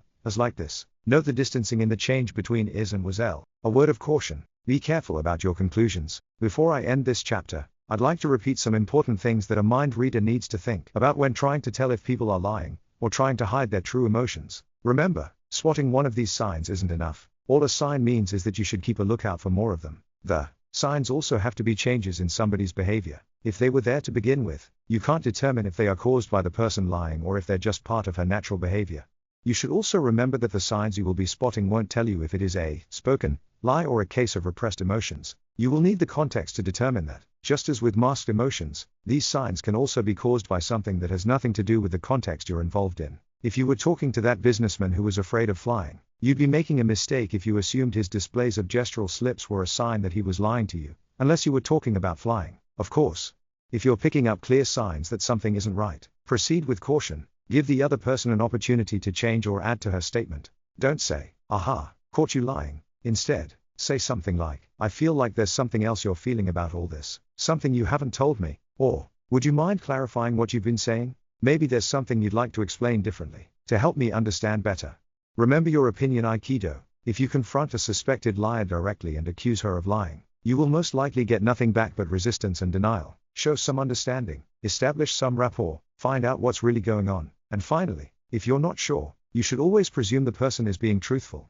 It's obviously not very constructive to go around suspecting everyone of lying to you. The things you've just learned are good skills to have, but you'll have a nicer life if you assume you won't need to use them. And something that can make life very, very nice is to find a nice person to share some of it, life, that is, with, which we actually do, all the time. Unfortunately, we are often so bad at consciously reading signs of interest from other people, and they are no better, that we keep missing each other all the time. The next chapter will help you change that.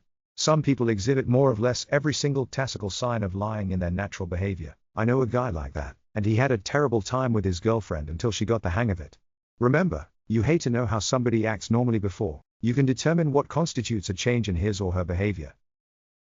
8. The unconscious pickup artist. How you flirt with people, without even knowing it, in which your ears will blush when you realize how shameless your own behavior is during coffee breaks. And you get a trip to the Caribbean as a reward. T's obvious. Really, one of the areas in which being able to read the body language of others and control your own is the most useful is when we find ourselves attracted to or otherwise interested in somebody. There is an entire library of wordless, unconscious communication that we can dip into when our unconscious mind gets into the mood. Perhaps this is making you feel guilty, and you think, but I have a boyfriend, or there's no point in my reading this. I'm happily married. Your marital status is, however, completely irrelevant. Human beings are social animals. We require acknowledgement from others and to be permitted to acknowledge other members of our pack to be able to feel good. Just as is the case with emotions, this is an important mechanism for the functioning of our social structures and for our capacity to enjoy our lives. Flirting, a little bit of acknowledgement, can be a very small and very innocent thing. Of course, it could ultimately lead to procreation and the furthering of the species, but in its initial stages, it's really just a more specifically directed kind of rapport, which is also a kind of acknowledgement. Also, I personally believe that those who live in steady relationships might be especially in need of putting a bit of flirtation back into their lives, to spice their relationships up. And besides, even if you don't have any desire to flirt with anyone but your partner, it might be nice to get a boost of confidence from knowing that somebody is interested in you, just by looking at him or her. Or if you're not in a relationship, how do you reveal your own interest without being too obvious about it? Or if that exciting person comes over to talk to you, how do you keep him interested so he doesn't just walk away and disappear? And what's the best way to reject somebody? I'm aware of flirting classes in which they teach things like caressing somebody with your eyes and doing a lot of licking the lips, but that's not quite what I want to talk about. This is, rather, about all the things we actually already do, unconsciously and wordlessly. Let's have a look at how we go about it. Rapport and eye contact. Imagine you're in some kind of social space. There are lots of other people there. Maybe it's a Christmas party at work, a movie premiere, or a wedding. It could also be a waiting room at a train station, an area where you are picking your kids up at daycare, or in the lunchroom at work. Imagine that you're there with some friends and talking to them. Suddenly, your unconscious mind sees somebody a few feet away to your right, somebody you unconsciously find exciting. The first thing you do is to establish rapport with this person from across the room or area. Do you remember the rapport exercise earlier in the book? You begin adapting to the other person's body language and tempo. You also make sure to keep your body open to the other person, removing any obstacles like a drinking glass, bicycle helmet, or anything else you're holding in your right hand, so you won't screen yourself off with your arm or an object. Your unconscious mind takes care of all this for you. In fact, it could even be that you haven't yet noticed that this person is there. You've initiated a process of communication, whether you know it or not. Your next step will be to begin observing him or her discreetly, with a sideward glance now and then, just enough to show your interest. In purely mechanical terms, you look at this person until he or she looks back. Then you maintain eye contact for a moment or two, before looking away again. You don't move your head, which is still facing the people you're there with. The only part of you that moves is your eyes. Women have access to a devastating weapon here. Women often, when they first start to look away again after having made eye contact, look down at the ground for a brief moment. This is what the expression furtive glance really refers to. Flirting exercise. If you're a woman, try this simple test. Imagine there is an attractive person at the other end of the room. Look at this person out of the corner of your eye, and then look away by moving your eyes to the other side. Look at the person again, but this time, when you look away, do it by looking down at the ground first. Did you notice any difference? Did it feel familiar somehow? I thought it might. Looking down is an invitation. It's a sign of submission and says I'm harmless, or even I can / want to be conquered. I am well aware of how reactionary a statement like that might seem in our contemporary Me Too world, but unfortunately for our rational, enlightened minds, our unconscious flirtations often stem from a very primal programming from before we were human beings, and a lot of the time it revolves around the female's submission to the male. It may not be particularly politically correct or even tasteful when it comes to gender equality, but it's how these things work. It's been this way since the dawn of time, and we're far from the only creatures that behave this way. Most of the animal kingdom's mating rituals involve elements of female submission, and the human mating dance is no exception to this rule. Otherwise, men might simply never have the courage to approach women at all. Showing OFR your plumage. Now, let's go back to that room you were in. When you have, unconsciously, confirmed that the other person is watching you, you show off your beautiful plumage like a peacock. Or, rather, you do the human equivalent. You start trying to improve your looks for him or her. You'd adjust your clothing, hair, and jewelry. Your posture will become more alert and your back will straighten out. If you're a man, you will, at least in theory, show off your muscular chest to show what an alpha male you are. And if you're a woman, you will present your assets in the best way you know how. To put it briefly, no matter who you are, you will start showing what you've got.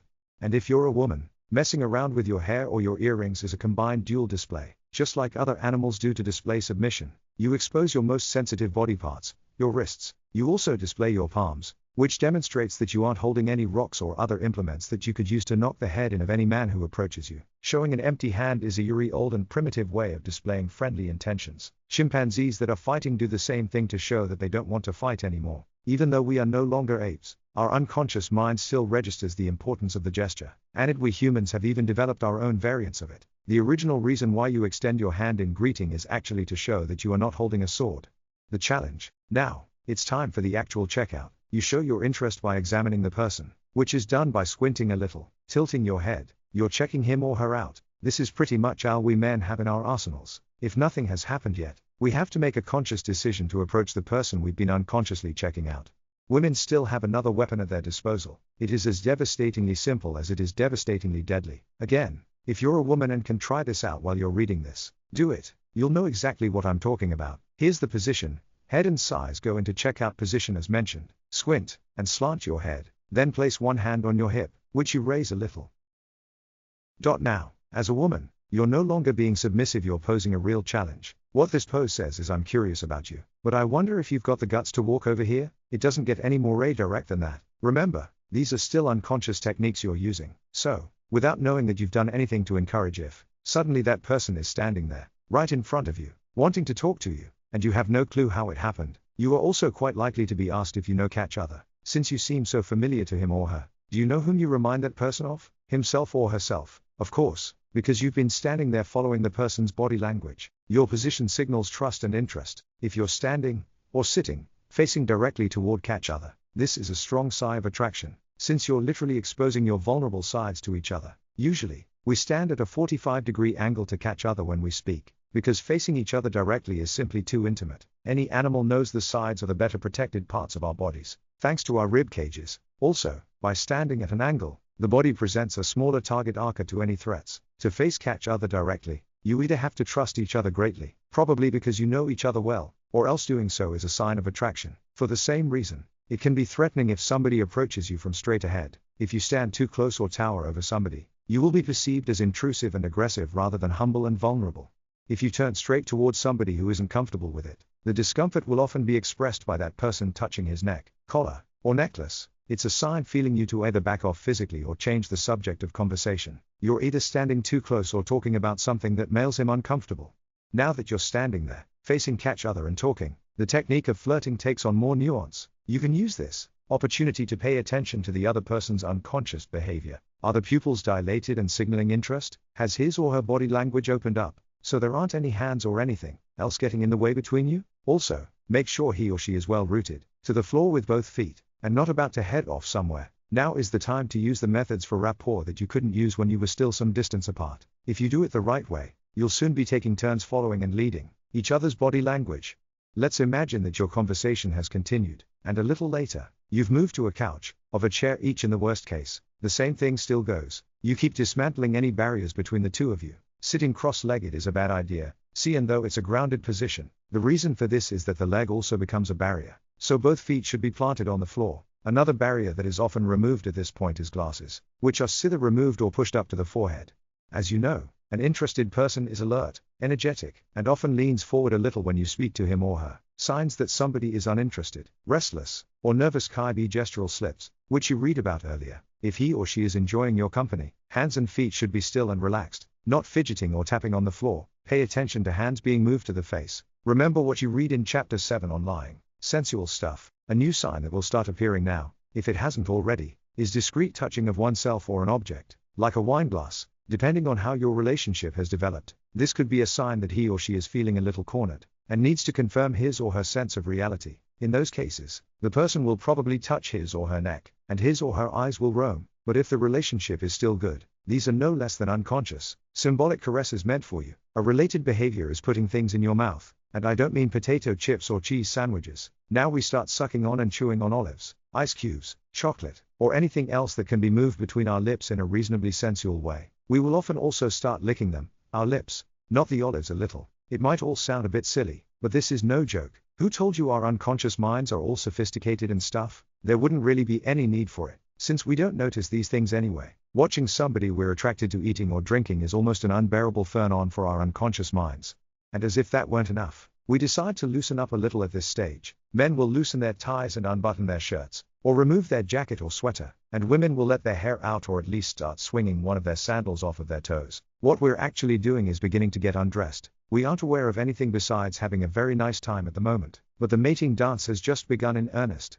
A true story. I fully understand if you're having a hard time accepting that the behavior I am discussing is still unconscious. Surely you'd never miss such blatant attempts at seduction. Maybe you wouldn't if you were silently observing the person in question. But remember, you're busy thinking about the things you're thinking about, listening to the other person, adding your own clever comments, and showing off your best behavior. There simply isn't time for you to think about these things consciously, especially when you're not quite sure what they mean. Let me tell you a story that illustrates how unaware we really are. A year or so ago, I was lecturing in a luxurious holiday resort in the Caribbean. As the weather was very hot, clothing was casual, sometimes minimal, even in the more formal context. One night, we were at an outdoor restaurant, having dinner. A man who has become famous thanks to his impressive physique and size walked in and sat down. His presence was impossible to ignore, which was obvious, as all the guests gave him a quick look before returning to their meals. A minute or so after he sat down, a young woman walked up to him. She had long, bleached hair, was about 25, and was wearing a tank top with a lot of cleavage, a short skirt, and sandals. I was sitting too far away to hear their conversation, but I was able to study their behavior. He turned his chair away from the table to be able to face her directly, which I felt was a nice gesture, telling her he was prepared to give her his time and attention. Of course, his size made it impossible for him to expose weakness or vulnerability to her in this way. But more important, he posed no threat either. As he was sitting down while she was standing up, they spoke for 2 or 3 minutes. During their conversation, here's what she did. First, she placed one hand on the table she was standing next to. Since the table was quite low, this means she was leaning to the side, supported by her arm, which made the arm a useful support for pushing her chest up and out toward him. 20 seconds later, she moved her hand on the table forward a little more, making it necessary for her to lean forward slightly, which positioned her cleavage directly in line with the seated man's face. After another 20 seconds, she began touching her neck, but not in the nervous way. This was the sensual way. She casually dragged her finger in a caress along her necklace and the collar of her tank top. Half a minute went by like this, before her right sandal was removed, and she started rubbing her naked foot along her left leg. Up, and down, up, and down. I almost choked on my salad. How was he going to respond to this? Well, he did the exact opposite of what she was doing. He looked everywhere but at her, gave brief answers to her questions. I could see this even though I couldn't hear their words, tapped his feet on the floor, and kept moving his hands around. After a while, she had to give up, and she went back to her own table. When their conversation had ended, I couldn't resist. I sought the woman out as soon as I could, and asked her what they had spoken about. She had perceived their conversation as strictly business-related. As it happened, he had purchased a product from her about a year earlier, and she wanted to know if he was happy with it. She was deeply shocked when I described her behavior and the obvious attraction she had been displaying. She claimed that she had no memory at all of doing all the things I mentioned, and was quite concerned that she might have made an unprofessional impression. I believed her. I also had a quick talk with a man. I began by saying that I understood that this must happen to him all the time and that it must be bothersome for him. He responded by admitting that this was true, but he told me he made an effort to give everybody the time they needed and to be nice and polite to everybody. When I described the behavior he had just displayed, he was as upset as the woman had been just before. He was worried he might have made a disrespectful or unsympathetic impression, and asked me if I thought he should apologize to her. I told him he probably didn't need to, since neither one of them had been aware of their own behavior, let alone the others. They were both textbook examples of everything you've been reading about here, and they really had no clue about it, at least not consciously. If I had asked their unconscious minds, I would almost certainly have had completely different answers, but they were both consciously convinced that what happened was that they had a brief, business-related conversation. Keep that in mind if you feel nervous about following somebody's body language. You can get away with a lot more than you might think. When interest wanes, back to you in the couch, or chairs. If, by this point, you've grown tired of the other person and have had enough, I'm sure you can guess which changes that boredom will cause in your behavior. You simply start making bad rapport. Barriers are re-erected, eyeglasses go back on. Arms will start crossing the body, for instance, by holding things in your hands. Legs are crossed under the chair, making the feet come off the ground, or are crossed at the thighs. The body tennis egg up. Eye contact is broken. Something a lot of people do is to suddenly seem more interested in flicking invisible dust away, or rubbing imaginary stains out of their clothes. Pretty soon the other person will get up and tell you she has just seen somebody she needs to talk to, excuse herself, and leave. When you return to your friends, and they ask you where you've been, you tell them you've spoken to somebody you didn't know for a while. That's it. The fact that you've just been dancing for half an hour is nowhere in your memory. Everything I've been describing happens without a word. As you can guess, it's far from impossible to display this behavior, without even being particularly subtle about it, while having a completely commonplace conversation at the superficial level. But just think how effective it could be if your words matched your actions. 2. You can make yourself dangerously irresistible by practicing your rapport and wordless communication. In the earlier example, I have described a set of behaviors that can all be displayed, one after the other, in a single encounter, but of course this could go on for longer, or even just include a single sign or so each timp. Like with two co-workers at the office, everybody just knows there's something going on, no matter how they deny it themselves, despite their every meeting at the copying machine being a cornucopia of exposed wrists, moistening of lips, not licking, and facing each other directly. This can go on forever, and if nothing else happens, it's very likely that it will. Human beings are social animals. We require acknowledgement from others and to be permitted to acknowledge other members of our pack. To be able to feel good, it doesn't have to be more than that, unless you want it to. Of course, up until this point, everything in this book has been about learning to observe the unconscious signs other people display, and learning about your own signs. You've been able to use this knowledge in various ways, but the basic premise has always been the same. Now we're ready for a new approach. In the next 2 chapters, you will learn techniques for real influence. The influence you can achieve by leading somebody into rapport, for example, is of a rather passive kind. In the next chapter, we're going to touch on actively influencing the opinions, ideas, and emotions of others, all things a good mind reader needs to be able to do. Many of these techniques, like hidden commands from Chapter 9, or anchors from Chapter 10, can be used to improve other people's situations. Some of the other techniques are included to help you protect yourself, as you are under a constant barrage of sophisticated tricks that people play on you to get at your thoughts, usually for commercial or political ends. Look deep into my eyes. Methods of suggestion and undetectable influence, in which you learn about how your thoughts are affected directly by others, and you make a deal with Spider-Man.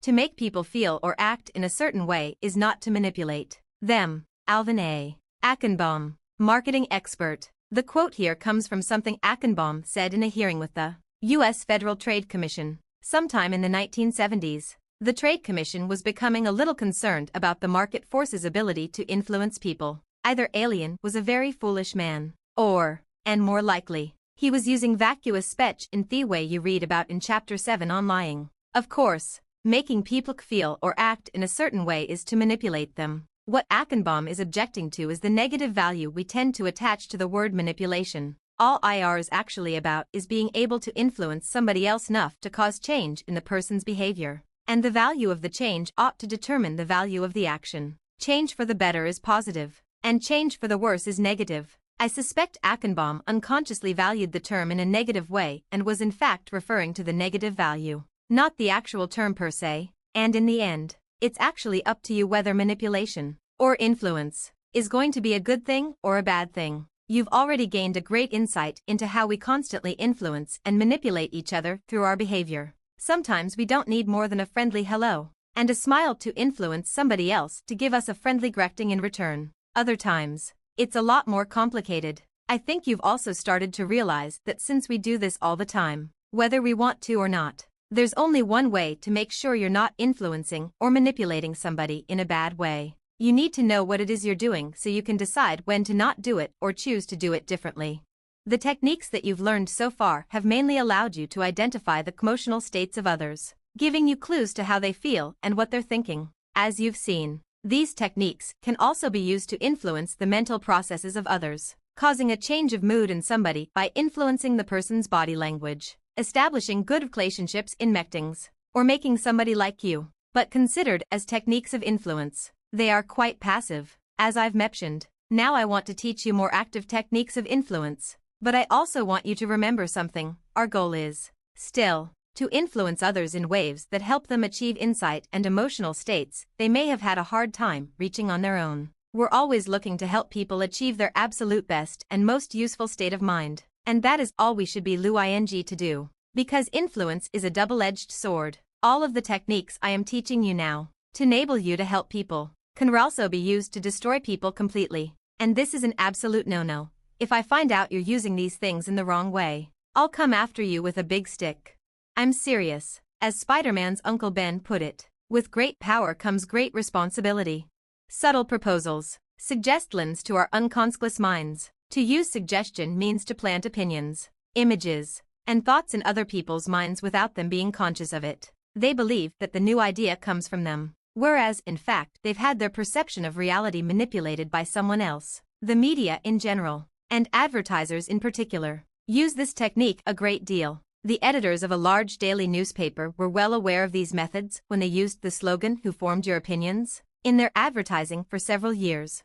You could say that a suggestion is a proposal to our unconscious. Usually, proposals are made to our conscious minds, and we reflect upon and make up our minds about them once we have heard them often. This is a question of behaving in a particular way or agreeing with some opinion or other. The reason why it's so much more efficient to propose things directly to our unconscious minds instead is that our unconscious minds don't analyze what's being said in the same way our conscious minds do.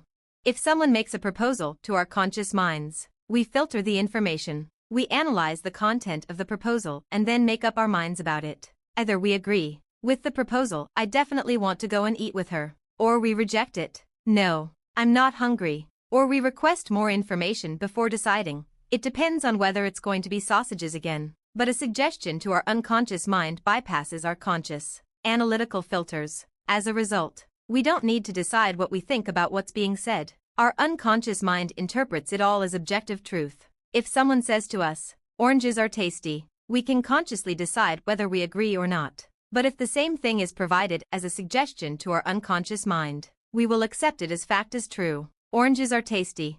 As well as having the media and advertisers bombard us with suggestions, we also use suggestions in our daily communication with one another. We are constantly making suggestions with our body language, as we saw in Chapter 8 on flirting. But suggestions hidden within our language can also be extremely effective, and we're going to take a closer look at them now. Because, after all, it's much easier to read someone's mind if you've already decided what the person is going to be thinking about.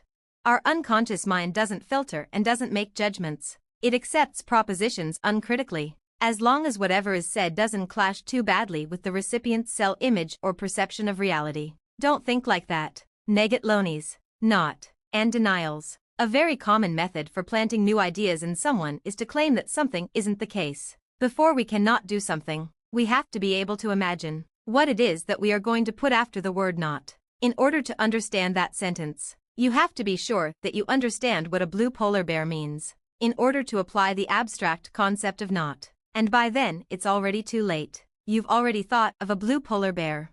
If you see a newspaper headline that says Ryan Reynolds denies romantic involvement with Emma Stone, you can't understand it without first understanding the concept Emma Stone romantic involvement Ryan Reynolds, and then afterward adding the fact that this isn't the case. Even though this headline hasn't taught you anything new about the world, your mind still contains a new thought that wasn't there before, and as anyone who has, or has had, small children will know, the word not pales into insignificance pretty quickly compared to the rest of what's being said. Ryan Reynolds? Who would have guessed?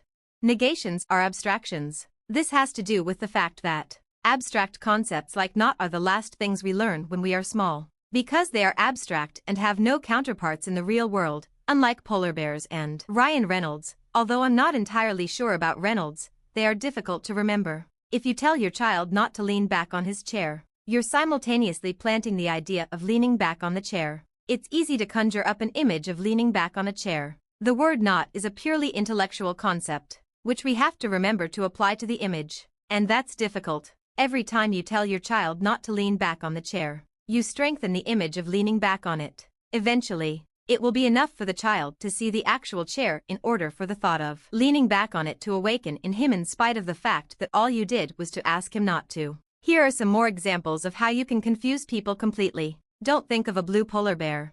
I don't want to make you lose count. You're not drinking anymore, are you? Stop hitting your little brother.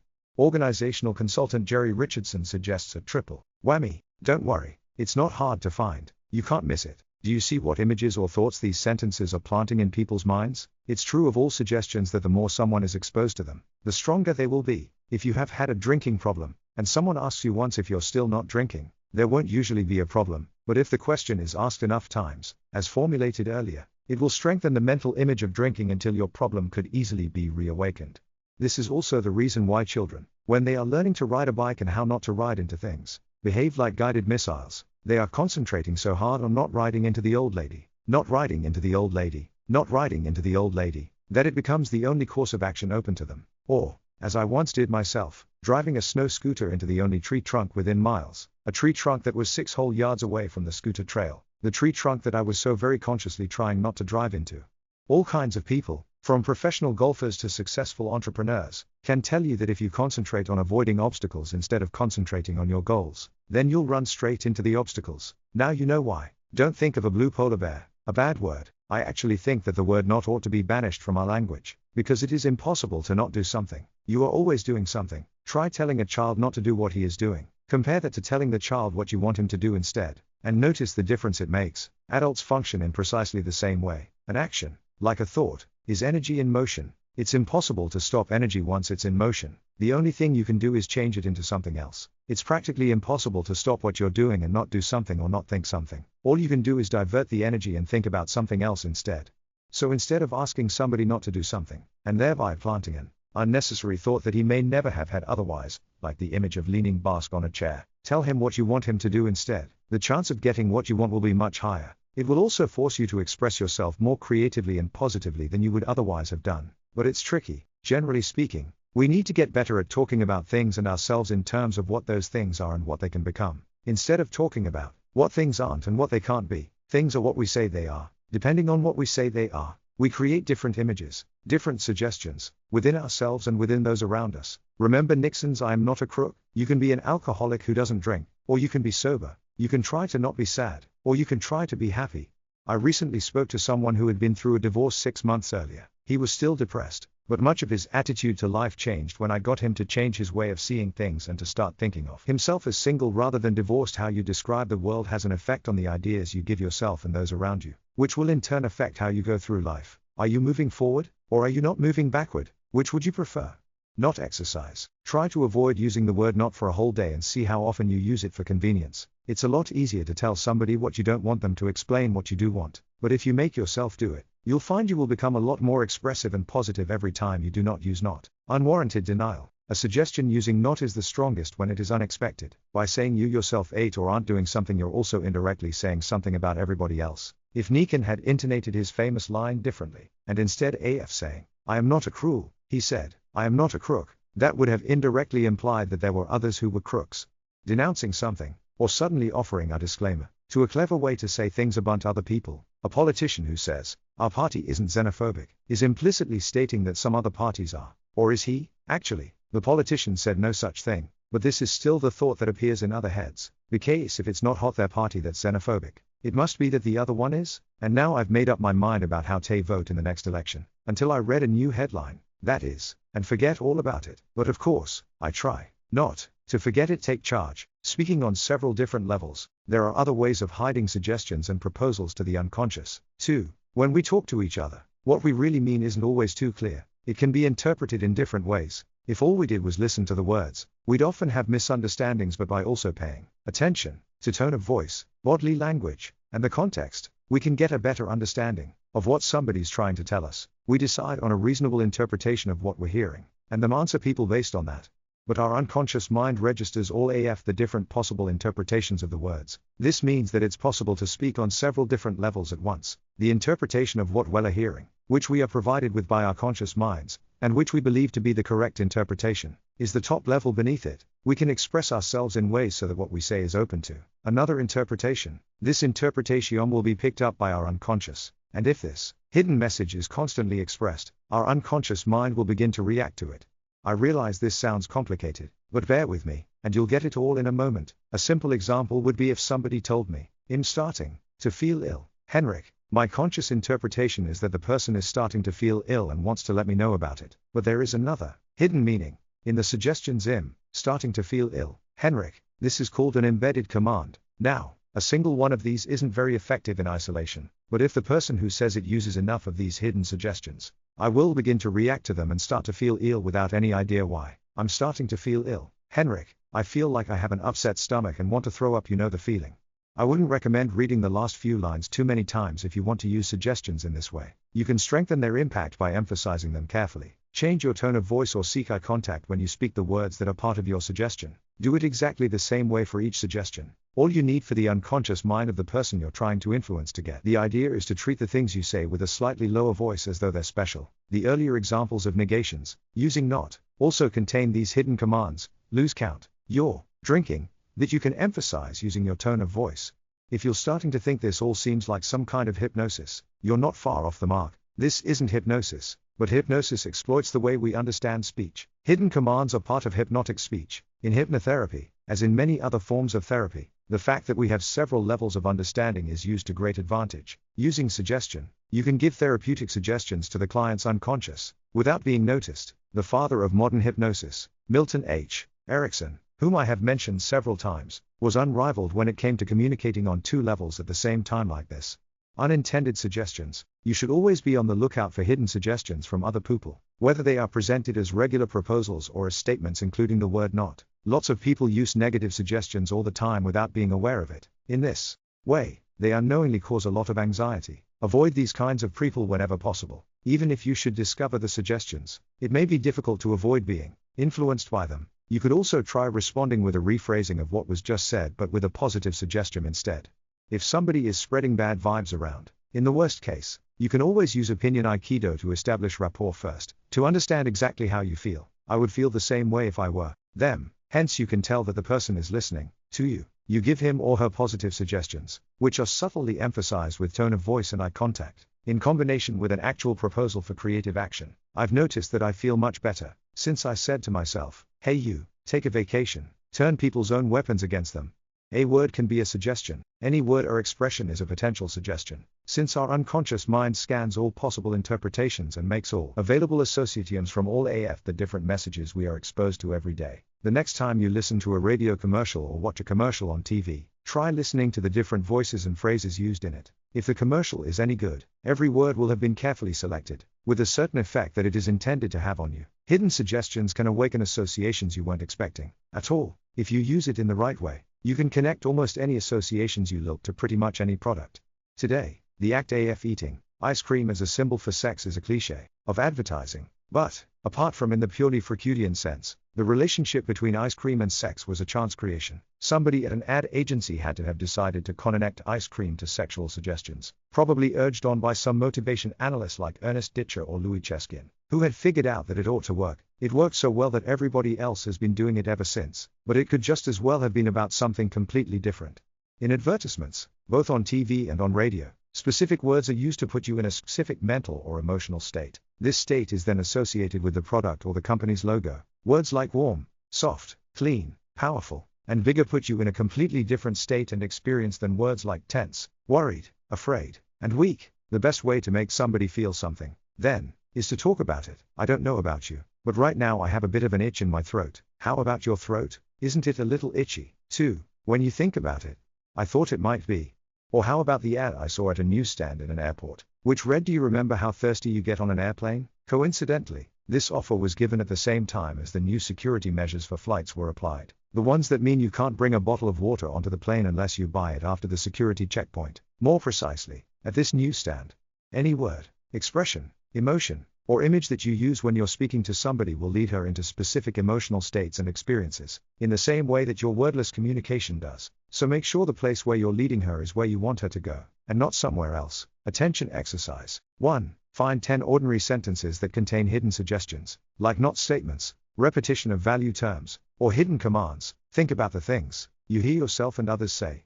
2. Choose a newspaper, and try to find hidden suggestions, like not statements, repeated value terms, or hidden commands. Begin by looking at one of the editorials, then see how many you can find in an article that is supposed to be reporting the news objectively. I'm not the one who said it. Suggestion through implication. An effective way of using linguistic suggestions is to hide them between the words, as insinuations or implications, rather than stating them directly. As you'll see, this works very well, and we usually don't have any idea what's going on when we hear these things, either. Leaving information out. When we talk to each other, we often take a lot of linguistic shortcuts. We assume the person we're speaking to has the same understanding and definitions we have, and that the words mean the same to both of us. 4. We don't need to explain what we mean by every single word we use. This is a good thing, because talking the long way would be very bothersome. We routinely leave out a whole load of information that we take for granted when we talk to each other. Often, this won't be a problem. It was pitch dark out will tend to be understood in more or less the same way. Since people's concepts of pitch dark won't vary too much, value statements are a lot more troublesome. The Oscars gala dinner was quite nice. How nice is quite nice to you, as opposed to me?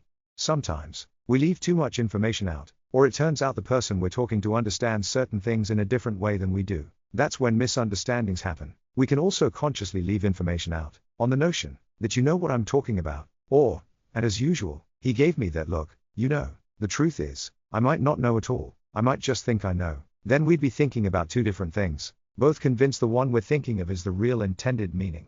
Using comparisons without reference. A good example of leaving information out is the wording on the packaging of frozen food in our supermarkets. I have some frozen salmon in my microwave right now. The box says, "Now, we use our own stock in the sauce," which makes it taste better and gives it more depth. A while back, it seemed like there was some rule for manufacturers that they had to write things like the following on their boxes and bottles. New better recipe, new sauce for better taste, new improved formula for now even whiter. I don't doubt that all of this is true. The question is just what the comparison is to be made with. Better than what? Whiter than what?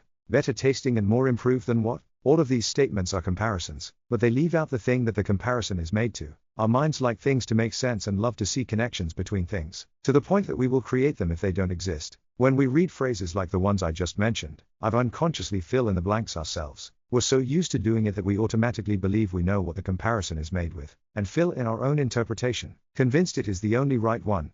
New source with more flavor. They must mean more flavor than before, right? But the truth is there is a multitude of different, just as plausible interpretations, more flavor than our other products, more flavor than our competitors' products, more flavor than before, but still pretty bland, and so on. Some interpretations will scare more plausible than others. More flavor than cucumber may seem like a less plausible interpretation to some. But how do we know that's not the intended meaning?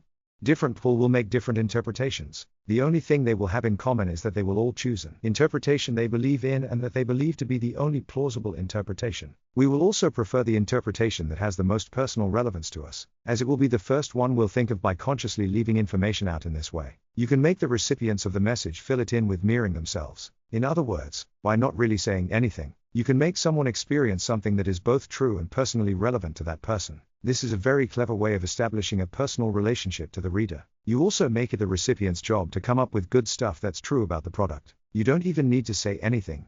By leaving information out, or by expressing yourself in ambiguous ways, you can make the recipient fill in the content, which guarantees that he or she will find it both true and personal. A copywriter I spoke to told me he loved using this particular gambit to get the reader emotionally involved. We think they know, by speaking of somebody in general terms, so that the person has to fill in the blanks herself. You can also give an impression of knowing more about him or her than you actually do. A good example of this is the interrogation method, which was used in China during the 1950s. When somebody was arrested, she was basically told only that we know it all. You may as well confess. Then the poor prisoner was simply left in her cell for a few days to try to figure out what they actually meant. At last, after enough thinking, everybody always came up with something they'd done that they felt had to be the crime they were suspected of. The problem was that each confession was met with the statement that even if what she had confessed to was a serious crime, it wasn't the crime she was suspected of. Back to the cell, or back to some more creative interrogation methods, until the poor victim had confessed every act in her entire life as a potential crime towards the government. This method can also be used to win people's trust. Express yourself about something in personal terms, but be ambiguous enough that the listener has to fill in all of the blanks herself. While you're reading this, make a tight fist with one of your hands. Done it yet? Good, keep it like that for a few seconds, a few more. Now, begin to open your hand, very slowly. Right about now, you should have a rather odd sensation in your hand, right?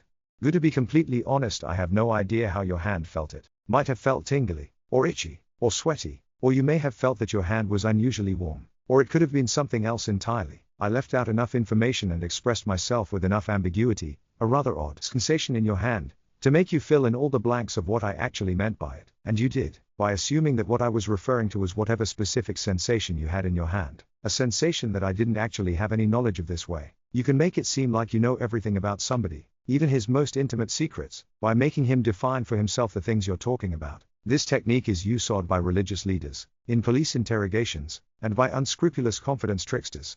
Public outrages and other generalizations. Another way of using suggestion by implication is by using generalizations. A generalization is a statement that claims that everything in a certain category shares a certain trait. If you say that all Scots are misers, you've made a broad generalization about everybody who lives in Scotland. Words that are commonly used in generalizations include all, none, always, all the time, never, everywhere, and so on. Note that even seemingly specific words like immigrants or kids are actually broad generalizations. By using these words, you erase any obvious or subtle differences that are actually there, and a very simplified account of things.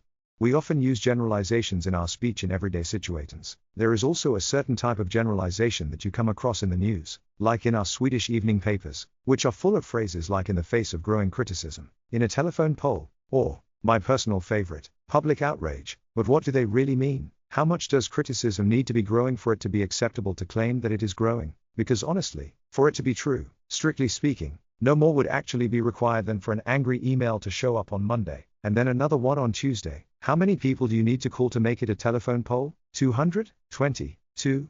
You might think I'm exaggerating, but I'm not. A journalist once told me that his newspaper demanded that there be 3 or 4 upset people in order to use the phrase public outrage in an article. I can't vouch for the truth of this, but it doesn't sound too far-fetched, especially when you consider that when propaganda expert Martin Borgs worked at a newspaper, its definition of an outrage meant 10 angry letters from its readers.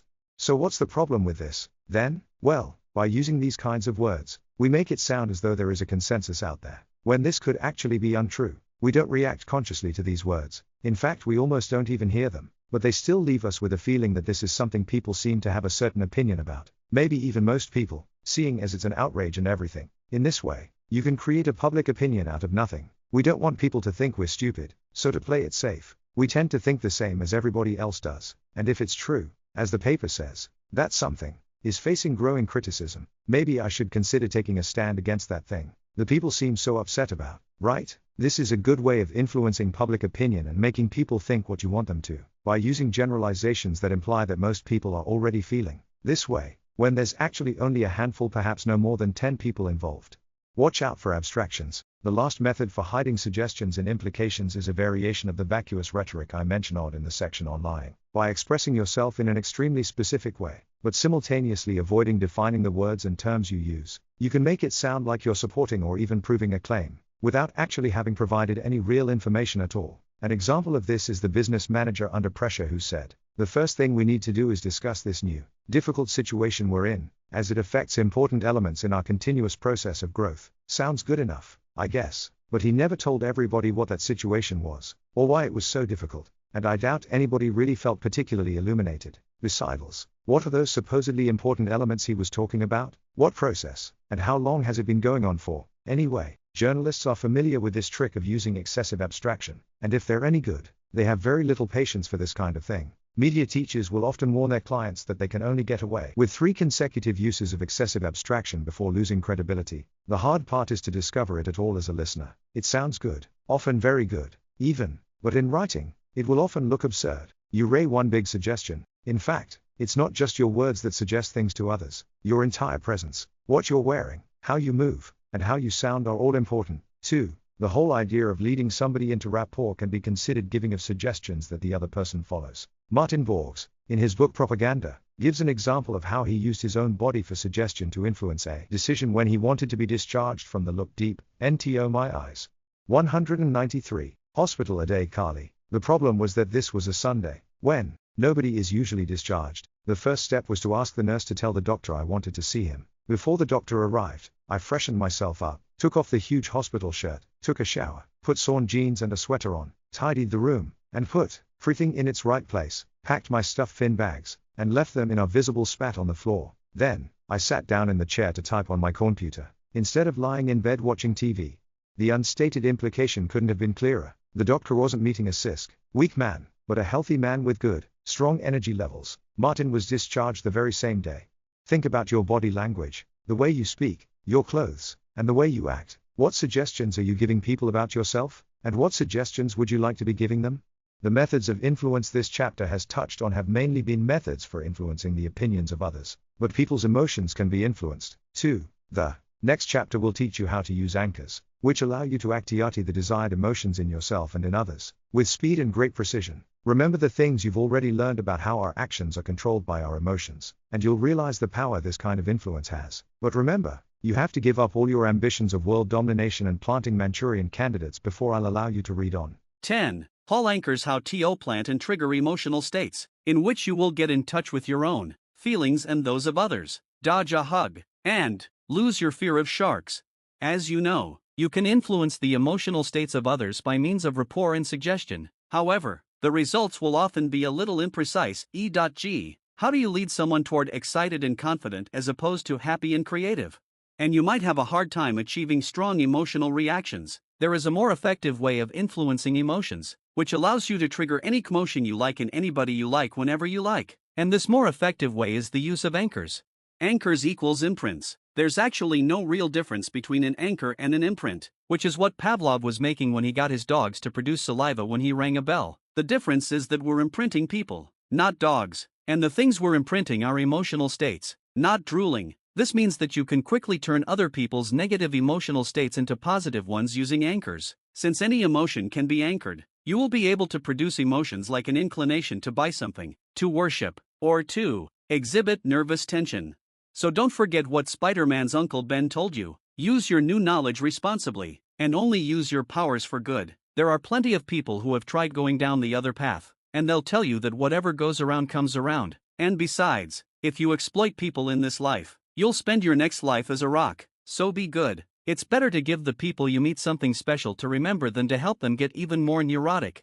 you're already full of anchors. I've said it before, and I'll say it again, nothing in this book is really news to you. This is true of anchors as well. You use them all the time already. We have lots of experiences as we go through our lives. Many of these experiences will also be tied to strong emotional states like joy, love, hate, betrayal, happiness, nervous tension, anger, and so on. When we're reminded of something we've experienced, we remember more than just the event. To some extent, we also start to feel the same as we did at the time. We don't actually even need to remember the event. We can bring back the emotions from events we've even forgotten. That's why we can see somebody from afar and instinctively feel dislike for her. It's not until afterward that we realize she resembles somebody who used to bully us at school, or that she was wearing the same type of sweater our childhood enemy used to wear.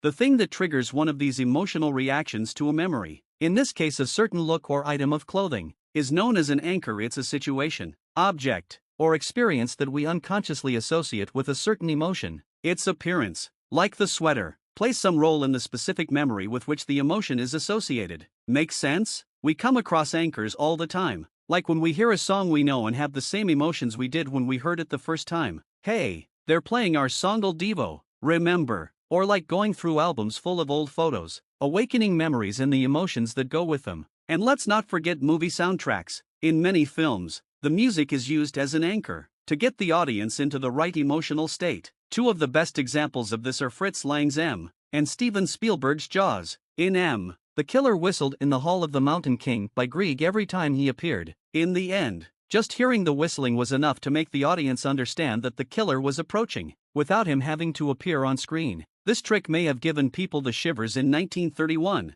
but audiences are a little more sophisticated these days, right? 44 years later, Spielberg used the famous theme from Jaws in exactly the same way Lang did, to indicate that the shark was approaching. I know several people who saw Jaws when they were around the age of 12, who still experience a significantly elevated pulse, sweating, anxiety, and nervous twitches every time I sneak up behind them to hum, dum dum, dum dum duhm dum dum do me. How's that for an anchor? Places can make for strong anchors. A friend of mine figured this out on her own recently when she broke up with her boyfriend. The conversation between the two of them began to embed at her place, but when the tears and anger came out, she quickly realized they had to finish the conversation in the kitchen instead. As she explained it to me, otherwise all of those horrible, sad emotions would have stayed there in my bed. They would have come back every time I went to bed to go to sleep, and of course I didn't want that. Fortunately, she realized her bed was turning into a powerful negative anchor before it was too late. But as luck would have it, we're not always this perceptive. The strongest anchors are often the sensory impressions that we give the least thought to, tastes and smells. One of the most famous examples of an anchor in human culture is the one described by author Marcel Proust in his novel In Search of Lost Time, wherein the main character eats a little cake he has just dunked in his cup of tea and suddenly remembers his entire childhood. And suddenly the memory returns. The taste was that of the little crumb of Madeleine which on Sunday mornings at Cambrai, when I went to say good day to her in her bedroom, my Aunt Leonie used to give me, dipping it first in her own cup of real or of limeflower tea. But when from a long distant past nothing subsists, after the people are dead, after the things are broken and scattered, still, alone, the smell and taste of things remain. And once I had recognized the taste of the crumb of Madeleine soaked in her decoction of limeflowers which my aunt used to give me, immediately the old grey house upon the street, where her room was, rose up like the scenery of a theater, and the whole of Cambrai and of its surroundings, taking their proper shapes and growing solid, sprang into being, town and gardens alike, from my cup of tea. Anchors on cue. The anchors we are interested in here are not of the kind Proust was talking about. The kind we are dealing with are anchors that can provoke different emotional states in people. Of course, it would be very useful if we could know exactly which anchors lie hidden in the unconscious minds of ourselves and others, so we could trigger them at will. Feeling a little drained? Trigger your energy anchor, and boomy-eye just like that, you've turned yourself into the Energizer Bunny. In this way, we could influence ourselves and others to always feel as happy as possible, and to always be in a creative, exciting state of mind. But since the anchors are hidden in the unconscious mind, it's very hard to know what they are. This might make it sound like it's time to give up, but that would be premature. You see, we can easily create new anchors, in our schools as well as in others, and we're always doing it anyway, so we might as well learn to do it effectively. By creating new anchors, you will always know exactly which emotion is being triggered and exactly what to do to trigger it. Here's how it works. Whatever you do or say when you're with somebody who is experiencing a strong emotion will become linked to the emotion in the other person's memories. That particular action will be your anchor. At a later time, when you repeat it, saying or doing the same thing as before, this will stimulate the memory of the emotional state that person was in when the anchor was planted. How much of the emotion is reawakened, and whether the emotion is as powerful as before or just a pale shadow of a memory, depends on how well you managed to plant the anchor in the first place. By making yourself aware of how anchors are made, you will also get a better sense of the anchors you plant in people unintentionally. The same goes for anchors you plant in One yourself. my friend almost like planted in her bedroom. And, of course, you'll also have a better chance of noticing what anchors other people plant in you, intentionally or otherwise. Anchors, like suggestions, are often used in the wrong way. Unconscious and negative anchors, Jerry Richardson, mentioned earlier, gives a good example, in which a father notices that his son is sad, and hugs him. The father's intentions, of course, is to give comfort and support. The problem is that his hug has to have been used in a positive context before, that is, been anchored with positive emotions, for the positive emotions to be triggered when he hugs his sad little boy. But this father doesn't have a lot of physical contact with his children. In fact, it only really happens when he needs to comfort them. So instead of this hug being associated with something pleasant, and the father being able to use it to counteract the negatives, his hug will be anchored with a negative emotional state, since that's when the child experiences it. If this happens a few times in a row, every time the father hugs his son, he will be putting him in a negative state, even if the son was happy to begin with. If physical touch is used only when somebody is sad, that emotion will be associated with the touch, whatever the intentions behind it are.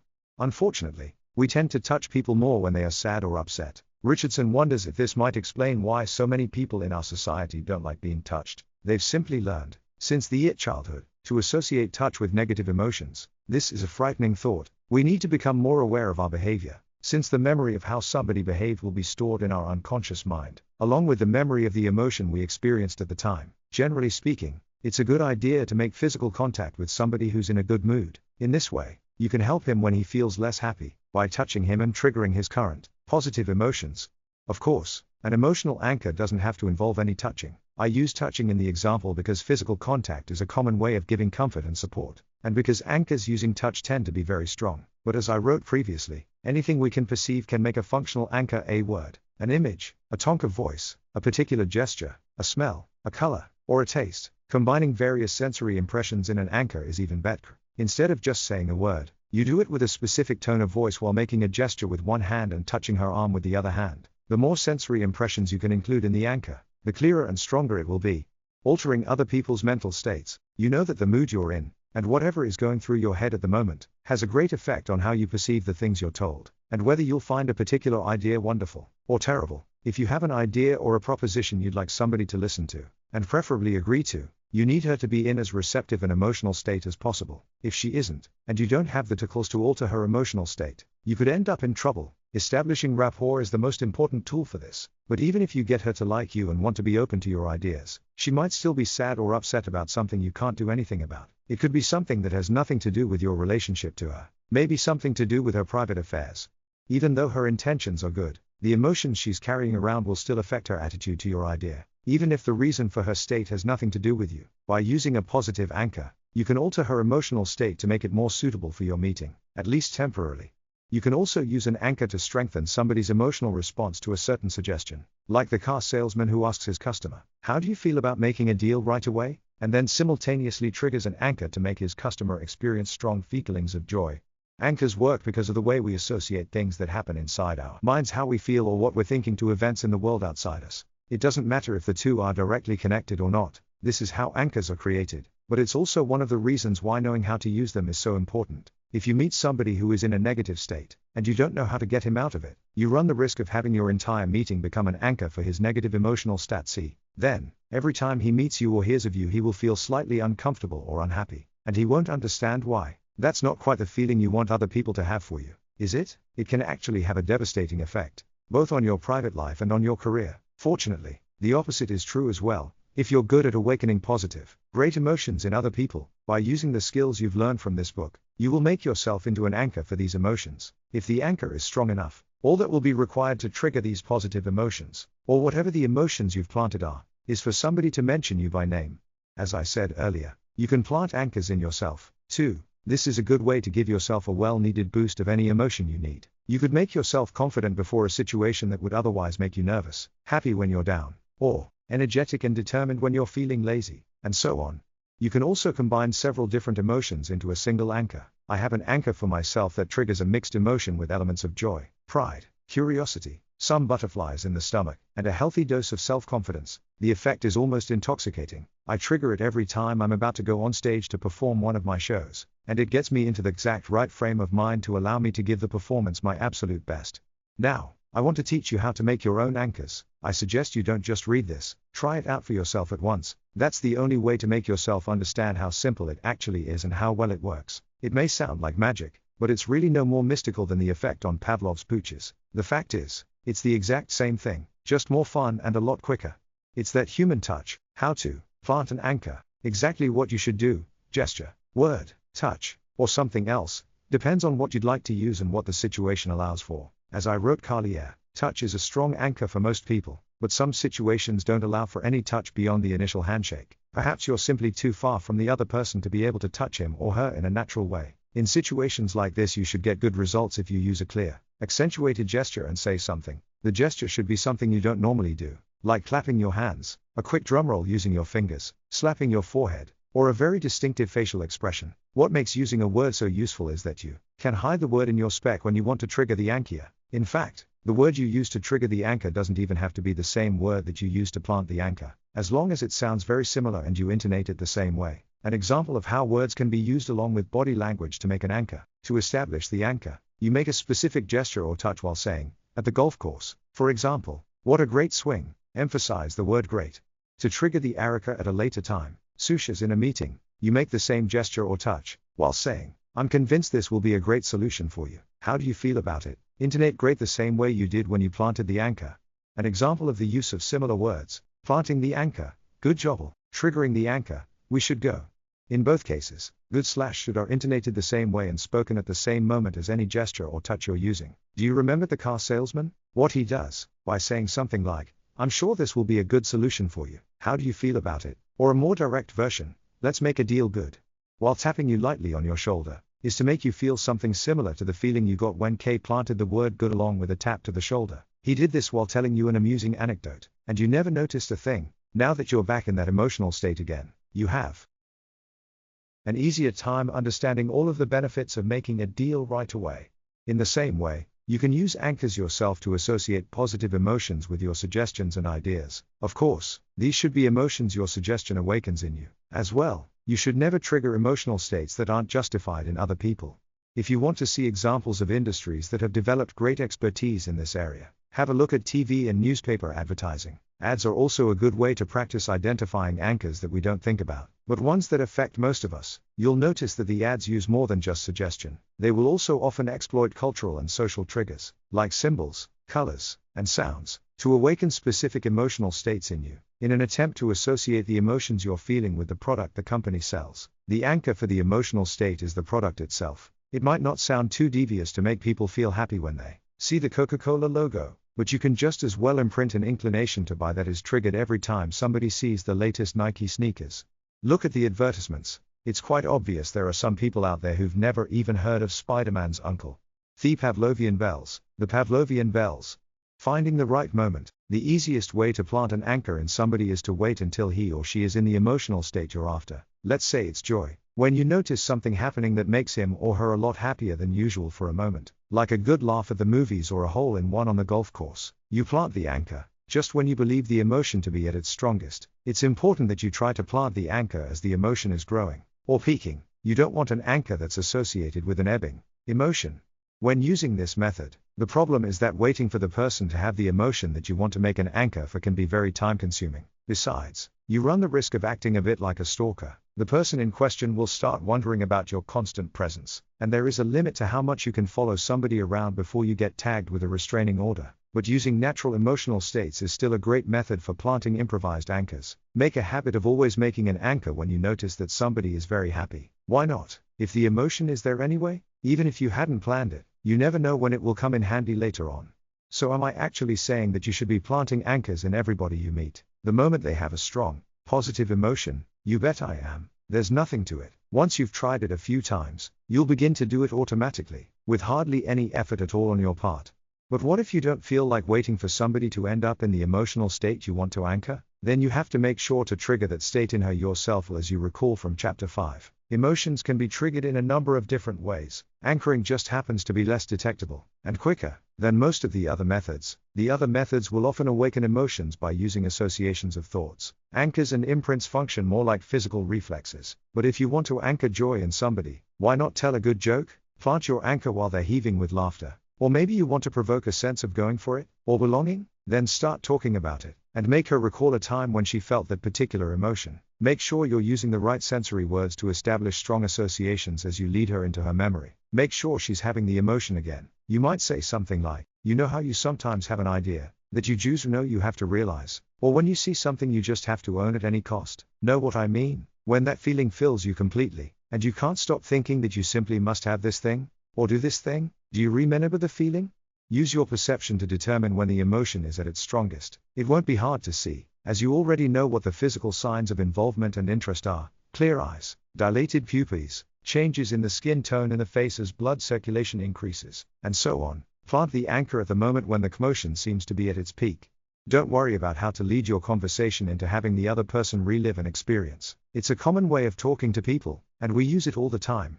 Do you remember? Is a completely ordinary expression to use in any conversation. In everyday spec, we're constantly triggering emotional associations in catch other. You can explain to the person that you want to make sure he or she knows that the feeling is the result of your desire to have him or her understand your own feelings concerning the issue at hand, whatever it may be. Do you remember the feeling? Can you feel it right now? That's the exact way I feel about this. You can also use phrases such as the following. What's your favorite thing about? Can you remember the last time you felt?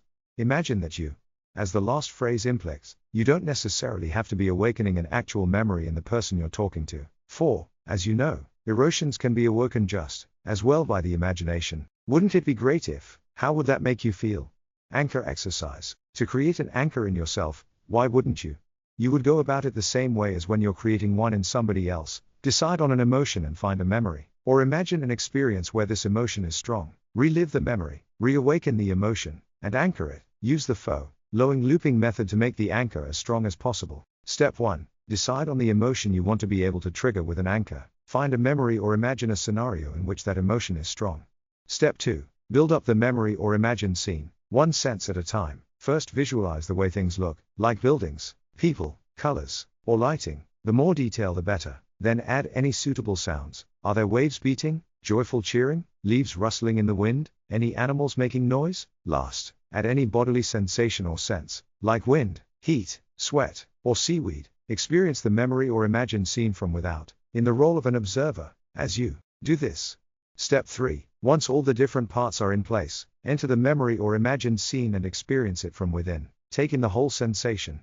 Step 4. Just as the emotion's strength is peaking, plant your anchor, make a fist and say never give up, or whatever seems appropriate. Maintain the anchor for a moment as the emotion is peaking, then release it before the emotion ebbs out. Step 5. Rest for a few seconds, then repeat steps 2 to 4. But when you add the various sensory impressions, try to make everything a little stronger than before. Make the colors more intense, the noises louder, the heat warmer, and so on. This way, you will also strengthen the related emotion. If you feel the memory can't be made any stronger than it is, try a different memory that uses the same emotion. It won't make any difference. Amplify the senses and the emotion each time, and anchor in the same way as before. Step 6. Perform step 5 3 or 4 times, planting your anchor in the same place each time. If you've done it the right way, by now you should have created a very strong anchor in your own mind. Step 7. Now it's time to try it out. First, get some rest, go someplace else, so you're not in the same place where you did the exercise. Once you feel relaxed, trigger the anchor by clenching your fist in the same way. For example, if the anchor was planted properly, you will be filled with the emotion immediately, on cue. You can't avoid it. You've just given yourself a physical reflex. It's an incredible sensation. If the emotion is weak, or doesn't appear, you've either timed the anchor incorrectly or you didn't manage to feel the emotion properly when you made the anchor, in which case, all you need to do is try again. Practice, then practice some more. Creating anchors in other people is a skill that takes practice to become effective. It's mostly a question of yating into the habit of it, and getting the timing right, so that you establish the anchors at the moment when the feelings are at their strongest. But it's easy to practice, just like with rapport, it's just a matter of doing it whenever you can. The idea is for this to become an automatic action in you, just like establishing rapport is, and, actually, it really is an automatic action. The only thing you're adding is the ability to choose to establish positive anchors and not negative ones, and also to be able to control what the actual anchor is to be. Planting anchors should be fun and simple. There's no reason to use lots of different anchors for different people. Use standard anchors, and always use the same one for joy or determination, for example. This way you won't have to remember any more than necessary. You should make a habit of using your joy anchor a certain touch, combined with a certain word, spoken a certain way. The moment somebody is very happy, no matter who it is, you will soon have put the same joy anchor in most of the people around you. And since you've been using the same one, you'll always know how to trigger it. You won't need to think about what you did for a particular person. And besides, if you always use the same anchor for the same notion, no matter who the person is, and you've planted it in lots of people, what do you think might happen if you trigger the anchor in a room that has several of these people present? That's right, you've just triggered multiple emotions. How's that for a nice surprise? Perhaps you still find all this anchor stuff a bit odd or mystical. If that's the case, I suspect you may have skipped the last exercise, because it's actually very simple. You create a reflexive association in yourself or in somebody else, an association that links a behavior, the anchor, to a previous emotion. That's it. Words really can't do it much better justice. To understand how well it works, you have to go out and try it yourself. Remember, just like when you practiced rapport, you can't really ever have a negative result. The worst that can happen is that you don't manage to establish the anchor very well and that nothing happens when you try to trigger it. You simply have to keep at it until you get the knack. When you succeed, you will be making yourself and others feel happy, filled with creativity, and all the other positive emotions that you've anchored, like a good little cunning, thought-manipulating mastermind. Your basic mind-reading training is almost over. Because of your knowledge of rapport, dominant senses, and subtle emotional expressions, you are now aware of what people are actually saying to you, what they're thinking, and what they're really feeling. You can tell when somebody tries to hide that they're feeling pressured or being untruthful. You can easily interpret and respond to unconscious signs of acknowledgement and interest that you see in others. You've also mastered techniques for implanting ideas, opinions, values, and thoughts into the minds of others, and for the same reason, you are more alert to people who do these things to you. You know how to use anchors to get yourself into the exact emotional state you want to be in, and you can do the same to the people around you. But there's something missing. You can't call yourself a mind reader unless you can prove to people that you can read their minds. To finish, I will therefore teach you some neat mind-reading demonstrations that you can use to impress people. So get your mesmeric stare ready, cue the dramatic music, and light the red lights. The stage is yours. 11. Show off. Impressive demonstrations, and party tricks, in which you learn some delightful mind-reading tricks that you can use to impress your friends and cause fear and panic wherever you go. Thought reading as a form of entertainment is a little different from the everyday variety, of course, but for once, there won't be lots of new techniques to learn, because these demonstrations are all based on the methods, or variations of them, that you've learned in this book. The only difference is that we present them differently than before, and to far more spectacular results. Just as with everything else, these tricks will take practice to give good results. Don't expect to manage all the demonstrations perfectly the first time you try them. There's no such thing as a free lunch, but with some patience, you won't have any trouble mastering them. In fact, without being aware of it, you've already started practicing some of them. Just remember that these demonstrations can have a very strong impact on the people who experience them. You know what you can and can't do, but your participants won't know the true limit of your powers. Feel free to explain that you can see straight into their minds or manipulate them. It will not quite. These party tricks can make you either a very popular person or extremely lonely, depending on how you handle the reactions of your friends and family. Visible thoughts. You know the thoughts somebody has in her mind. This demonstration is basically about getting someone to think of an image, a sound, or a feeling. By secretly observing her eye movements, you can see which of the options she is thinking of. As you've probably realized, this involves using the EAC model from pages 63 to 64 to determine which thought she has in her mind. We needn't concern ourselves with whether the model is scientifically valid or not. For this trick to work, it is enough that you know what to look for. It's a really simple trick, but it can have quite a shocking impact on the person you perform it for. The following example is not intended to be repeated word for word. I've written it to allow me to explain the different stages of the demonstration in a clear way. When you've understood the principle, it's up to you to pick suitable themes or thoughts to use. But for the time being, let's imagine that you're in some social situation where there are several other people around. Just one would be enough, of course, but there's no harm in having an audience. Let's imagine that someone has volunteered to take part in an interesting experiment in mind reading. You start out like this. We're going to conduct an experiment in mind reading. Thoughts are obviously very personal things, so we stick to thoughts that we'll create now, together. That way I'm certain not to uncover any private thoughts that you've been having. Just relax and follow my instructions. Are you ready? Then let's begin. Here comes the first thought. I want you to visualize your living room as clearly as you can. Do it now. Visualize the room. Try to include as many details as you can. Furniture, pictures, build up an image of the whole room. Here, check for definite eye movements, for instance up and to the left. Any sign will work, as long as it is clear and consistent. Good. Now you can erase that image. Instead, I want you to imagine the chorus of your favorite song. Take your time. I want you to really hear the music or the tune playing in your head.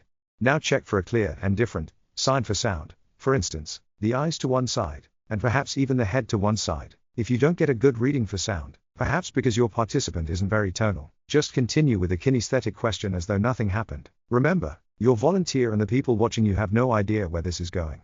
Let the music fade now. The last thing I want you to think about is how it feels to take a shower. Feel the nice warm water spraying over your body. Feel the slippery floor or the bathtub under your feet.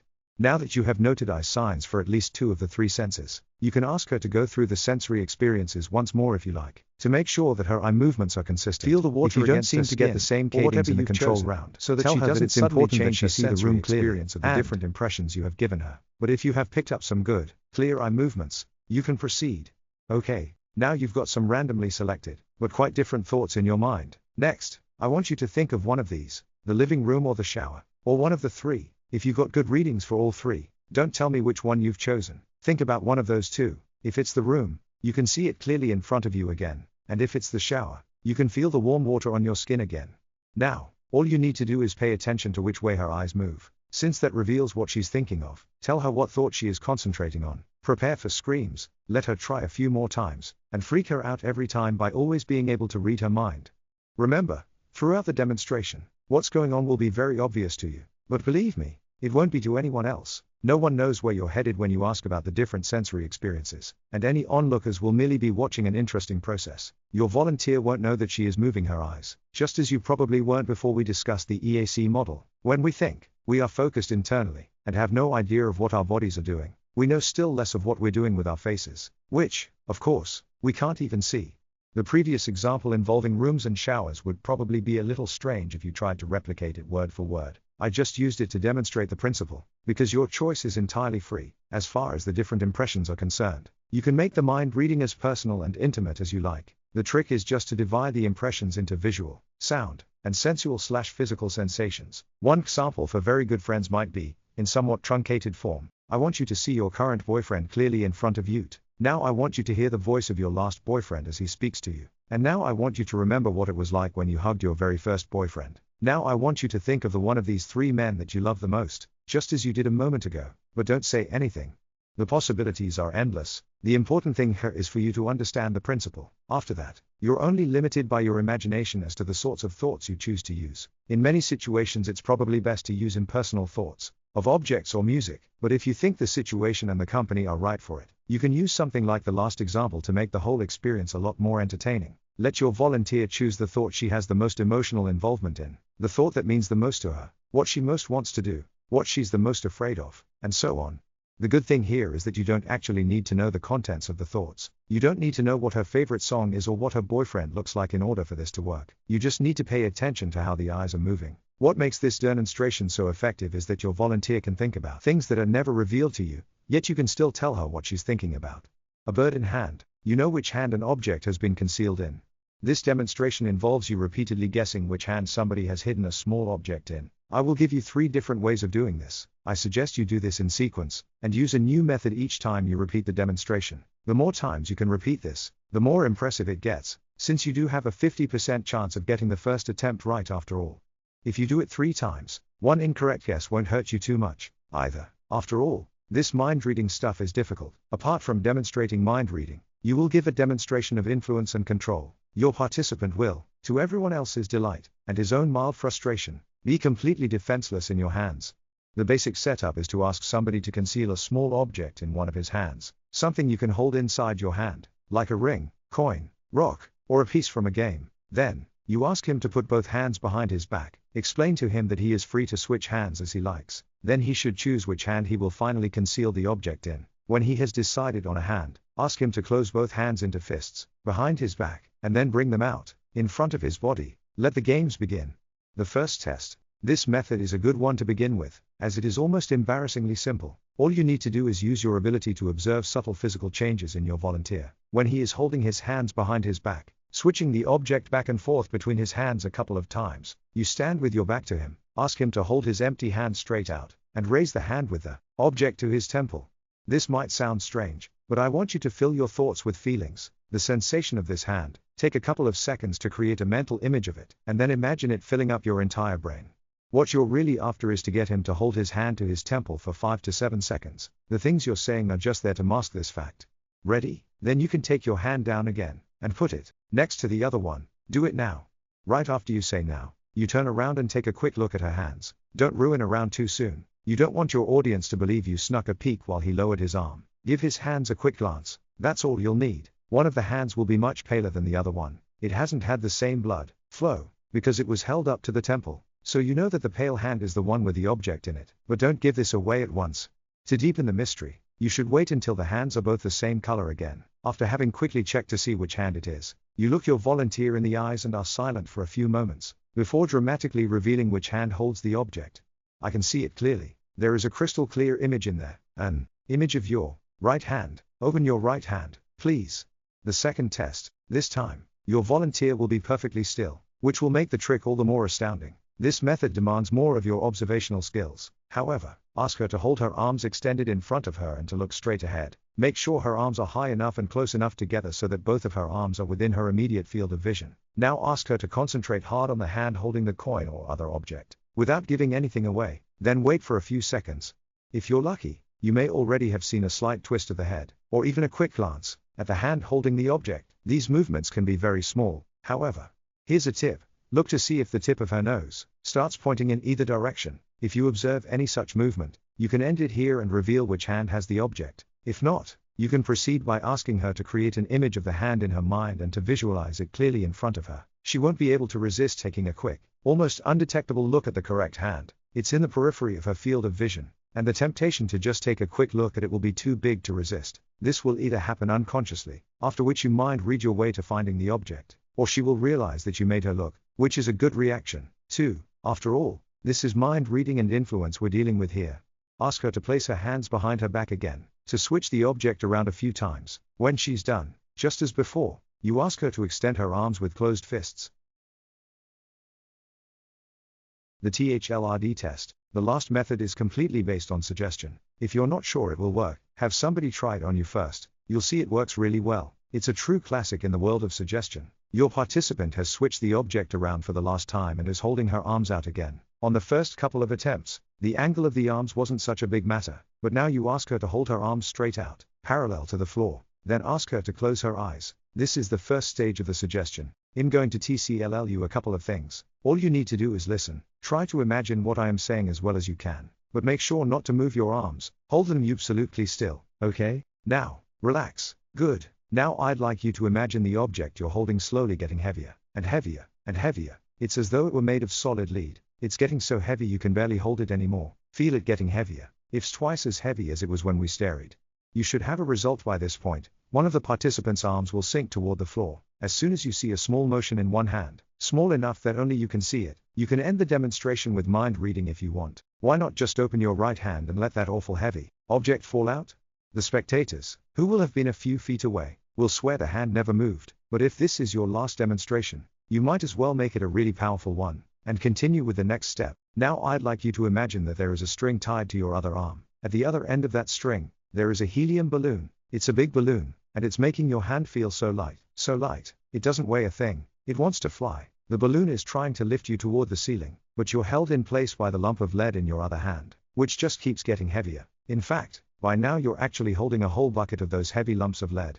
Keep making one hand heavier and the other one lighter. In the end, the participant will be standing there with her arms wide apart, one pointed down and the other one pointed up, like a big letter K. How far apart the arms go will vary from person to person, but it is very rare for the difference to be too small to notice. Keep your size closed for a while longer. Have you felt your Arms move at all? The answer will be no. If there are other people present, ask them to state out loud which hand they believe the object is hidden in. The spectators won't have any trouble knowing which hand it is. Of course. Keep your eyes closed, and stand still. You don't want her hands to start moving too early. Is it true that the object is in your right hand? Since you haven't moved your arms, all our spectators must be mind readers. 2. Right? Open your eyes. Your participant will be very surprised to see her arms point in 2 completely different directions. Instead of straight ahead, take a bow. And don't forget to tell the audience to give your participant a hand. 2. Back and forth, a classic of the supernatural. With a natural explanation. I had to think long and hard before deciding to include this section here. I was afraid it would be dismissed as nonsense, destroy the book's credibility, and make people throw it out of the nearest open window. But I figured that if you're still reading this, you have the knowledge you need to be capable of realizing that it's no stranger than anything else, and it works by the same principles as everything else in this book. I'm talking about pendulums. Yep, pendulums. Those patchouli-scented hippie crystals on a string that people with henna-dyed hair claim can reveal your future fortunes. Pendulums. But, actually, pendulums work according to the psychophysiological principle that says that all of our thoughts have some effect on our bodies. Before you dismiss this as utter nonsense, I'd like you to please at least try this out, empirically, and get an understanding for what it is you're dismissing. If you don't, you're just being superstitious. I understand if you're experiencing doubts and feeling very skeptical right now, but please trust me. Convince yourself. Get a piece of string, about 8 inches long, and tie a ring or something similar to one end of the string. It should be an object of some weight, at least. If the object is light, the pendulum won't work as well. Then draw a circle, about 6 inches across, on a sheet of paper. Draw a vertical line through the middle of the circle, and write yes next to the line. Then draw a horizontal line through the circle, and write no next to it, or use the circle printed below. Yes. Hold the loose end of the string between your thumb and index finger. Let the pendulum rest above the intersection of the lines, at the center of the circle. This is always the starting position. Now lift the pendulum, so that it is hanging straight over the intersection of the crosshairs. Concentrate on the yes line. Think, yes exercise to yourself, loud and clear, and notice the pendulum beginning to move back and forth over the line, or make an effort not to move your hand. You can support it with your other hand to give it more stability. As you have noticed, it doesn't make any difference. The pendulum will keep moving back and forth along that line. Now switch to the no line. Instead, concentrate and think, no. Without any conscious action on your part, the pendulum will suddenly change direction now. It will follow the no line instead. Make sure you're still keeping your hand still. Now think circle, and see how the pendulum starts making a circular motion over the paper instead. Alternate between yes, no, and circle a few times, until you're convinced. It's all because of something called ideomotor responses. When you think, you unconsciously cause small-scale muscle reactions that the human eye can't detect, but when amplified by the length of the string and the weight of the pendulum, they're suddenly very obvious. The pendulum feels magical because we can see it move, despite the person who is holding it swearing, and us seeing, that his hand is completely still. Perhaps that makes it seem reasonable to ascribe the movements of the pendulum to some arcane cause or other. Books about pendulums never wait long to introduce colorful concepts like holy guardian angel or magical force of the pendulum. My ambition isn't to make the world a less interesting place by claiming there is no such thing, but I think it's unnecessary to look any further for an explanation than to our own physiological responses. The best explanation of how the pendulum works that I've read was formulated by pendulum experts Greg Nicholson and Joseph Polanski, veterans of the business. The human nervous system is the communication system of the body. Through the nervous system, the brain gets all its data and then transmits the appropriate messages back to those organs. It is not the pendulum itself, therefore, which is giving you the answers. It is your higher intelligence communicating through the nervous system which gives you signals. Okay, I admit that it's not obvious that the unconscious mind is a higher intelligence, but, as they say, close enough. So the reason why we only see the pendulum move and not the hand, is that the pendulum amplifies the small, undetectable motions of the hand, muscle reactions that are too small for us to even notice and that are beyond our conscious control. The idea of idiomotoric responses is not news. It was first expressed in 1852 by psychologist William B. Carpenter, who also invented the actual term idiomotor action. The idea was clarified by the famous philosopher and psychologist William James, who I mentioned previously, in 1890. Whenever movement follows unhesitatingly and immediately the notion of it in the mind, we have idiomotor action. It is no curiosity, but simply the normal process.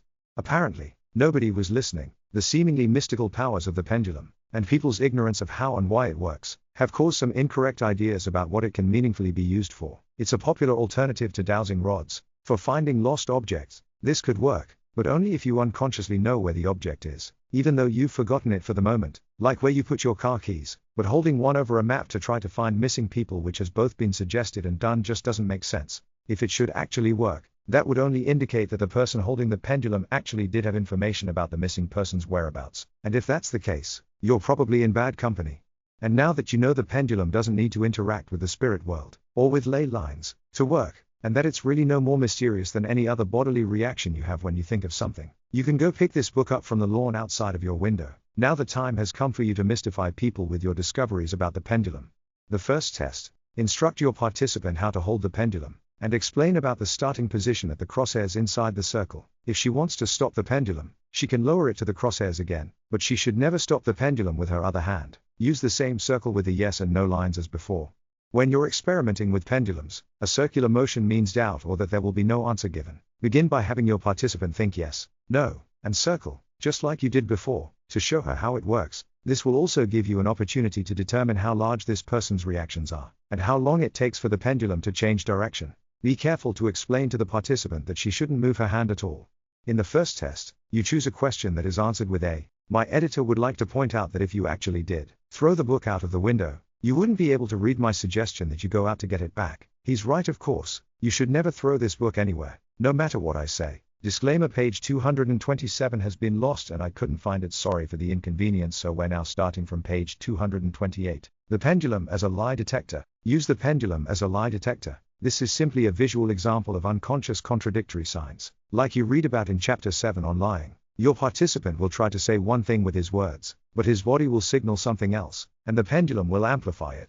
Let's say you're in a room with 5 people besides you and your participant. Ask him to rest the pendulum on the crosshairs, and silently pick one of the people in the room. He's going to think of this person during the experiment. Explain that you're going to speak the names of everybody who is present, one after the other. For each person, you will ask if this is the person your participant is thinking of. He is to answer no every time, even when it's the right person. When you're sure he's chosen somebody, and that he's understood the instructions, you ask him to pick the pendulum up. Just as in the previous experiment, you will begin with a certain outcome, to make sure he's playing along. Mention somebody who isn't present, and ask if that is the person he picked. Wait for the no from the pendulum. If you're working with somebody who only gives small responses, you can, if you need to, ask about another person who isn't present. Once you have a good, clear response, you continue with the 5 people in the room. Is it Harry? Is it Ron? And so on. Your test subject is supposed to answer no to catch question, but one of the questions, is it Hermione, will make the pendulum swing over to yes, irrespective of what the test person herself is claiming. The pendulum will reveal his lie without fail. For this reason, you should make sure the lie concerns a trivial matter, so there aren't any bad feelings afterward. When everybody has left the party because of the 2 people arguing in the kitchen, and you end up renting a bad movie, with Ben Stiller in it and consuming an entire bag of potato chips, and a huge bottle of Coke. I hope you will be brave enough to try out these demonstrations or experiments. Most of them are easier to perform than you think. All they require is that you use the skills you've already been practicing, for you to have faith in yourself, and, perhaps at first, no matter whether you're a woman or a man, you will need some massive cojones. If you like the video, please don't forget to like and subscribe, as it really helps in what I do.